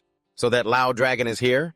Net immediately feels insulted. What do you mean by that, huh? She slams her hand on the table full of rage. Are you doubting the gods, huh? Bassanio lifts his cup of blood wine. That dragon really is here. But we cannot rule out the possibility that it's another Lao Dragon. Zidman says, asserting, that doesn't matter now. What matters is the plan to deal with Kim. Julius agreed and continued asking for opinions from the other council members. Zidman added that rumors about Staphis had already spread throughout the Demon Kingdom. In just one night, that dragon has become a source of sheer terror. If we let the 7 great demon generals step in to soothe this fear, the morale of the entire Demon Kingdom will be boosted. Julius's face darkened.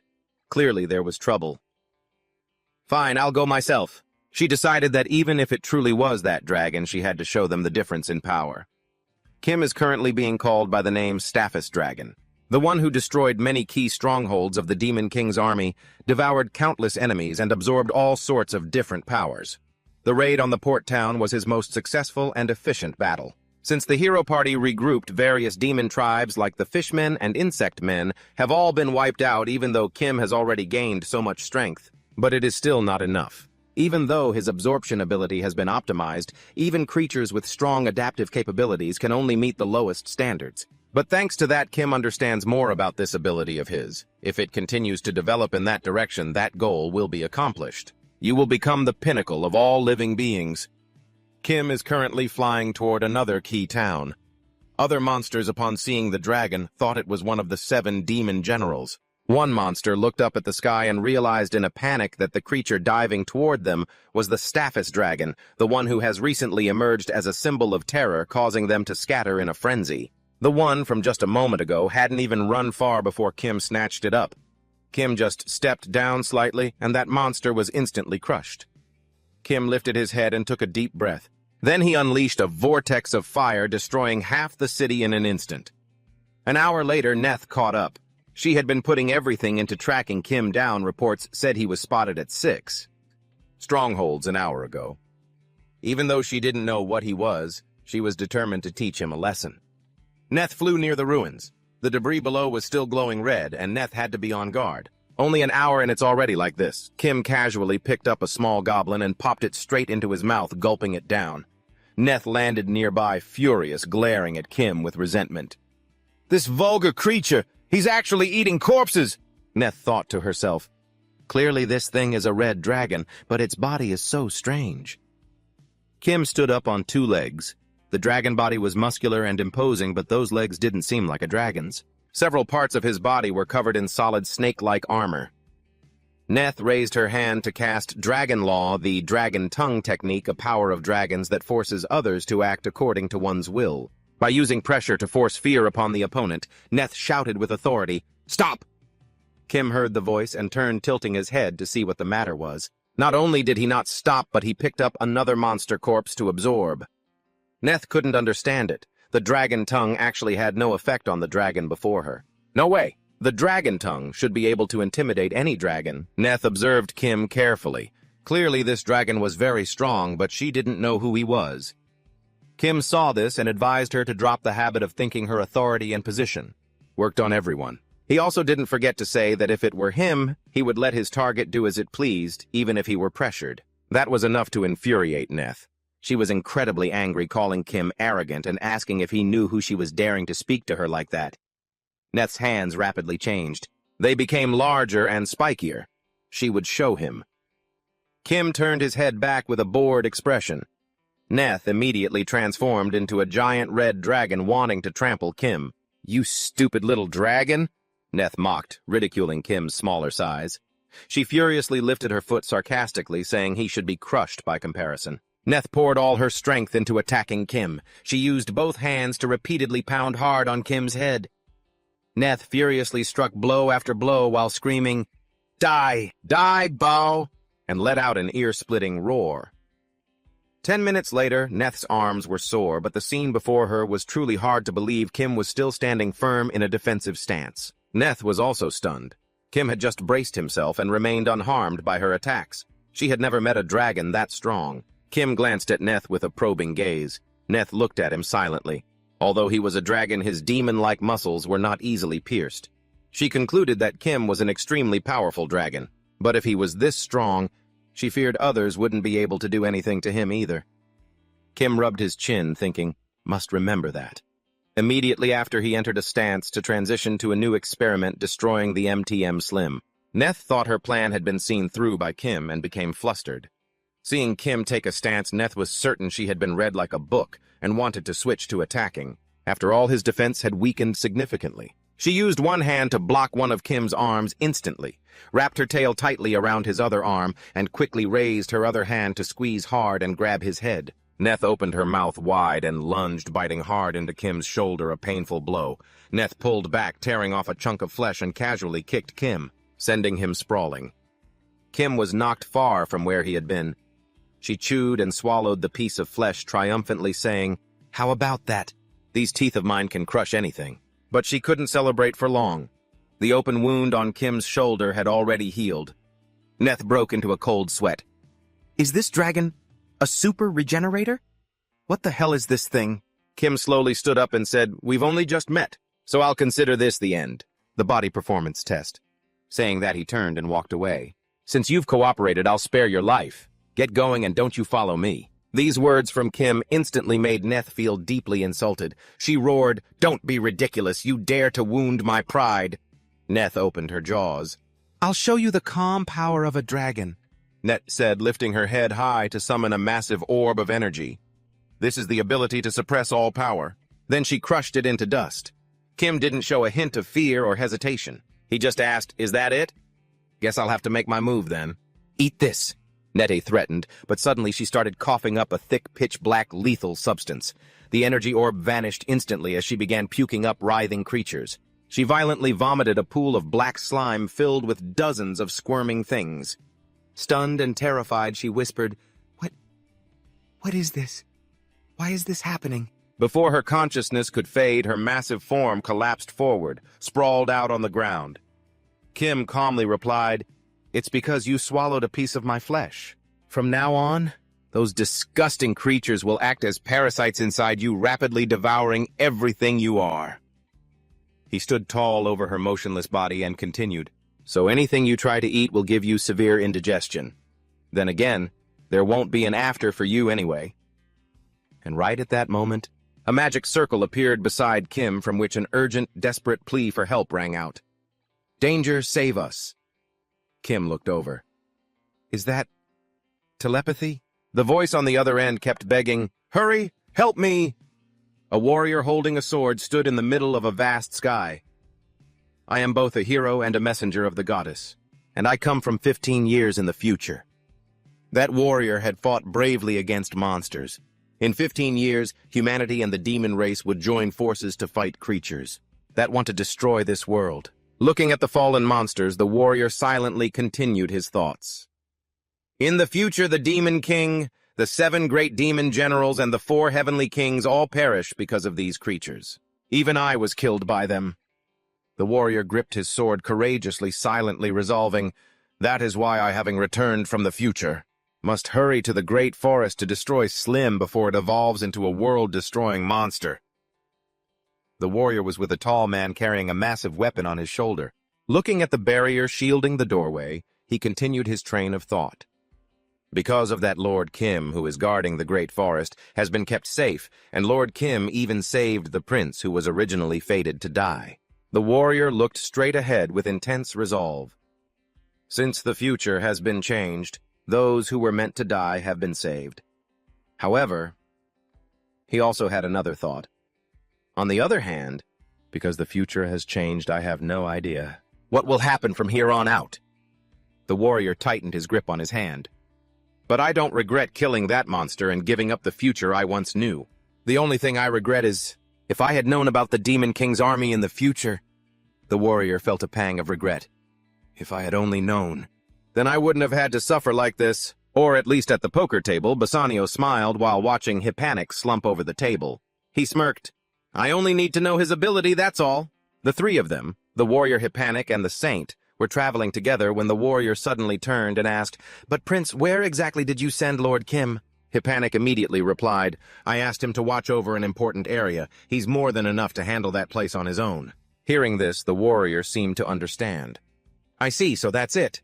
Hypanik continued, and according to the map, we're almost at our next destination. Suddenly, something seemed to appear in front of them, catching Hypanik off guard. He gasped, Ah! All three froze in their tracks. In front of them, Bassanio flashed a wicked grin. Welcome, heroes, he said, bowing with mock courtesy. I am Bassanio Zegrisos, one of the 7 great demon generals known as the Greedy One. This is Vegas, the town I govern. He asked, Would you like to stop the bloodshed and settle this peacefully? Hypanik, still unsure of his intentions, asked, What do you mean by that? Bassanio immediately proposed a simple offer. I mean, let's play a game to decide the winner. Hypanik was taken aback by the bizarre suggestion. Why a game all of a sudden? What are you plotting? Contrary to that, the warrior didn't think twice and agreed immediately. Fine, I agree. Hypanik was shocked by the warrior's sudden consent. He called out confused, Hero. But the warrior seemed to have his own private thoughts. He mused, I've slaughtered too many people to get to this point. So I want to stop. Bassanio laughed wickedly. Very well. Inside, he kept mocking, What a fool. The three followed Bassanio into a casino. A man standing on the upper floor announced, Ladies and gentlemen, today's special event is... The three of them looked up with determined eyes. The announcer on the balcony continued shouting, A duel between the party of heroes and the 7 great demon generals, the greedy Bassanio Zegrisos. He smiled a smile that never seemed to leave his face. He added, Let's see which side the goddess of the Elmos continent will favor. The surrounding crowd quickly began to whisper among themselves, So are the heroes going to die here? Ha ha ha! Today the last ray of hope for humanity will be extinguished. Hypanik sat at the table, frowned, and decided, I'll start first. Bassanio didn't refuse and accepted quickly. The game is poker. If you win, Prince, you may leave this place unharmed. Hypanik replied, Fine. He remembered that he had played this type of game before. I've got some confidence back when I was infiltrating the poachers group. I mastered this little game. That monster doesn't stand a chance against me now. Bassanio remained calm and added another condition. If you lose, I'll claim your soul. Furious, Hypanik flipped the cards into the air and shouted, You bastard, are you a scammer? The old man smirked and retorted, Scammer, what am I scamming exactly? He immediately turned the tables, saying, Didn't you say yourself if you aren't caught in the act, it's not cheating? Hypanik insisted, No way, this round doesn't count. If I had known what kind of games you were playing... The old man's smile turned twisted and soulless. As promised, Bassanio reiterated, I will claim your soul. The coin on the table suddenly began to smoke, and Hypanik's body started emitting smoke as well. He panicked and screamed, What the hell is this? His soul was slowly being pulled into the coin. Once it was fully absorbed, his face appeared on the surface. Hypanik groaned, I'm in trouble. Someone help me. Bassanio smiled as he watched Hypanik collapse onto the table. The warrior shouted in a panic, Prince! The old man explained, This is just a skill to keep my promises from before. It's a special skill called force majeure that I possess, he said, laughing loudly. The saintess, furious, lunged at him. You scum, how dare you do that? She threw a punch straight at Bassanio's face, but he didn't even flinch. He just calmly spoke up. The saintess was stunned that he was completely unharmed by her blow. Bassanio smiled and explained, Fighting isn't allowed here because I have a second special skill. It's called the Absolute Peace Zone. The saintess huffed in anger, while Bassanio chuckled to himself, thinking, As long as I have these two skills, this gambling match is mine. No one can beat me. Suddenly, he added, It seems like the prince is very important to you, isn't he? The saintess, hearing that, felt embarrassed and stammered, Who said that? Just one probing question was enough to expose her. He thought triumphantly, You've given yourself away now. People like that are usually called... He laughed. Seeing the saintess fuming, Bassanio seized the chance to bait her. If you want him back, then let's play. He kept enticing her, trying to sway her. I'll bet his soul and you'll bet your own. By now she was wavering because of his words. The saintess slammed her hand on the table and agreed, Fine, let's do it. The warrior saw that the saintess seemed provoked by the old man's words and warned, Saintess, don't be so reckless. But she didn't regret her choice at all. Instead, she reassured him, Don't worry, warrior. She told him, You know my nickname, the convent gambler, isn't just for show. The warrior was surprised and asked, Wait, the convent gambler, she retorted. What do you think I did in an all-female convent during those long, long winters? The saintess asked confidently, What are we playing? Poker, blackjack, or rock, paper, scissors? The saintess flipped the cards into the air, eyes glaring, and snapped, Pick up the cards first. I choose dice. Bassanio immediately pulled out the dice and gave a smug smile. Fine. Another coin was tossed. It glowed with a white light. Shortly after, the saintess collapsed onto the table. Just like Hypenic before her, her soul was sucked into the coin, and her face appeared on the surface. Bassanio wiped the sweat from his brow and exclaimed, Phew, it's been a while since I've faced an opponent. Like this. The warrior couldn't believe his eyes. Even the saintess couldn't win after Hypenic, and the saintess, the next target he set his sights on, was the warrior. He asked, What are you going to do, warrior, if you want to save your teammates, bet your soul, and play? He laughed loudly. The warrior stood there, hesitant, thinking, I've never gambled in my entire life. Isn't there any other way? Suddenly, he looked into the distance. His face lit up. Seeing Kim appear, he shouted happily, Lord Kim! The warrior had been backed into a corner. If he had never gambled, how could he possibly win? But if he abandoned his friends in danger, it would go against the knight's code. Besides, he couldn't just leave them where they were. Just then a noise came from outside the door. The warrior jumped, looking back as the door began to rattle violently. Suddenly, someone flew through the door, shattering it instantly. The person landed sprawled out in front of the warrior. He was still dazed, not understanding what happened, but his face shifted to relief, as if he'd found gold because Kim had arrived. Through the smoke, Bassanio smiled gleefully at the sight of Kim. To him, this seemed like a hot new guest. The spectators watching from above immediately judged Kim as a brute, a man who only knew violence, even viewing him like a new item for their collection. Kim just rolled his eyes, observing the fools lying slumped in the corners. He muttered to himself that he'd settle this quickly, so he could get back to his unfinished business. Seeing Kim ready to swing his sword, Bassanio warned him that violence was useless here because of his exclusive skill, absolute peace. Kim turned to the warrior to confirm the truth. The warrior nodded, somewhat afraid, explaining that the skill was the reason everyone here had lost their strength. Kim's face turned menacing. He whispered, I see the problem now. Bassanio did, acting dismissive. The prince and that priestess have already lost and left their souls behind.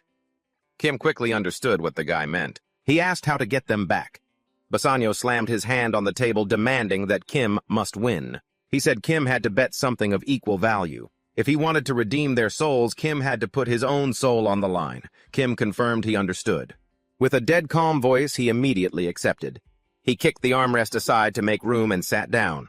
Kim boldly bet his own soul and the warrior's as well. The warrior was stunned. Bassanio was thrilled, and the whole room erupted into a noisy frenzy. The warrior hurriedly turned to ask, Kim, what are you saying? Kim calmly replied that since the other side had taken 2 souls, it was only fair to respond in kind.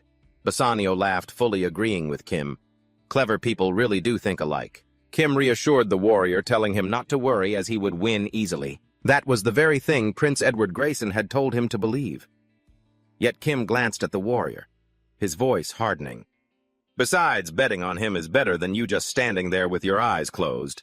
Accepting his fate and trusting in Kim, the warrior turned to Bassanio and asked if he had heard that clearly. Bassanio was satisfied and asked what game they were going to play. Kim immediately clenched his fist, swung it up, and shouted, This game! Bassanio thought it was rock, paper, scissors.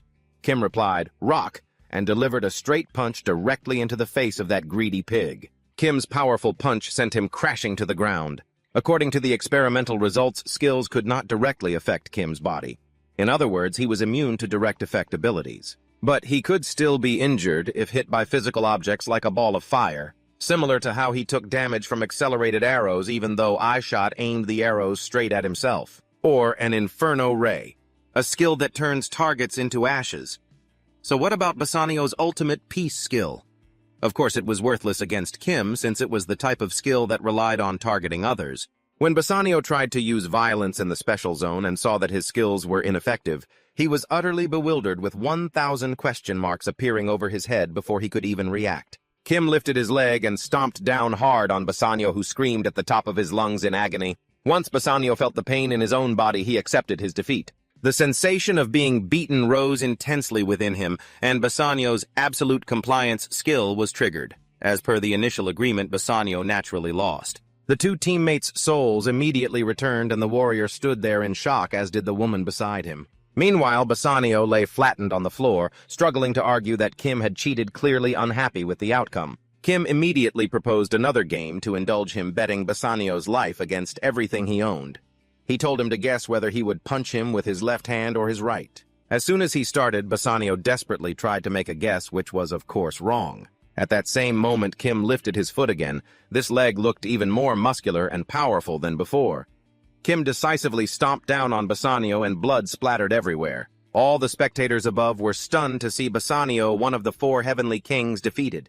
They panicked and fled in all directions, terrified that Kim would wipe them all out. But he wasn't about to let that trash leave this place alive. Using his power, Kim slammed all the doors shut, leaving not even a single escape route. The warrior spoke up to stop Kim, saying there was no need for such meaningless slaughter. But Kim didn't care about his words, believing they were all just garbage who found pleasure in watching others have their souls taken. Sending this trash away was the only thing worth doing. The warrior tried to stop Kim one more time, insisting that this wasn't right, but Kim grew annoyed with the warrior's constant preaching and held his sword against the man's throat. The warrior couldn't believe his eyes, not understanding what Kim was doing. Just as the prince had said before, it was either about doing a good deed or doing the right thing. Kim asked the warrior if he would choose fairness or doing what was right. Having said that, he withdrew his sword. If the warrior had no intention of helping, he should just take the other 2 people out, because to Kim, someone who didn't even know what they wanted was only a burden. Hearing this, the warrior remained silent, helped the other 2, and led them away. But the moment he stepped outside, the only exit slammed shut in a flash. Those trapped inside began to scream for help in desperation, but no one could hear them. "Let's begin," Kim said, puffing out his cheeks as if holding something in his throat, and immediately after he spewed out flames that flared up, incinerating the entire room. It was followed by screams that reached the heavens. Those who couldn't run in time were blocked by Kim's command to lock the doors. One person among them panicked. Clinging to the bars of the door, he kept screaming to have it opened because a murderer was behind him. Cries for help echoed throughout the casino, and some cursed that they wished they had never come to this place. The betting game with the pig-headed man had come to an end, and according to the agreement, the pig-headed man's power now belonged to Kim. As he received that power, countless thoughts immediately sprang into his mind, one of which was the ownership of this casino. This place had originally been in the hands of that guy. That was why he could manipulate everything at will. But now it was Kim's turn to do the same, and he could do whatever he wanted. Kim calculated silently. He had always liked to wander and experience different places. It was a pity there was no time, so he decided to just get rid of all the fire suppression equipment, pump more oxygen into the building, and then a tiny spark would be enough. While Kim was silently plotting in his head, those who remained were still fearfully trying to find a way to escape. But all efforts were futile. A small spark flew from Kim's mouth, followed by a fierce inferno that consumed the entire casino, along with everyone inside. The warrior had just made it out the door when the fierce fire flared up right behind him, sending a chill down his spine. He suddenly remembered what Kim had said earlier, that there was no one left here who mattered. So would he choose justice or doing the right thing? Even though he still felt reluctant inside. The warrior finally grimaced, turned away, and decided to ignore it all. In another room, 2 people were sitting across from each other. Julius spoke up, saying there were only 2 of them left. But as he finished, a shadow stepped in along with a mysterious voice. How can that be? It was the Demon King. Her appearance left both of them in shock. Julius and Zygmunt immediately stood up respectfully, cupping their hands in greeting. Julius reported that they had lost contact with Netcon and Vegas. Bassanio's territory had also been seized, and currently Bassanio was missing. The Demon King asked for the probability that Bassanio was still alive, and Julius hesitated for a moment before sadly replying. The Demon King lamented the loss of his two talents, expressing that the odds of success were incredibly slim. Richmond offered some consolation, saying that even without the four heavenly kings, the plan was still moving forward, so he urged the Demon King not to grieve so deeply. But the Demon King countered, asking how one could not be heartbroken over the death of comrades who had always been by his side. Richmond lowered his voice to apologize, yet noted that they were the ones who had volunteered to stop the heroes. It was a true tragedy. But if that sacrifice could make their grand goal easier to achieve, then their deaths would not have been in vain. Those words convinced the Demon King. Thanks to their sacrifice, the heroes had faltered, bringing the plan closer to completion. They had given their lives for the greater good. But the Demon King couldn't stop the pain in his heart. He turned away, saying he was tired, and decided to leave. His figure flickered, blurred, and eventually vanished. Julius promised he would finish the remaining tasks alongside Richmond. Richmond remarked that in times like these, Julius needed more comforting, as his name was Lust. Julius coldly denied it, saying that wasn't the meaning of his name, and added that Richmond's name was Envy. He felt that none of their names really fit them, but it didn't matter. The important thing now was that the Demon King's plan had reached its final stage. Julius insisted that even if they died, they must absolutely not back down. Richmond continued, asking, "Between the two of us, who would be better off dying later?" Julius's lips trembled with hesitation, and Richmond said it would obviously be him. Julius was caught off guard by Richmond's words. The other replied, "Don't give me that look. Since I'm the older one, I'll go first." Then Richmond turned and walked away. At the casino, after the massive inferno, only a pile of ruins remained. Kim crawled out from the charred debris. Burning down the casino could have put him in danger, because the regeneration ability derived from the super-regenerating dwarf in his blood would also weaken when exposed to fire. Dragon scales and lizard mucus had helped Kim protect his body, but if the newly regenerating parts touched fire, he would still be seriously injured. Kim brushed the dust off his armor. He had foreseen this happening, and had once come close to danger because he was too distracted in the battle against the dragon. At that time, if his newly regenerating shoulder had been hit by dragonfire, the situation would have been critical. Suddenly behind him, beneath the pile of rubble, something moved. A giant golden lizard slowly crawled out, wearing a collar suggesting it had been kept in captivity before. Kim wondered if this was a pet raised by the demons. The lizard stood tall in front of him. Its massive frame forced it to look down at Kim. Its body was still covered in small, unextinguished embers. Kim marveled that it could withstand dragonfire. That was truly rare. He observed that it must have been about 3 meters tall. Then, Kim pulled back the corner of his mouth to reveal sharp fangs and told it to have a taste. The expression on his face grew twisted. The lizard sensed something ominous from the creature before it and tried to turn and flee, but Kim wouldn't give it a chance to escape. With one hand, he grabbed its tail and yanked it backward. In a flash, Kim opened his mouth wide, revealing sharp teeth, his face transforming as jagged veins bulged out. Kim bit hard into the lizard's neck. Blood splattered everywhere, and right then and there, its fate was sealed. It was to become Kim's meal. Kim headed out to regroup with the others.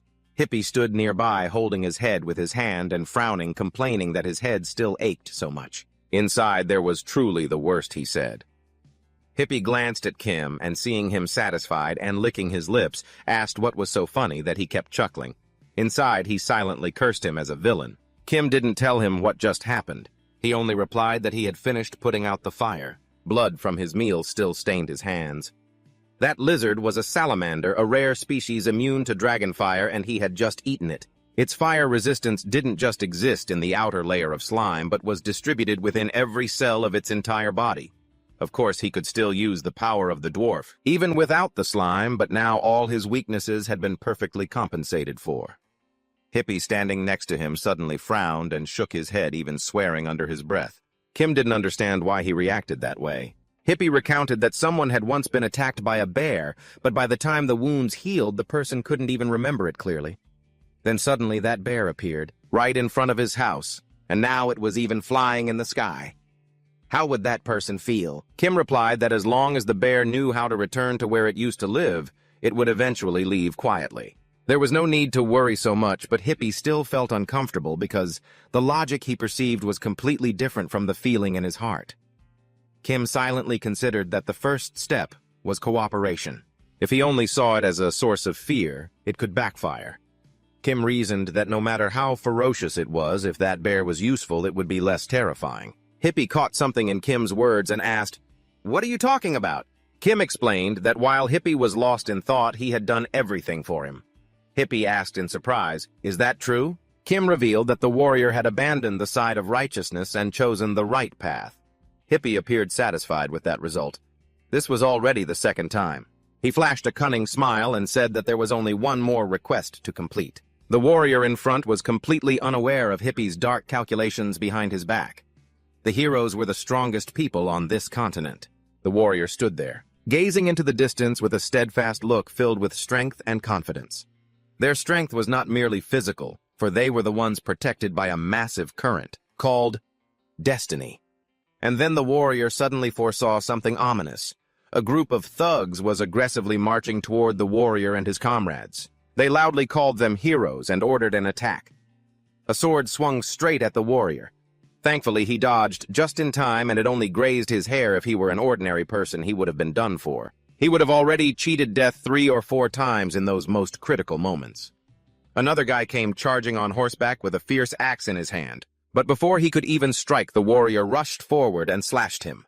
The saintess behind them shouted a warning to be careful because they were the Demon King's soldiers. At the moment of total despair for a hero, someone will always appear to help them. If they are forced to confront an enemy that is too strong, that assistance will unintentionally find its way to them. Kim did not participate in the fight ahead. He just watched silently. If they fall into a situation where they can only rely on luck, then luck will always be on the side of the warriors. The warrior tightened his grip on his sword. His eyes locked straight ahead. He darted toward the enemies as fast as an arrow. To kill a hero, one must possess enough power to overturn destiny itself, but so far no one has ever reached that level. That is why the Demon King beheads the human hero, and the human king beheads the hero of the demon race. However, the protection of destiny only takes effect when a hero is still a true hero. Before long, the warrior had wiped out all those uninvited guests. Their bodies lay scattered everywhere. If a hero loses their status, the warrior returned to report to Hippie that they were still a long way from their destination. Thankfully, they had found horses. Hippie put on a fake smile, saying, "We really got lucky.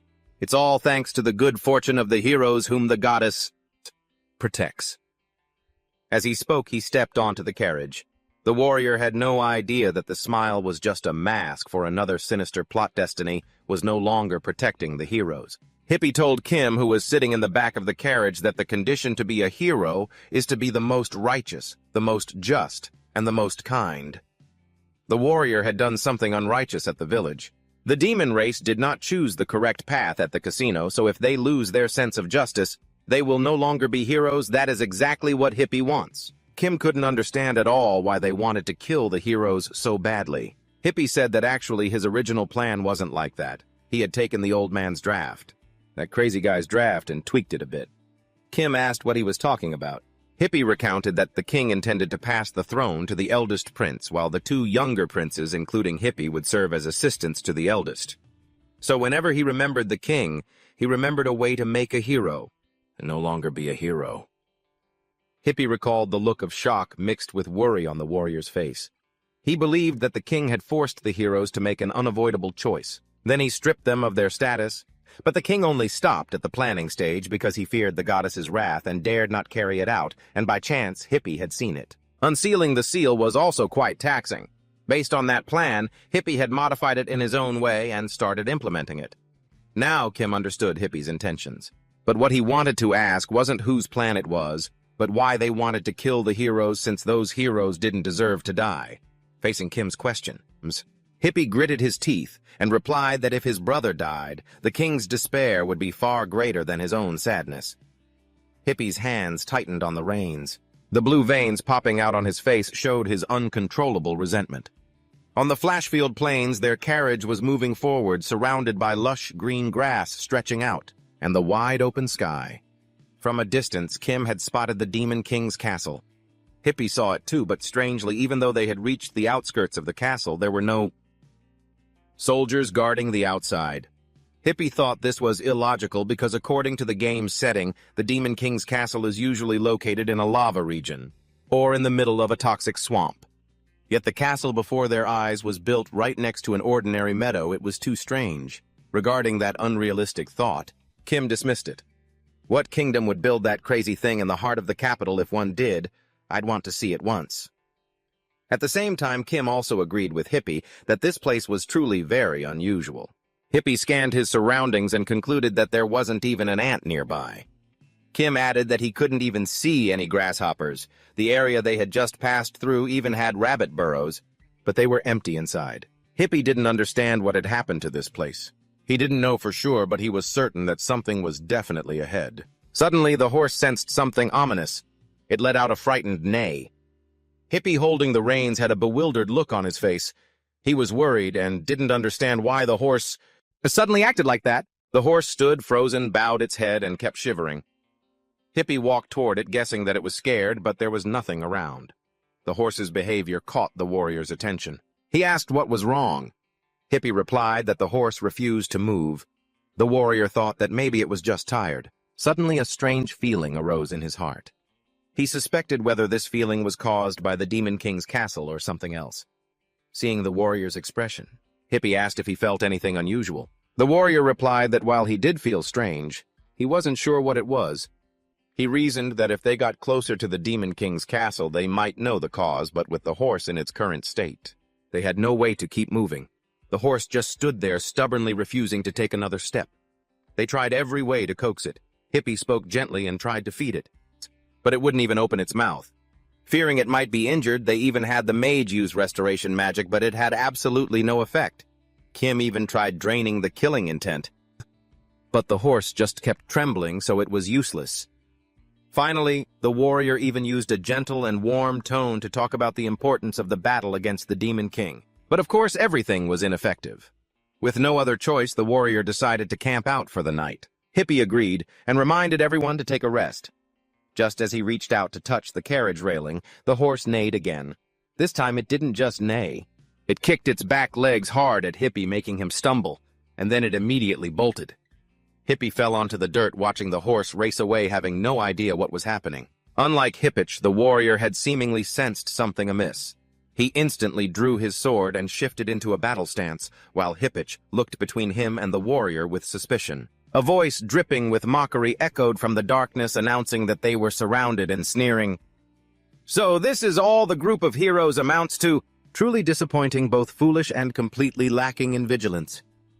From the shadows, a staff topped with a grotesque hand-shaped ornament slowly emerged, and its owner continued to speak. He taunted that their tracking abilities were worse than a pack of wild beasts. It was Richmond. With a tone as eerie as if it were rising from the depths of hell, he mused that he couldn't understand how they had managed to survive until now. The warrior frowned at him and barked, "Show yourself." Richmond asked if he truly needed to introduce himself. Since he hadn't exactly been hiding, he obliged with a brief introduction. As he finished, he slammed his hand-shaped staff into the ground, and the entire area shuddered violently. Hippich broke into a cold sweat. "Is the ground shaking?" Instantly, a hand burst upward from the earth, and in the blink of an eye, thousands of gruesome arms appeared as hordes of undead clawed their way out of the soil, poised to attack. Angela cried out in horror, "Annette!" Only then did the man speak. "I am Richmond, one of the 4 heavenly kings, and the one who will stand in your way." So this was Richmond the Envious, the one known as the Envious One. One of the supreme leaders of the Demon Kingdom with nearly 200 years of experience in command. Currently, 3 generations of Demon Kings had come and gone, and he had clashed with heroes more than twice over those 200 years. For more than half of that time, he had served as the Grand Vizier. The Demon King manages all internal and external affairs. No other demon, even those with double the lifespan of a human, could ever achieve such a feat. But he is an undead. He is not some low-level undead like a zombie or a skeleton, nor is he a weakling forced to periodically drink human blood like a vampire. He is a lich, the highest form of undead. As long as the relic holding his soul and magic remains intact, he is immortal. Once he dies, he simply returns even stronger than before. His arrogance seemed to pierce the very heavens. Even the generals in the demon castle, and sometimes even the demon king himself, dared not defy him. Before that fateful incident, the hero of the previous generation had struck directly at the demon castle, and Richmond had summoned countless undead from the abyss to halt the hero's advance. But they were all wiped out by the hero's holy light, and in the end he himself was destroyed. By the time his body was reconstructed from his relic, the hero had already killed the demon king and returned. The people there, upon recognizing him, cursed him repeatedly as a selfish, arrogant, envious one. The demon king is dead. How can he still have the nerve to keep on living? Did he run away from the battlefield because he was afraid to die? In that moment, Richmond's towering pride plummeted to the very bottom. But Richmond was not some mediocre being. He was a genius mage. He did not blame others for his failures. Instead, he studied to find the root cause of his own defeat, and he discovered that the primary factor was the hero's holy magic. His undead army would surely be weakened significantly by that kind of power. Thus he strove to cultivate divine tolerance for himself and the undead he summoned. The results were displayed right before them. Countless undead stood tall. Surrounding the heroes, the three of them could only huddle together. Angela gasped in panic. "How is this possible? Why can't I sense those undead?" The elder of the two princes couldn't understand it either, as undead were supposed to make the living feel their malice and hatred, yet he couldn't feel even a shred of it. Angela was extremely guarded. These undead, even standing right in front of someone with holy arts, they don't emit a single trace of evil aura. But they are still undead. Use your holy magic. Angela immediately followed suit, unleashing a holy attack directly at an undead, yet its body remained completely unharmed. Not even a scratch. The group stared in stunned horror. "What is this?" "Impossible. Holy magic. Can't harm the undead." Richmond laughed heartily. "Pretty panicked, aren't you? There is still something more interesting." As he finished speaking, he struck his hand staff into the ground, a magic circle appeared, and these undead were actually capable of doing the exact same things they could. The elder of the two princes was stunned to his core. "What is this? He even has holy magic." Angela was speechless. "How on earth did they do that?" Richmond said he would reveal his secret technique, and a book appeared before their eyes. Angela shouted in disbelief. "Is that the holy scripture of the goddess church?" She asked Richmond how he had obtained it. He immediately replied, "Naturally, it is because I am a devout follower of the goddess church. All the undead on this plane, including myself, are followers of the goddess church. That is why they do not carry hatred or malice toward the living." Angela couldn't believe that an undead could be a follower of the goddess church. Richmond asked her, "You have been with the goddess church for over 15 years, right? I have been a follower long before you were even born. I have read the Holy Scripture for 55 long years to attain this divine tolerance." Following the example of saints and martyrs to change his ways, he loudly proclaimed, "My piety is superior to yours, it is second to none." He raised his book and declared, "Those who have followed the faith for 15 years are no better than the youngest child among us." Then he looked at Angela and pointed to one. "Andes, you are only on the level of that little boy." She stared at the scene, her face frozen in despair, thinking, "Does my faith really provide such things?" Richmond continued, "Andy's hatred and resentment are what make us envious of the living, but the jealousy carved into my marrow has been resolved by my devotion. I have mastered envy. I am the true sovereign of envy, Zickman the Envy Rose." Angela adamantly refused to accept Zickman's words. "Impossible. The undead are nothing like those who worship the righteous and benevolent goddess. A person like you could never possess faith." Zickman told her, "Everything in this world is created by the goddess, therefore. Even a bug or a grain of sand can possess faith. The undead were created by the goddess. It is thanks to her magic that these bodies can move. So this is not impossible. A saint should know this, shouldn't she?" Angela was startled to realize that what he just said was a quote from St. Elon chapter 6, page 11, verse 22. She gritted her teeth and said, "But even if you have faith, the goddess would never bless a demon like you." Zickman recited effortlessly, "Those who achieve the seemingly impossible will receive a greater reward than those who do the simple things." An excerpt from the Memoirs of St. Alex, chapter 3, page 21, line 7. "If a demon achieves righteous and pure faith, shouldn't it be rewarded by the goddess?" Angela clenched her fists, her whole body trembling. "You are just an undead demon practicing necromancy. But deep down, she knew clearly that everything he said was true. He was undoubtedly a believer of the goddess. She told Richmond to let them pass, because they were carrying out a mission entrusted by the goddess. Unexpectedly, Richmond replied, "Just as heaven has its laws, the mortal realm has its own, and one should not ignore the laws of the mortal realm just for the laws of heaven. You must prioritize the laws of the mortal realm before following heavenly ones, even if following the goddess is the right thing to do. I have offered this body to the Demon King. It is only natural that I serve the Demon King." Angela gritted her teeth. That is a quote from the goddess's teachings, page 1, line 15. Zickman closed the book and put it away. Our conversation ends here. My undead army has waited long enough. Kill them all. The undead surged forward immediately. Angela charged ahead, casting a holy barrier against them. However, just like last time, the zombies were completely unaffected by her techniques. She fell into fear. As expected, I cannot block them with the holy barrier. At that critical moment, a skeleton grabbed her arm, ready to bite down. Suddenly, a blinding light flashed. Hippanic had timely deployed his light shield. He knocked the undead away and shouted, "Angela, this is no time to be distracted. Focus!" Finishing his sentence, he lunged forward, wiping out the zombies surrounding her. Angela felt a surge of emotion, remembering her childhood, when SD had also protected her from a pack of wolves. She quickly pulled herself together. No, a saint is not allowed to have these feelings. Hippanic was still struggling to fight the hideous undead. Angela regained her composure and quickly apologized to him for losing focus. Meanwhile, Kim was still nonchalantly sleeping on the carriage. An undead stumbled toward him, but before it could do anything, it took a punch to the head, caving it in, and vanished on the spot. Kim grumbled, "So noisy." So, the warrior anxiously asked, "Are you okay?" Kim didn't answer, but jumped off the carriage. The two princes were extremely tense. "I'm glad you're okay. These undead aren't affected by light magic." Seeing Kim walking straight ahead without hesitation, the prince called out, "Wait, Lord Kim. Light magic doesn't work on them. Don't rush." Kim glanced back and asked coldly, "So what?" Just then, an undead lunged at him. Kim remained calm. He gently used his sword to parry its arm, then grabbed the limb and twisted it backward. Kim forcefully ripped the undead's arm off its body. Then he crushed it to pieces. After finishing, he turned back and calmly muttered, "If you hit them, they still shatter all the same." The two princes' older brother broke into a cold sweat seeing that, but at the same time, he realized that the prejudice that one must use light magic to fight the undead had led him to think incorrectly. Just because holy magic is ineffective doesn't mean they can't be destroyed. One just needs to swing the sword a bit more.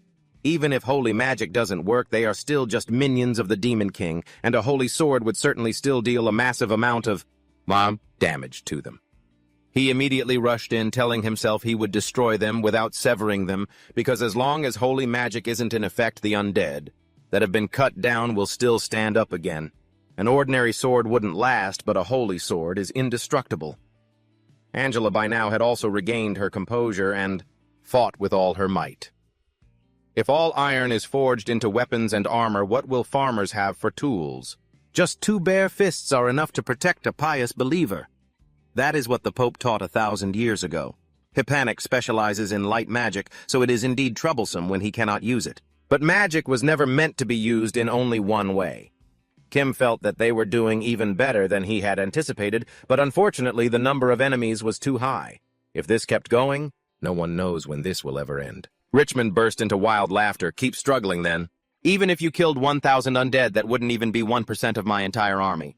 You'll all eventually become part of my legion." He threw his head back and laughed maniacally. He was crazed and supremely arrogant, but suddenly, cold sweat broke out all over him as a fire dragon appeared right before his eyes. A dragon burst out from the sea of raging flames, leaving Richmond, the warrior, and the saintess completely stunned. In this extreme situation, the two of them were actually sitting on the back of a dragon while that skeleton guy could only stare up at it. And that red dragon was none other than Kim. Looking down at the ground, the warrior realized the group below was being completely surrounded by the Andes. Seeing Kim reveal his form, the saintess assumed he had changed his mind, and she was right. Without a word, he flew straight toward the Demon King. This made the warrior feel uneasy. He couldn't sense any clear intentions behind Kim's actions. He couldn't help but wonder if SD even knew about this. He turned to Hispanic and stammered, asking if Kim was actually a dragon. Facing such an unexpected question, Hispanic didn't know how to respond at first. But very quickly after that, he still answered the warrior, telling him that Kim was not a dragon. However, the prince's answer at this moment was absolutely not enough to satisfy the warrior. If Kim isn't a dragon, then what on earth is this thing? Pressed for an answer, the prince didn't know how to explain it. He was so conflicted that he furrowed his brow and squeezed his eyes shut.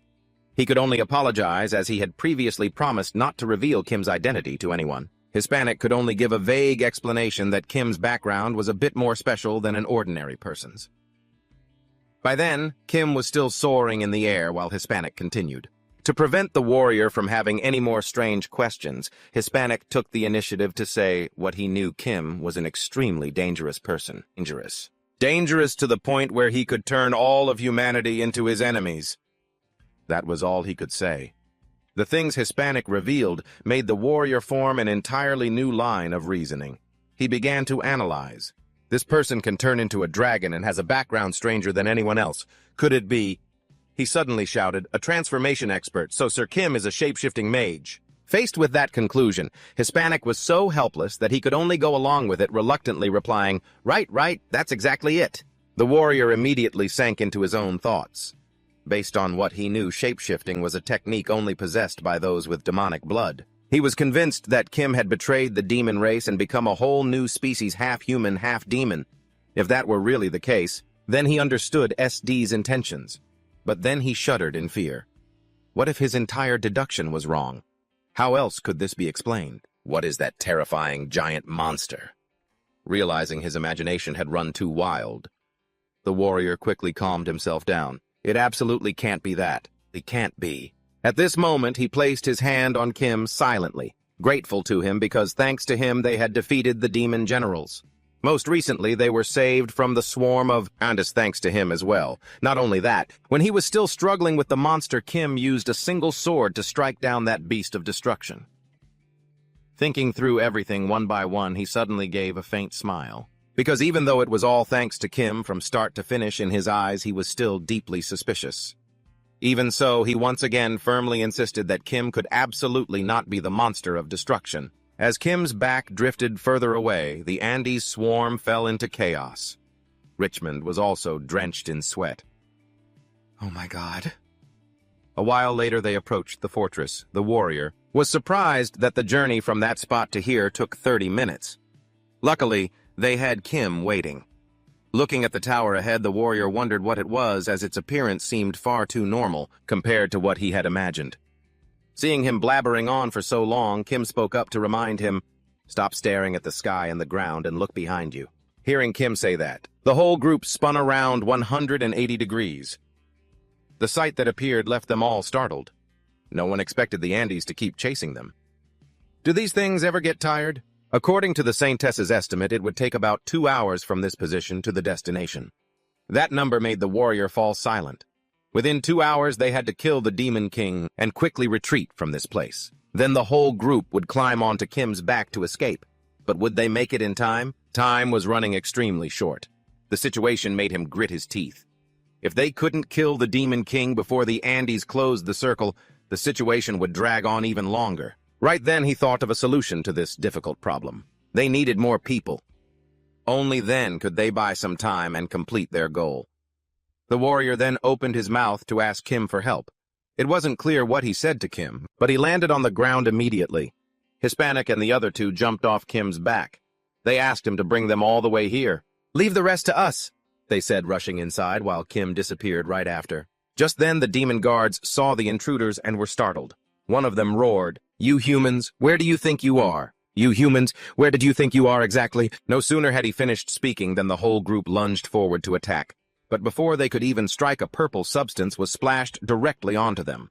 They stared at the slimy liquid coating their hands. The demon didn't know if it was oil or some kind of toxin, but before he had time to figure it out, the substance began to bubble, followed immediately by a massive explosion. Swallowing up 1/3 of the city, Kim, who was hovering in mid-air watching the whole thing unfold, knew that purple liquid wasn't just oil or poison. It was highly flammable fuel that would ignite violently at the slightest spark. Kim looked down with a sharp, calculating gaze. At this point, no one could open a portal to get in anymore. The Andes and Richmond squads couldn't get through either, not unless they dared to cross that wall of raging fire until the fuel burned itself out. Rickman stood there frozen, watching the castle explode. Sweat poured down his face, and he gritted his teeth, silently cursing that absolute disaster of a dragon. Damn it! There's nowhere to run now. Rickman was standing on the back of one of the massive hulking Andes, surrounded by an Andes army so dense it looked like a black tide. All he could see were countless glowing red eyes peering through the darkness. Rickman couldn't tell if this was truly the dragon belonging to Starbucks or not, and in just one day, he managed to fire off nearly 10 shots. Could it be that this lazy bum was actually sparing him? Rickman's hands began to tremble. To him, the enemy's true identity didn't matter anymore. The only thing he cared about was that dragon. Rickman's grip tightened on the shoulder of the Andes, carrying him, leaving the creature bewildered. Rickman's eyes turned blood red, shooting out glints of pure malice. It was a dragon. The Andes had 3 major weaknesses, and with their skin and bones bodies, the first was that they would be obliterated by light magic. Their flesh would start to smoke. Second, they would be destroyed by sunlight, their skin gradually turning rough and withered. Finally, they would simply disintegrate over time. However, the first weakness had been overcome by faith. Their bodies were now covered in a layer of golden light to shield them. To avoid the second weakness, they were forced to power down after sunset. And to prevent their bodies from decaying over time, they had to remove all moisture from their skin. But that in turn created another weakness. They were terrified of fire. Still, Rickman could use fire resistance magic to mitigate some of that impact. That dragon brain of his wasn't helping at all. It was useless to the Demon King. Following Rickman's orders, the Andes kept marching forward.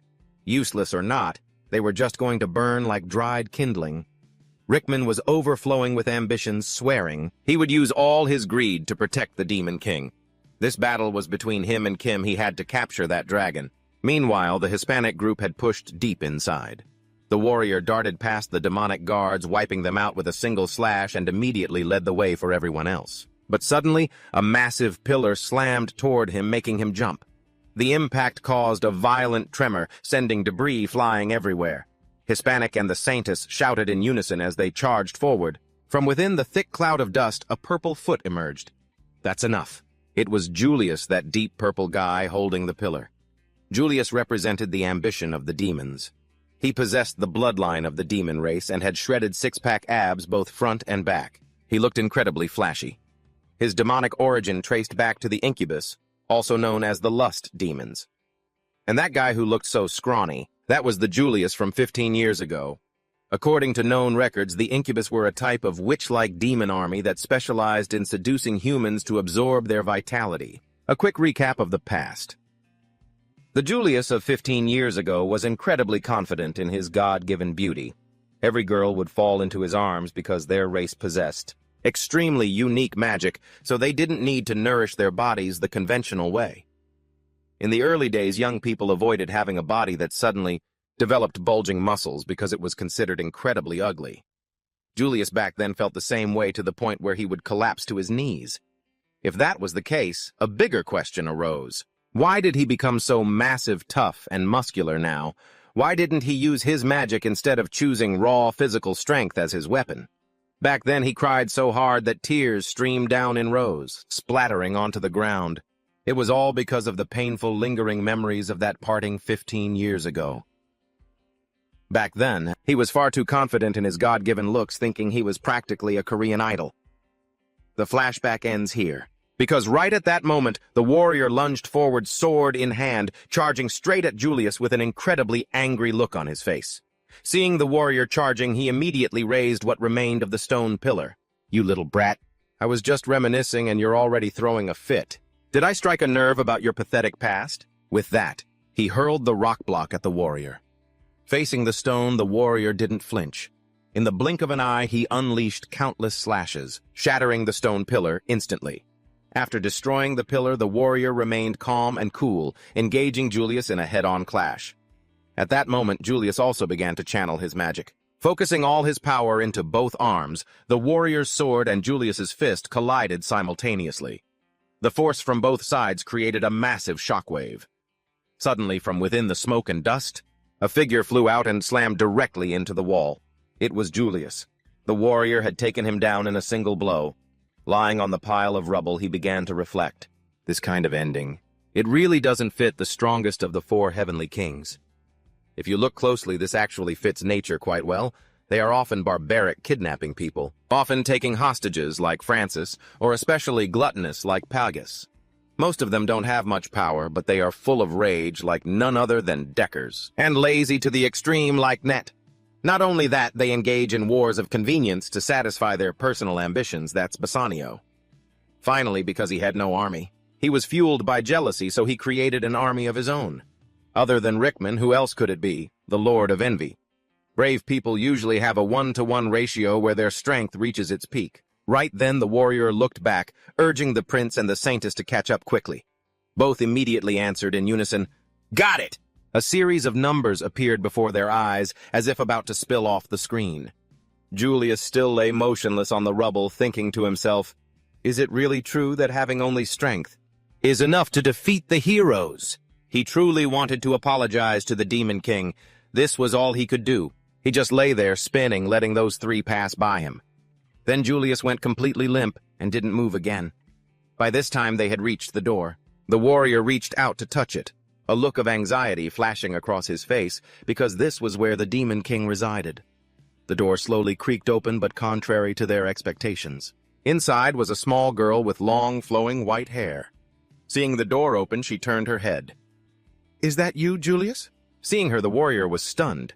"Is this the Demon King?" Outside the castle walls at this very moment, Kim is facing off against the undead. He starts puffing out his cheeks, looking like he's about to breathe fire. Seeing this, Richmond is incredibly confused. Why isn't he spitting any flames? Is there really no other way than this? He stares at Kim so intensely, his eyes almost cross. Daisy thinks to herself that if he truly can't breathe fire, she has to stall for time. Or should he go provide support to the Demon King? Lost in his thoughts, his staff tightens around the undead he's holding, causing it to whimper in pain. In conclusion, he feels he's done enough supporting for now. As for Kim, he has puffed his cheeks out to the point where he can't hold any more. Immediately after, he dives straight down from the sky toward the undead. Seeing him swoop down, Richmond panics instantly. He's here. He immediately uses his staff's fire magic to buff both himself and the undead. A stream of orange light instantly covers them all, though every one of them shows fear on their faces. Seeing he's fully prepared, Richmond screams, "Come at me, you dragon!" Without needing him to say a word, Kim was already diving, but then suddenly changes direction, pulling up and flying back into the air instead of hitting them, all while keeping his mouth filled with whatever he was holding. A purple fluid starts pouring out of Kim's mouth, the exact same highly flammable substance the three of them had just used. As the liquid falls, it sticks to the undead, leaving them in absolute panic. Seeing that substance, Richmond looks like he's lost his soul, but he recovers quickly. He snaps out of it because the liquid explodes so fast. Now he's stuttering, What is this?" A few drops of the liquid even start settling on the tip of his nose. "This," Richmond shouts toward Kim, who is still busy spitting that stuff all over the remaining undead. No. Could this poison have wiped out the undead? He starts screaming at Kim, calling him an idiot, but then realizes he's actually the idiot he'd been worrying for nothing. After finishing, Kim turns back and replies to Richmond, "Exactly. It doesn't even have any effect," he says, his eyes flashing. Seeing that Richmond is suspicious. Could it really be a bluff? Without caring about him, Kim immediately breathes fire. However, the flames seem a bit weak. Seeing a dragon breathe fire like that makes Richmond a bit stunned. But right after, he laughs like crazy. Damn it all! He clutches his stomach, laughing uncontrollably, because no matter how weakened it might be, his body is more than capable of withstanding that level of fire. Yet before he can even finish laughing, a massive explosion erupts. The smile on his face vanishes. What's going on? That's impossible. A bone fragment from one of the undead that just got hit by the blast flies straight toward a gray undead. The bone, still engulfed in flames, touches the liquid on its shoulder and instantly explodes. Another huge explosion forms. Only then does Kim explain to Richmond that while the liquid isn't poisonous, it is extremely flammable, more so than anything else. And roughly after 30 breaths of mine, it goes boom. No sooner had he finished speaking than a chain of explosions erupts, causing a massive firestorm. Watching that scene, Richmond is terrified to his core. "No, this can't be!" The fire is already reaching him. Before he can even utter a final word, the explosion hits him square in the face. Everything is blown to pieces. In that dark space, A jar is shaking violently. Looking closer, cracks appear on the surface and then it shatters into pieces. The undead scream and scatter, fleeing from the sea of fire. Caused by Kim, just as the explosion hit Richmond, the jar shattered. The eye sockets of the undead turn pitch black, and they all simultaneously stop moving. It's as if all their life force has been drained, and they are gradually swallowed by the flames. Flying in the sky. Kim also realizes that they've stopped. Perhaps it's because the leader is done for. He feels disappointed because it ended before he could even really fight. Looking at the large number of remaining undead, he feels a bit annoyed, but thanks to the power of the fire dragon, he can easily handle them. Without their leader, this lot is just a bunch of corpses with no strength left. Thinking that he feels that it's better to go wipe out the rest inside the Demon King's castle, that would be more useful. With that thought, he ignores the raging fire consuming the undead and returns to his human form. He enters the Demon King's castle. The moment he steps inside, he sees soldiers lying everywhere, groaning, the hero, the Demon King Kim. He walks alone down the quiet corridor. Suddenly, he spots a large door. As soon as he pushes it open, he hears a noisy argument between several people inside. 3 of them are standing in a Spider-Man-like standoff. They are pointing at each other, arguing, while the warrior is protecting a little lowly girl with horns. Hispania loudly questions the warrior because he says they can't execute her. But instead, they must live with the lowly girl. The Saintess, standing in the middle, pleads with them, "Please don't argue, don't fight, don't tear each other's clothes, put the weapons down." Just then, Kim enters and asks what's going on. Everyone in the room turns to look at him simultaneously. He asks about the situation with the Demon King. The warrior hesitates, because telling him the truth would be very dangerous. Finally, Hispania is the one to speak up. It turns out the lowly girl being protected by the Demon Lord was right behind them. Hispanic ordered him to take her out, but the warrior immediately stepped in and shouted to stop him. Kim looked at the warrior, asking him to confirm what he just said. Both Hispanic and the warrior confirmed it was the truth.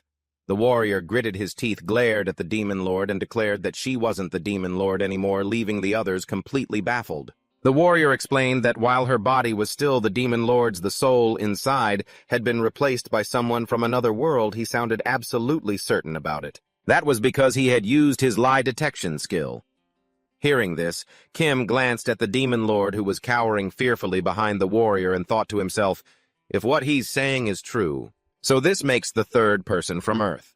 The first was Edward, who was reincarnated or reborn as he was born directly into a body in this world. Kim, however, traveled here while shape-shifting, so you could consider him a mutant, whereas the Demon King is a case of an earthling's soul getting stuck, trapped inside this body. In other words, she's a possessor.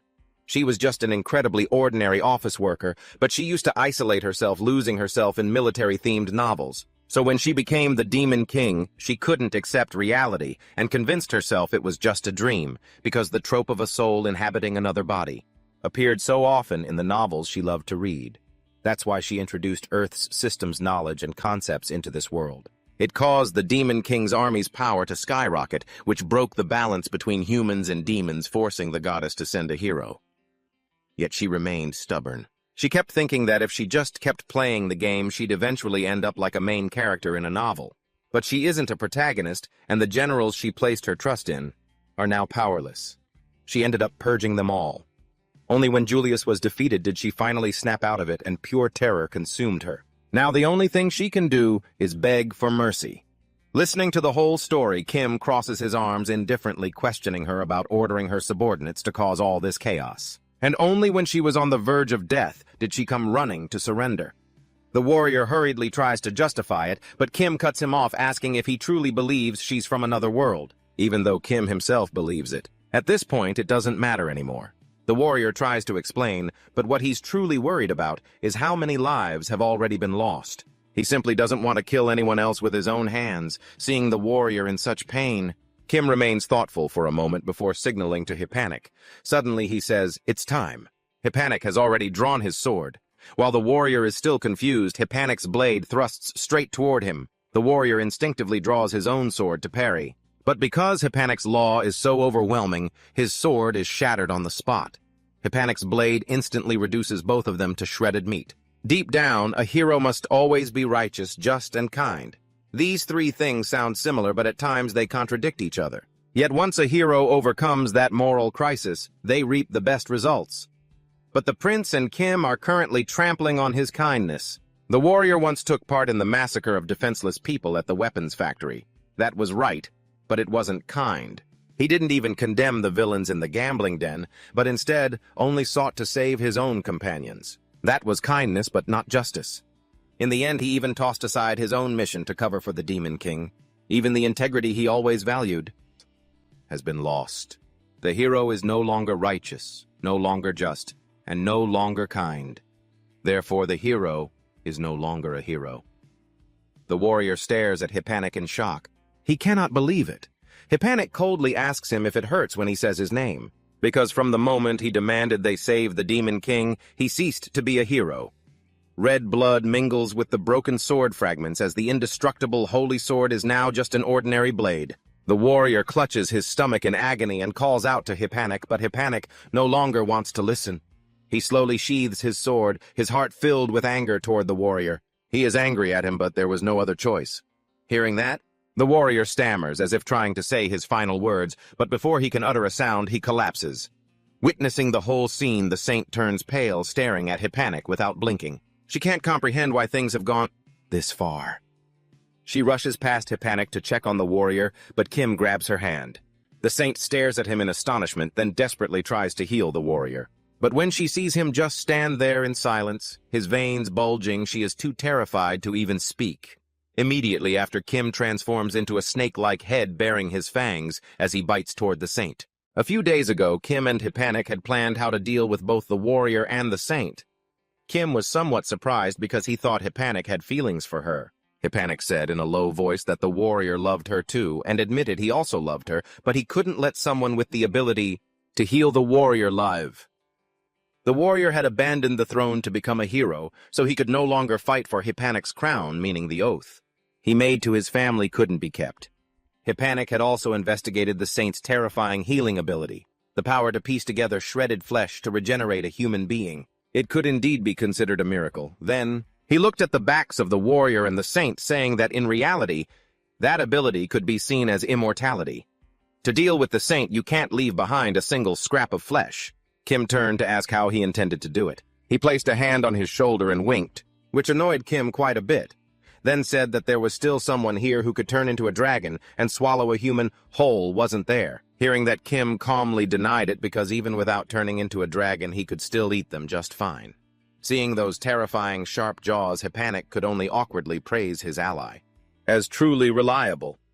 Hippanik then added that even if he swallowed that source of anxiety, the thing swallowed could still cause trouble in his stomach. But Kim immediately dismissed it. To him, once it passes through the esophagus, it disappears to somewhere else. As for that place called somewhere, he didn't know where it was, only that it couldn't be destroyed while still linked to him. Returning to the present, in the middle of the hall, only two people are left standing. Hippanik glances at the dead Demon King, frowning slightly, then turns to ask Kim if he wants to pierce through her completely, because leaving her like that makes him feel uneasy. Kim tells him to step back. Once the regenerative process ends, all abilities disappear, as for those who have exhausted. The strength to fight the Demon King will be granted as a wish by the goddess, and her appearance will serve as definitive proof of the Demon King's demise. Hippanik nodded in agreement upon hearing this, and just as he was still murmuring to himself, a beam of light suddenly flashed a light emitting from the Demon King's own body. He was lying on the ground immediately after. The space around Kim transformed into a blinding white, and beneath his feet it felt as though he were standing on a puddle of water. The moment he opened his eyes, a cube appeared before him. With many different emotional faces, he stared intently at the object. After a moment, he hesitated slightly and asked, "Are you the goddess?" The cube rotated a face that smiled and then spoke to confirm. Kim felt curious because it didn't look much like the goddess's true form, but the cube gave a very vague answer. Because the interface is naturally supposed to look like the ideal image the person connecting with me subconsciously envisions, but the current subject falls outside that scope. I am the system manager, so I cannot create a suitable interface. Then Kim asked what exactly the goddess was. The cube immediately projected images all around. It then told him that it is the system that creates and maintains the world. Its primary mission is to manage the system, create monsters and oversee souls. The cycle of reincarnation. Upon hearing this, Kim silently concluded that this wasn't a goddess, it was God. He asked why the goddess brought him to this world, and he received the answer that because the two worlds are close together, it is very easy for chaotic phenomena to occur. Then he continued to ask about the similarities between the monsters in this world and the monsters in Earth's legends. The goddess said it was because she had introduced them. Kim then asked if there were any issues with him dealing with the heroes, and received a negative answer from the goddess. He was brought here as a reward for his contributions in the war against the Demon King, so even if he killed both the Saintess and the warriors, it would not anger the goddess because she does not attach personal emotions to the system, just like the principle of not favoring skills like the path to salvation. It simply says, well done, if that action is deemed necessary. This also made him confused. The goddess explained that the heroes appeared originally to increase competition and drive the development of both the human and demon races, but the results led nowhere. Therefore, thanks to this, the hero system has been eliminated and will no longer appear in the future, which means from now on, both sides can unilaterally destroy the other faction. As for competition, humanity in the future will not consist of a single race. There will be humans, elves, dwarves, beastkin, and lizardmen. Currently, they are all allies, but once the demon race disappears, they will begin to compete against each other. After hearing this, Kim didn't ask further, but went straight to the point, the wish granted to the hero who defeated the Demon King. He coldly asked the goddess if she could send him back to Earth. That question immediately made the goddess freeze, and Kim's expression also stiffened. "Can you let me return to Earth?" Facing this question, the goddess remained silent and did not answer. After a few seconds of quiet, she hesitated before daring to reply, "I cannot do this. You are an individual with immense influence in this world already, so I am not permitted to let you go to another world." Hearing that, he felt completely stunned. He never imagined that his influence had grown to such an extent that even the goddess couldn't send him back to Earth. Kim seemed to realize something, or rather, so the goddess system cannot directly send me back? The goddess nodded to confirm. He probed her to see if he could find a way back on his own. At this moment, the goddess revealed that Hippanic is currently receiving information and would need a lot of time to process it.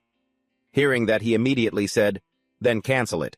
A mysterious smile suddenly appeared on his lips, and he thought to himself, "Knowing that is enough. I cannot go back on my word. The matter of finding a way back to Earth is considered complete. My next objective is dominating all things." Even though he had devoured a dragon, that still wasn't enough. No matter how strong he becomes, he could still be targeted by higher-level beings and humanity. As for those monsters that haven't reached dragon level, then he could devour as many as he wanted. He wanted to hold the power of a species even more superior than that.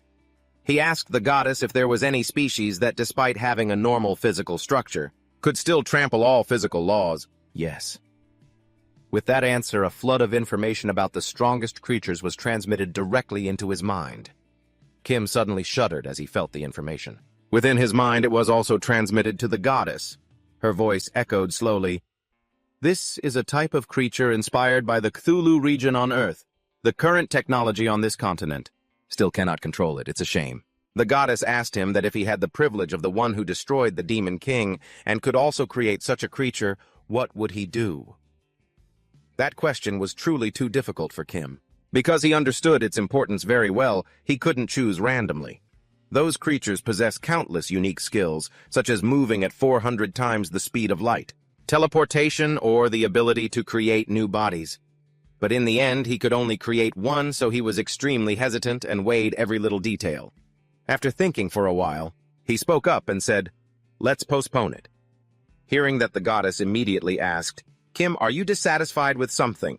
He answered immediately, No, that's not it."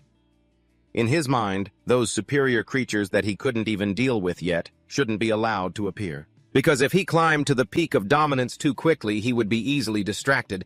By then, there would be all sorts of creatures wanting to take his life. The one at the top must be the strongest, undefeated in the world. There are still too many creatures in this world that he hasn't devoured. It wouldn't be too late to slowly devour them all and then finally accept that superior power. After thinking it through thoroughly, Kim said to the goddess, "My wish is, will I still get my reward for defeating the Demon Lord?" Hearing that, the goddess immediately agreed to pause the reward process. He asked her when he could come back, and she replied that he could return whenever he wanted.